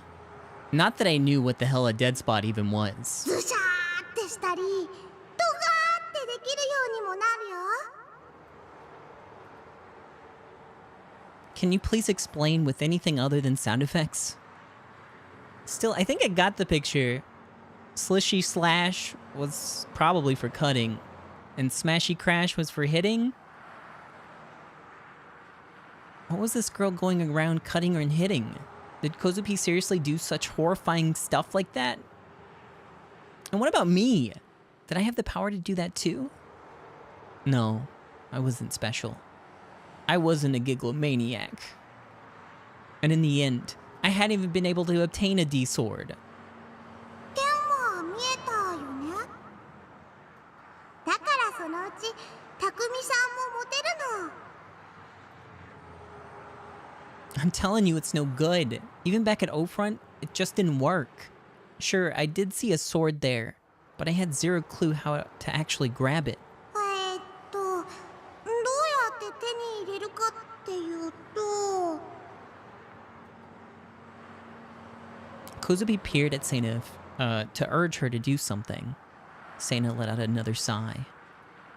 バイオリズムの上昇によって中脳変影系ニューロンのドーパミンが過剰分泌された時、ディソードは現れる。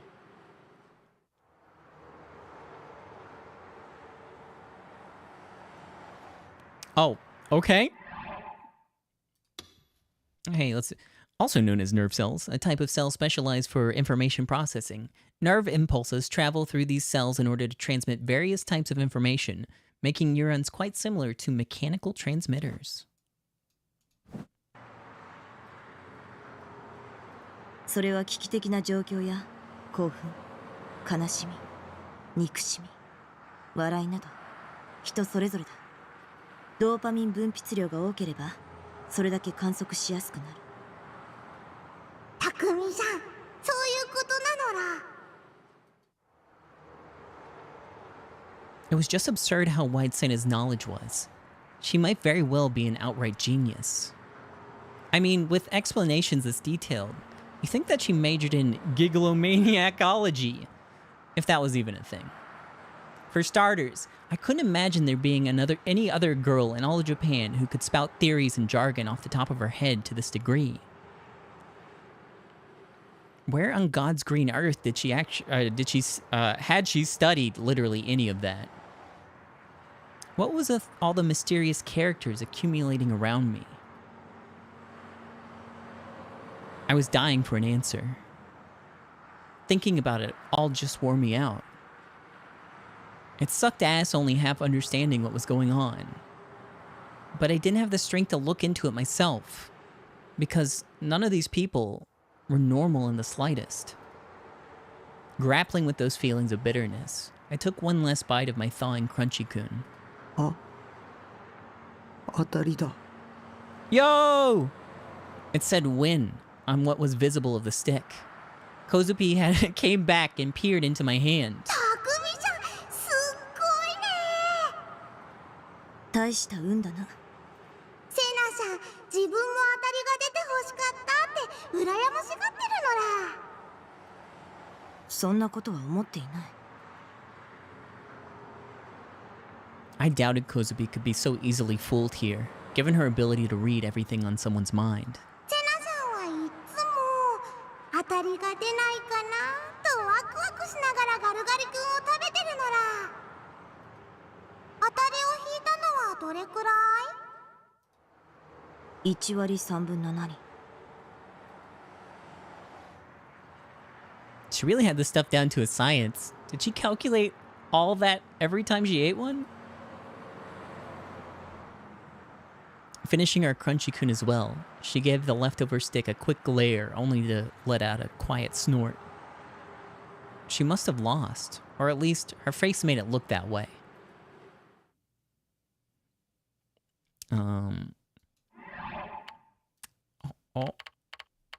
Save. Okay, hold on a second.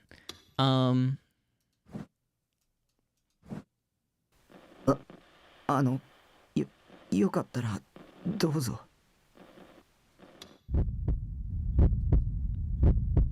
I timidly held out my winning stick. 他人に施しを受けるつもりはない。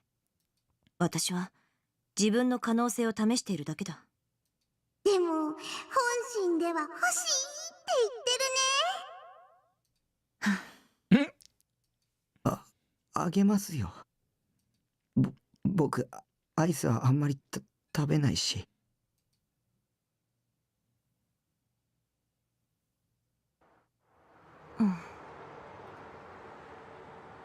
Sana pursed her lips and then she nervously accepted the popsicle. ありがとう。I was lost for words, astonished. I would have never imagined that I'd ever get to hear Sana thank me. Likely unaware of my surprise, Sana glanced at me. お前優しいな。Thanks! Muttered those few words quietly, then immediately looked away. Was it just me, or had she been blushing a little bit just now? Well, she'd given me an honest thank you, which was enough to make me reevaluate her a little bit. I'd originally just thought that she was scary and nothing else, but she actually had a cute side to her. セナさんは今ので。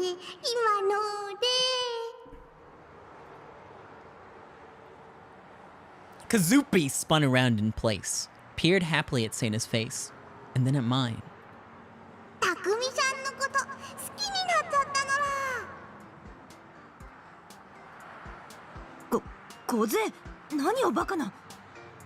顔がプッポーってなってるの。うるさい。Oh, did she have any idea what she just said? The mother of all tsunderes, Blue-Eyed Jun's signature catchphrase. I started to grin out of sheer glee, and Sana's fingers shot in front of my face. お前もニヤニヤしてるんじゃない。I'd never seen Sana act so adorably agitated before. I was starting to feel a bit mischievous, so I decided to test her. ガルガリ君は好きですか。悪いか。どの辺が。美味しいだろ。それだけ。あと可愛い。While she was still sullen, Sana then said something that was incomprehensible to me. かわいい。 Has she just gendered a popsicle? And also, how could popsicles be cute? Or even uncute? アイスがじゃないからな。ガルガリ君が可愛いんだ。Huh? Oh, she was talking about the mascot. Cute. あのイガグリ頭が最高だ。Okay! 抱きしめて頬ずりしたくなる。 Yeah, I guess. The expression on Seina's face as she spoke reminded me of a maiden in love. Well, different strokes for different folks, I guess. それよりお前、たくみさんですよ。匠シャンなのか。違う。シャンはつけなくても。名前は？ I had a feeling I already told her my name before. She'd probably just forgotten it. 西条匠です。だったら西条、もうこれ以上エラーを作るのはやめておけ。は？なんで？剣は自分の心なのら否定しちゃダメ。コズピーはこの剣のおかげで助かったよ。Saved. What happened in Kozupi's past? Kozupi. I don't know. My brain has now rewritten it as Kozupi. This question tied in with her. 2. The one where she said that she wanted to kill 妄 Kozupi. 想を現実にする行為 It's に Kozupi now. リスクが That's what it is つき from here on out. Kozupi. 粒子とともに追生成される反粒子はディソードにストックされていくんだ。反粒子は Kozupi. 数学的に言え Kozupi. ば過去へ向かうものだか This ら、 flows better. Kozupi. ストックすればするほどギガロマニアックスには現在の状態とのズレが発生し、やがてその矛盾により存在としての自己崩壊へ至る。 In Japanese, please. 梢もあまりディソードを出すのはやめるんだ。普通に生活していきたいなら私の忠告を聞け。これはお前たちの命に関わる話だ。 It didn't look like Seina was joking. Then again, she wasn't the type to joke anyways. ましてや西条、 Kozupi. お前はディソードなしでリアルブートした。本来ならそんなことできるはずがないんだ。リラックの海には Just build デ different. ィソードを通してしか干渉できないんだから。お前は普通じゃない。奴らに目をつけられてもおかしくない。奴らって。 Who's they? ギガロマニアックスの力を悪用しようとしている連中がいる。それって将軍？知らない。誰だそれは。 Kozupi. Did Seina just lie? ついてないよ。西条、将軍とは誰だ。 The sheer chill in her voice sent shivers down my spine. Naturally, I couldn't look her in the eye. She grabbed me by the chest, making it hard to breathe. Ugh. Why did she have to be so violent? What had I even done? そいつは40代ぐらいの男か。Mm. 違うよ。小さなじいさんだよ。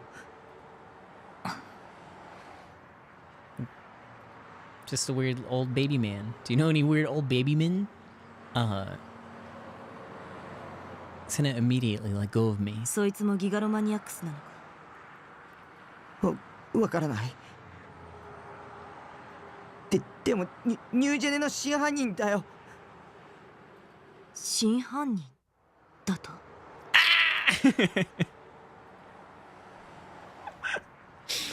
Seina placed her finger on her chin, then began to ponder something while remaining completely still.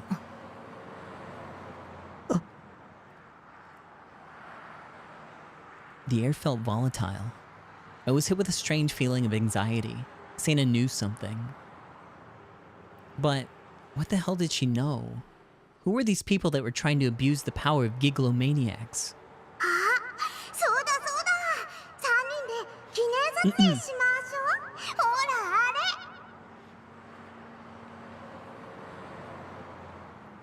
あれ。 Suddenly, Kozue pointed at something as she spoke enthusiastically. She was pointing at... What are you pointing at, Kazupi? the arcade next to the police station. When it came to taking commemorative photos, this was where it inevitably happened. たくみさん、ほら、真ん中。いや、僕は。セナさん、横見てたらダメです。私はこういうのは。コズピーだって初めてなのだ。時々。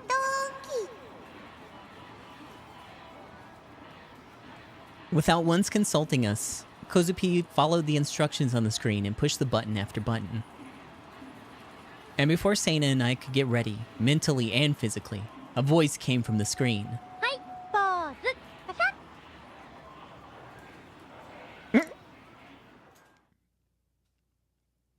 In the picture we had taken, neither of the D swords were visible.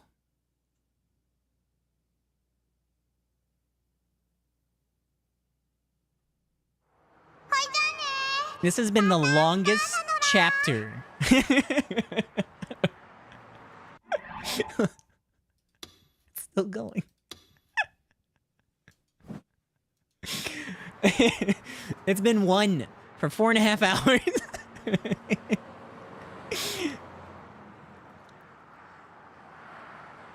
With a small wave and a smile, Kozupi disappeared in the direction of the station ticket gates. Sena watched her go. I would prefer not to be alone with Sena, but it seemed like she wasn't in a leaving Shibuya mood yet. Maybe she was planning to start wandering around the area like she normally did.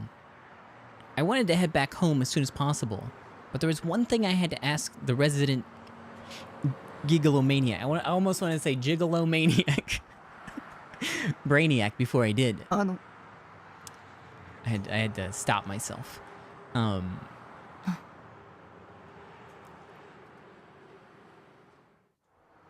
Even when I tried talking to her, the stern expression remained on her face. It was a lot better when Kozupi was here. But man, would it kill her to be a little more approachable? I assume she heard me, so while my heart might have been beating out of my chest, I asked my question anyways. Kozupiの心の声もギガロマニアックスの Kozupi the Gigolomaniac. I didn't expect her to answer me. I expected her to just hit me with a condescending heh and just leave it at that. Sena glanced at me once, then shifted her eyes toward the Jumbotron resting above the scramble crossing. 心の声はいわば妄想だ。 She replied. 梢はそれを他人のデッドスポットに送り込んでいるに過ぎない。仕組みはさっき説明したものと何も変わらない。送り込んだ粒子を映像ではなく音声に変換しているんだ。電話と同じだな。そして梢から心の声という妄想を送り込まれたことで、お前と梢の間で周囲共通認識が成立したんだ。テレパシーで会話しているように思えるが、全然違う。だったら僕の心の声はどうしてコズピーに届いたの？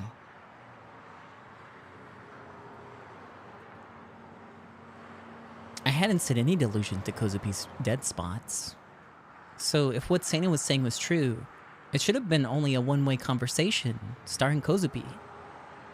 And yet, despite that, we had a conversation with just our inner voices, several even. ギガロマニアックスは他人の妄想を見ることができる。梢は特にその能力が高い。他人が垂れ流す妄想をほぼ強制的に見せられていると言ってもいい。See delusions. Was such a thing possible? I definitely couldn't do that.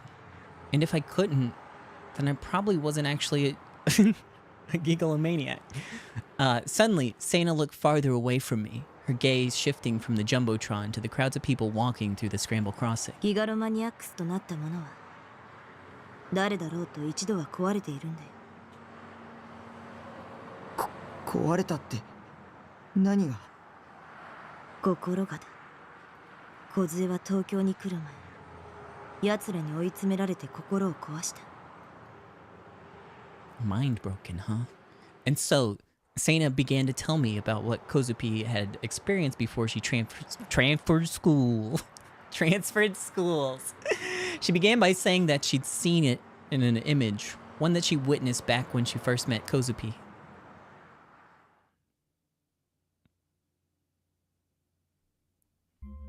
Oh, okay. Ever since she was little, Kozue had possessed a peculiar ability to view the minds of others. Despite this affliction, Kozue managed to live a somewhat peaceful life by approaching her power in her own way, hiding it from others. Her change had begun with mirrors. Upon entering high school, Kozue began to see her reflection in mirrors more and more frequently throughout her daily life. At first, she believed it was only coincidence. It would only occur about twice a day. But as time went by, the frequency gradually increased. Kozupi would encounter people holding mirrors more than 10 times in a single day. None of these encounters were particularly suspect, just people passing by or on the street holding a mirror, or a classmate fixing her makeup in the bathroom. However, regardless of whether these occurrences were mere coincidence or indeed intentional, Kozue would almost always see her own reflection in the mirrors.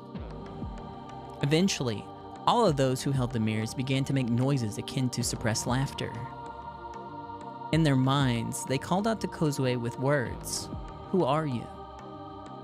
In the classroom, on campus, en route to school, while shopping, everywhere Kozue went, these people would appear. It was not a specific person perpetrating it. It was a different person every time. But in Kozue's eyes, anyone who possessed a mirror began to look suspicious. Anyone who had suppressed their laughter around her began to look suspicious. Before long, even those without mirrors began to look suspicious, and Kozue began to face hallucinations in which they would all call out with her, or to her with, "Who are you?" She became nearly neurotic, and the voices present in the back of her head refused to leave. One day, Kozue mumbled something to herself in the mirror. お前は誰? Upon saying those words, Kozue felt an immense sense of fear, one that told her she truly did not know the answer. A girl with the same face as hers addressed her from the other side of the mirror. お前は誰? Ever since that day, Kozue could no longer speak. She was unable to look at herself in the mirror. Even still, the question of "who are you" would continue to assault her. She did not even know whose voice it was inside her head anymore. And due to another facet of her peculiar ability, much akin to a broken fax machine, Kozue would receive the voices of other people indiscriminately, regardless if she desired to or not. She herself had no say in the matter. And thus, Kozue's mind was torn to shreds. One day in her second year of high school, Kozue was cleaning the classroom at the end of the day. As she tidied up, 3 female classmates of hers, all with mirrors in hand, were whispering something among themselves. Mirrors, suppressed laughter. Then came the question, "Who are you?" Had it truly been the inner voice of one of the 3 classmates? Or had it just been a hallucination on Kozue's part? It did not matter. The reflection in the mirror found its way to Kozue's eyes, both of which were trembling in fear. For a moment, Kozue's vision blurred. Had it been intentional or a coincidence? It didn't matter. At that very moment, Kozue's mind, after facing endless strain for well over a year, finally broke. That event accompanied by the sound of glass shattering. Upon realizing this, Kozue shrieked, no, screamed from the deepest depths of her lungs. Out of the corner of her eye, Kozue saw her D-sword, and took hold of it for the very first time. She then proceeded to attack her 3 classmates. The hands of the 3, each which were holding a mirror, were then severed by the real booted D-sword in less than an instant. Sorry, it's been a long 4 hours.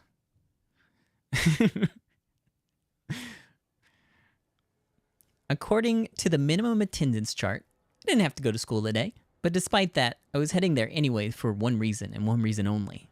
To see Rimi. I had no doubt that the Dokuns in class would make fun of me. Just like they always did.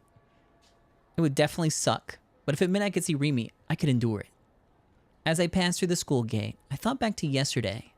When we parted, Santa made it a point to say something. お前が望むと望まないとにかかわらず、もしこれ以上踏み込んでくるようなら、負を正にするぐらいの強い意識を持つんだな。中途半端な気持ちじゃ妄想に食われるだけだぞ。Create positive from negative.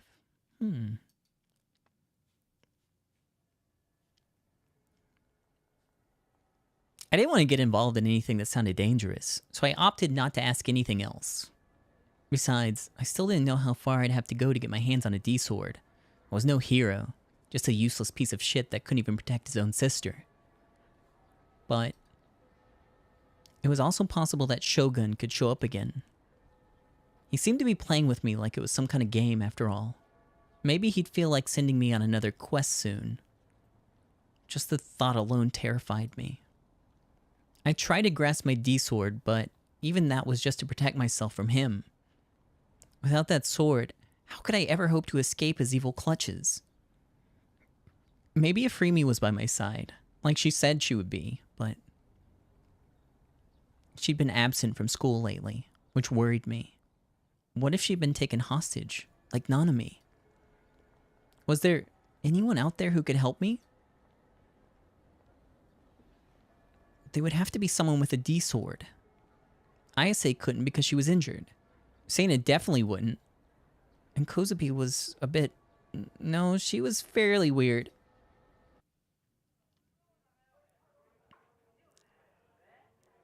My head looking squarely at the floor, I entered the classroom.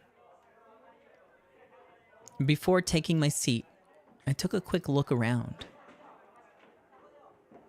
I looked toward Rimi's seat first. Empty. Was she taking today off too? Was it really that simple? Was she really just taking time off? I began to feel anxious. I wanted to see her. I wanted to see that cheerful face.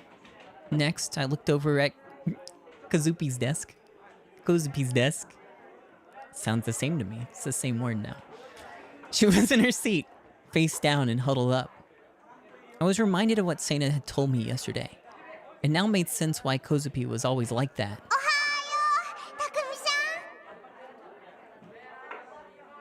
Morning, Kozupi.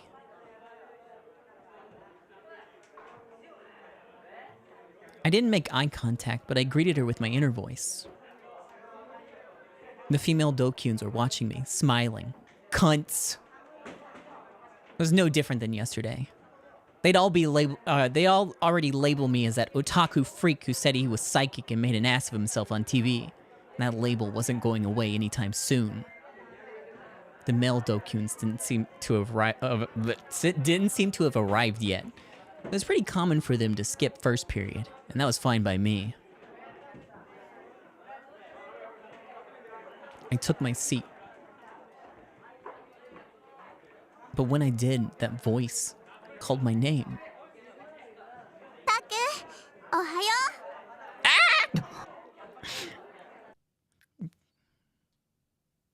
Shocked, I looked up in a panic, and there she stood, right in front of my very eyes. Rimi. With a hint of shyness, she gave me a short wave. 久しぶり。Rimi. It wasn't an illusion. There was definitely a presence. She was breathing. Her hair was rustling. She was blinking. She was right there. She was right here. I felt a twinge in the back of my nose. A tightness squeezed within my chest. I felt like I was going to cry. I still hadn't sat down. I'd just frozen with my head hanging down. I was so happy. I got to see her again. ちょっとタク、どうしたの？もしかして泣いてるの？ I frantically shook my head. If my Dokun classmates saw me or found I was crying, they'd start making fun of me all over again. I told myself that I couldn't cry, but the tears kept flowing. わかった。私に再会できて嬉しいんだ。そうでしょ。なんてね。ちょっと自意識過剰だったかな。Even as she joked around so cheerfully, all I could do was continue shaking my head. I couldn't even look at her. If I did, I knew I'd start bawling. Taku will never be bawling. Suddenly, someone clapped me on the back. Taku. It was Misumi-kun, with an uncomfortable look on his face. His slap was a lot weaker than usual. He had certainly no issue ignoring me before. Why start paying attention to me now, all of a sudden? I'm sure that you'll regret talking to me. You'll become the Dokun's next target, just like me. Yeah, Rimi, Misumi-kun, even you. You'd be better off not associating with an otaku freak like me. I remained silent, but Misumi-kun forced a smile. I know how much is left.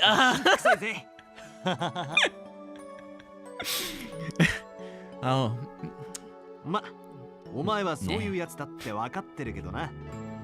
I'll just read till I die. As harsh as his words were, I couldn't get the feeling that he was joking or acting sarcastic. After all, it was pretty common for him to say stuff like that. そういう大臣は朝から無駄に爽やかだね。If I were to guess, usually these chapters kind of end on like a big revelation, and I don't feel like we've really built up too much yet. So I feel like there's probably a little bit to go.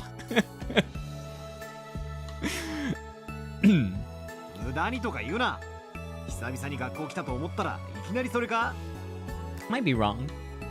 Might just end on nothing. じゃあ、嘘くさい爽やかさ。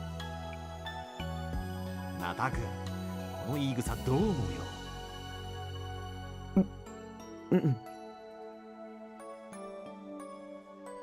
I nodded ambiguously. The tears had somehow managed to stop.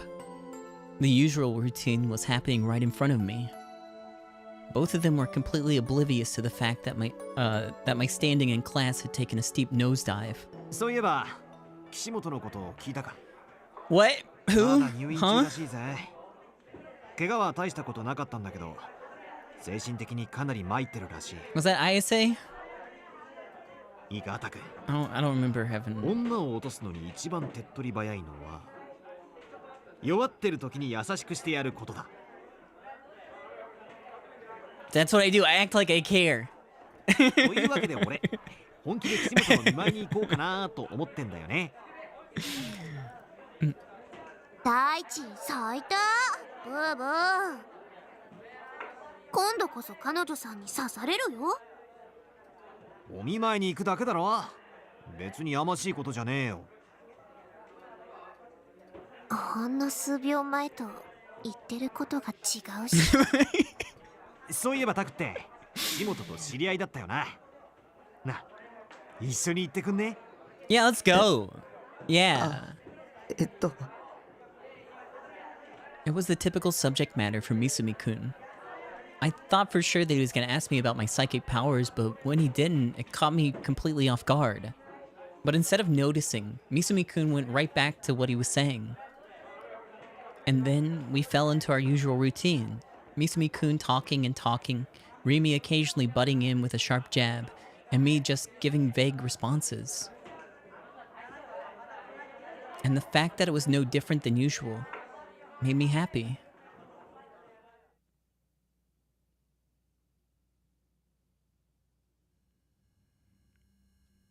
Look at this nice, normal gentleman with his beautiful smile and not razor-sharp teeth. At the top of the Nozomi Group HQ, within the presidential office, Norise Genichi, stood at a window, lighting a cigarette ablaze. Nozomi Group. An enormous corporate group with abundant subsidiaries. One that conducted business while being accompanied by license approval from the nation itself. A number of those subsidiaries then found success in a variety of business fields, from sales of clothing or groceries to managing sales and imports as a trading company. Norse, who reigned above all of as the apex of the group, looked below at the grand view of his castle. His conscious mind, however, was not gazing upon the scenery before him. Repeatedly tapping his foot against the floor in agitation, his lips curled into a sneer. まったく。老人たちの相手は面倒ですよ。そう思いませんか？彼らは臆病すぎる。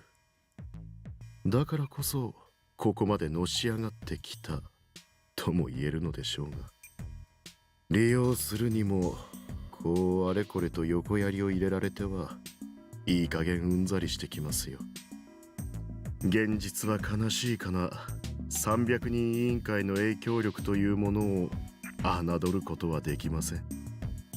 ただいずれ近いうちにそのシステムも崩壊する。世界の支配構造は組み替えられる。楽しみですか？私もですよ。ここまで随分時間がかかってしまいました。プロジェクトノア、立ち上げからすでに5年余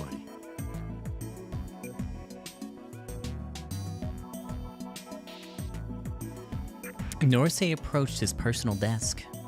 The solid desk of natural oak contained few ornaments of any note, adorned only with items one might find in a typical office setting. At the table's edge, however, a single conspicuous object casually lay. Norse grasped the green, strangely designed character in his hand. Upon giving it a single, disinterested glance, he promptly discarded it in the waste bin.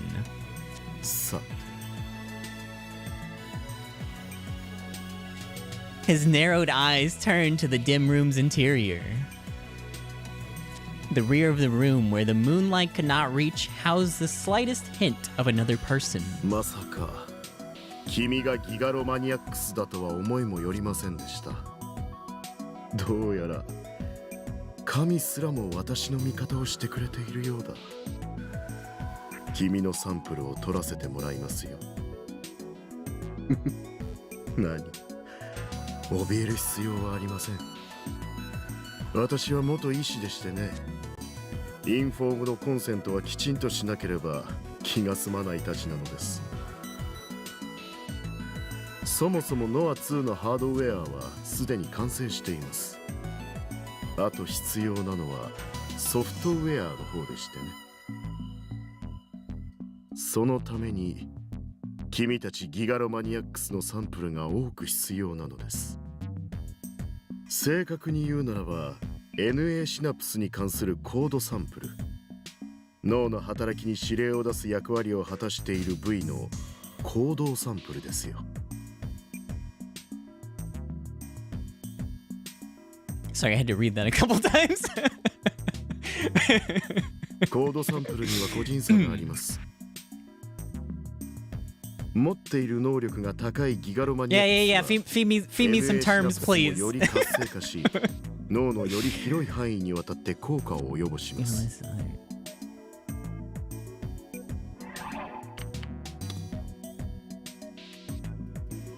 Synapses are sites formed between neurons and other cells that receive and transmit neurotransmitters. Their shape resembles that of hands holding one another, but there is a gap of about 20 nanometers between each synapse. Neurotransmitters move between these gaps, and when doing so, appear almost as if they're floating. Let me save before I accidentally click on something bad. Okay. 人間の脳は全体の10分の1しか使われていません。しかしギガロマニアックスは違う。残りの10分の9の部位も使っていることが分かっています。ギガロマニアックスの頭の中というのは実に興味深い。そのサンプルがノア2にとっていわば CPU の役割を果たすわけです。サンプルが多ければ多いほどノア2の能力は本物のギガロマニアックスに近づき、やがて超えるでしょう。納得してもらえましたか？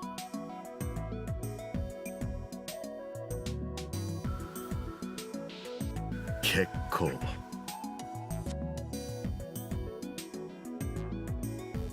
Norsei nodded in satisfaction, exhaling a cloud of smoke as he returned to view the scenery but beyond the window.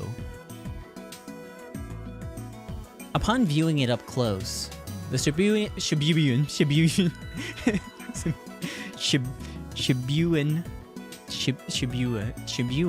there we go, sorry. The Shibuyan nightscape was the essence of vulgarity itself, leaving Norsei solely with his feelings of discomfort. Shibuyan. His persistent belief of this remote location, however, was that it was more than adequate. Nevertheless, it would not be long before this nightscape would be a sight never to be seen again. The final experiment of his Project Noah would make sure of that. 世界が生まれ変わる日も近い。Garo Froggy! Oh my god, I knew it.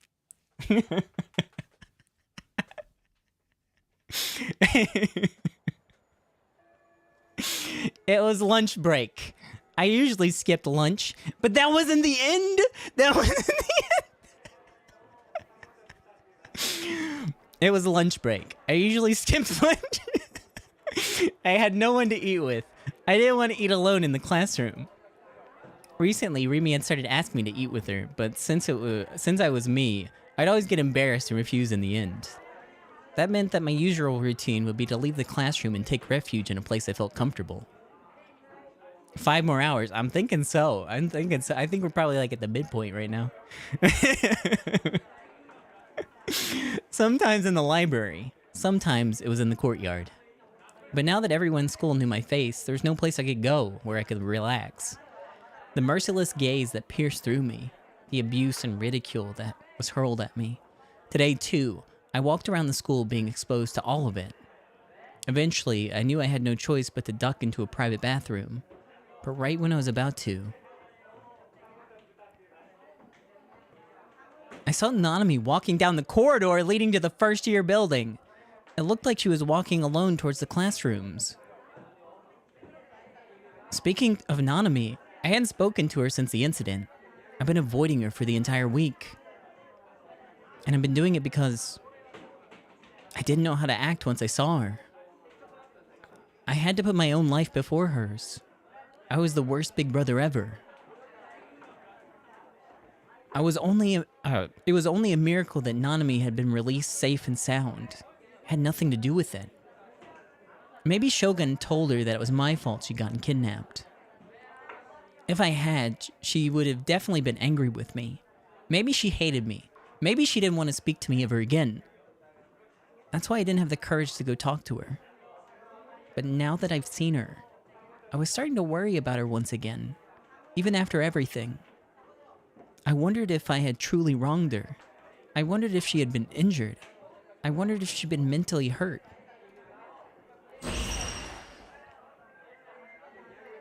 For a moment, the memory of the hand resurfaced in my head, but I shook my head violently to ward it off. That severed hand, along with the bangle it had been wearing, and the cell phone it was holding. It had all been a delusion. A real delusion. Because the hand had disappeared from the refrigerator. Rather than thinking it somehow sprouted legs and walked away, it was far more reasonable to believe that it had never been there in the first place. The fact that Nanami was alive and well was proof of that. I don't know, pan down a little bit so I can see her hand. Before I knew it, I'd broken into a run. I was chasing after Nanami. Her figure got bigger and bigger as I approached her. She hadn't noticed me yet. As she walked, she played with her hair with her fingertips of her right hand. Okay. As I ran, I started to call out to her. On her right hand, the hand that was playing with her hair, the sleeve of her uniform ever so slightly slipped down. Suddenly, I was hit with a strange feeling, and I choked back the sound I was about to make. I stopped dead in my tracks. I had seen it.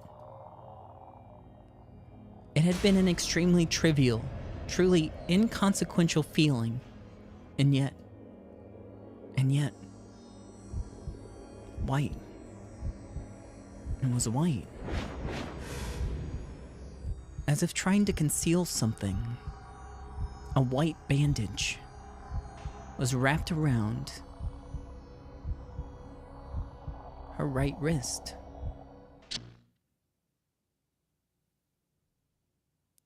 Oh! Okay. Okay. Oh, the last couple of minutes have been real exciting, and as much as I'd love to read for like another 5 hours, this was a long chapter. It took a little bit to get there, but it's been good. At least for me, it's been good for me. I'm glad you could participate if it was okay for you. For the 3 people out there that really enjoy Chaos Head, but it was, I think it's been getting interesting. I don't know how much game is left, because I do know that there are routes, and it's definitely alluded to that in the narrative. So, but you've been enjoying it. Good. I'm glad somebody is. Anyway, that's it for me. I'll ramble about it next time. I need some time to think about it. For the start of chapter 8, whenever that happens. Hopefully, it will continue to be frequent enough to remember it. But that's it for me tonight. Thanks for hanging out with me, friends. Sorry I went a little late. I'm done saying words. So thanks for being here. A big thank you to all the Ko-fi supporters. Thank you guys so much for everything you do. If you enjoy the stream, consider checking out my Ko-fi. !Ko-fi will get you a link to it. Still trying to hit Partner Plus for this month. If you enjoy the stream, consider subscribing because it would help out a ton this month. I'm at 2 of 3 months met until I don't have to talk about it again for another 12.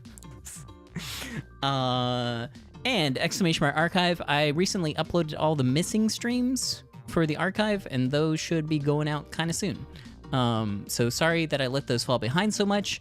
I didn't really want to look at my streams for a while there. I just didn't want to see them. It made me sad. So I just stopped. Sorry to say. That was it. That was mostly the main reason, but I'm back on it now. Do you know how renewing works? So I'm pretty sure you just do it again. You just do it again after the 12 months. Do you have to do another 3 months after it ends? No. So it should be for 12 months I get those rates, and then it resets. So who knows what will happen in 12 months though. I'm not thinking that far ahead. Anyways, thanks for being here. I'll be back tomorrow. I actually published a schedule this week if you want to see it. It's on my Twitter. It's pinned. It's actually the pinned comment. It's the pinned tweet, the pinned X post. And you can view it there. Tomorrow, I believe it'll be more Illbleed, and after that, other stuff. So that's it for me. I'm done. I've been talking and rambling a lot. Bye.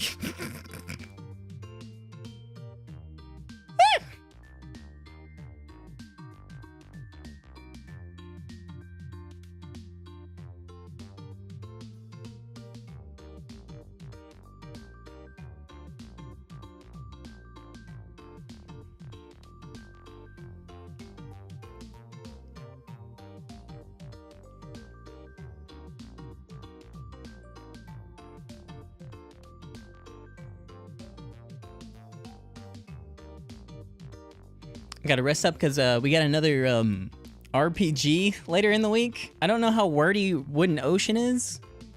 But I finally decided to play that. It was gifted to me a while back. And I'm sure there's a lot of words. I think it's an RPG Maker game. There's probably gonna be a fuck ton of words and stuff. Probably not as much as this game. Probably not as much as this one, but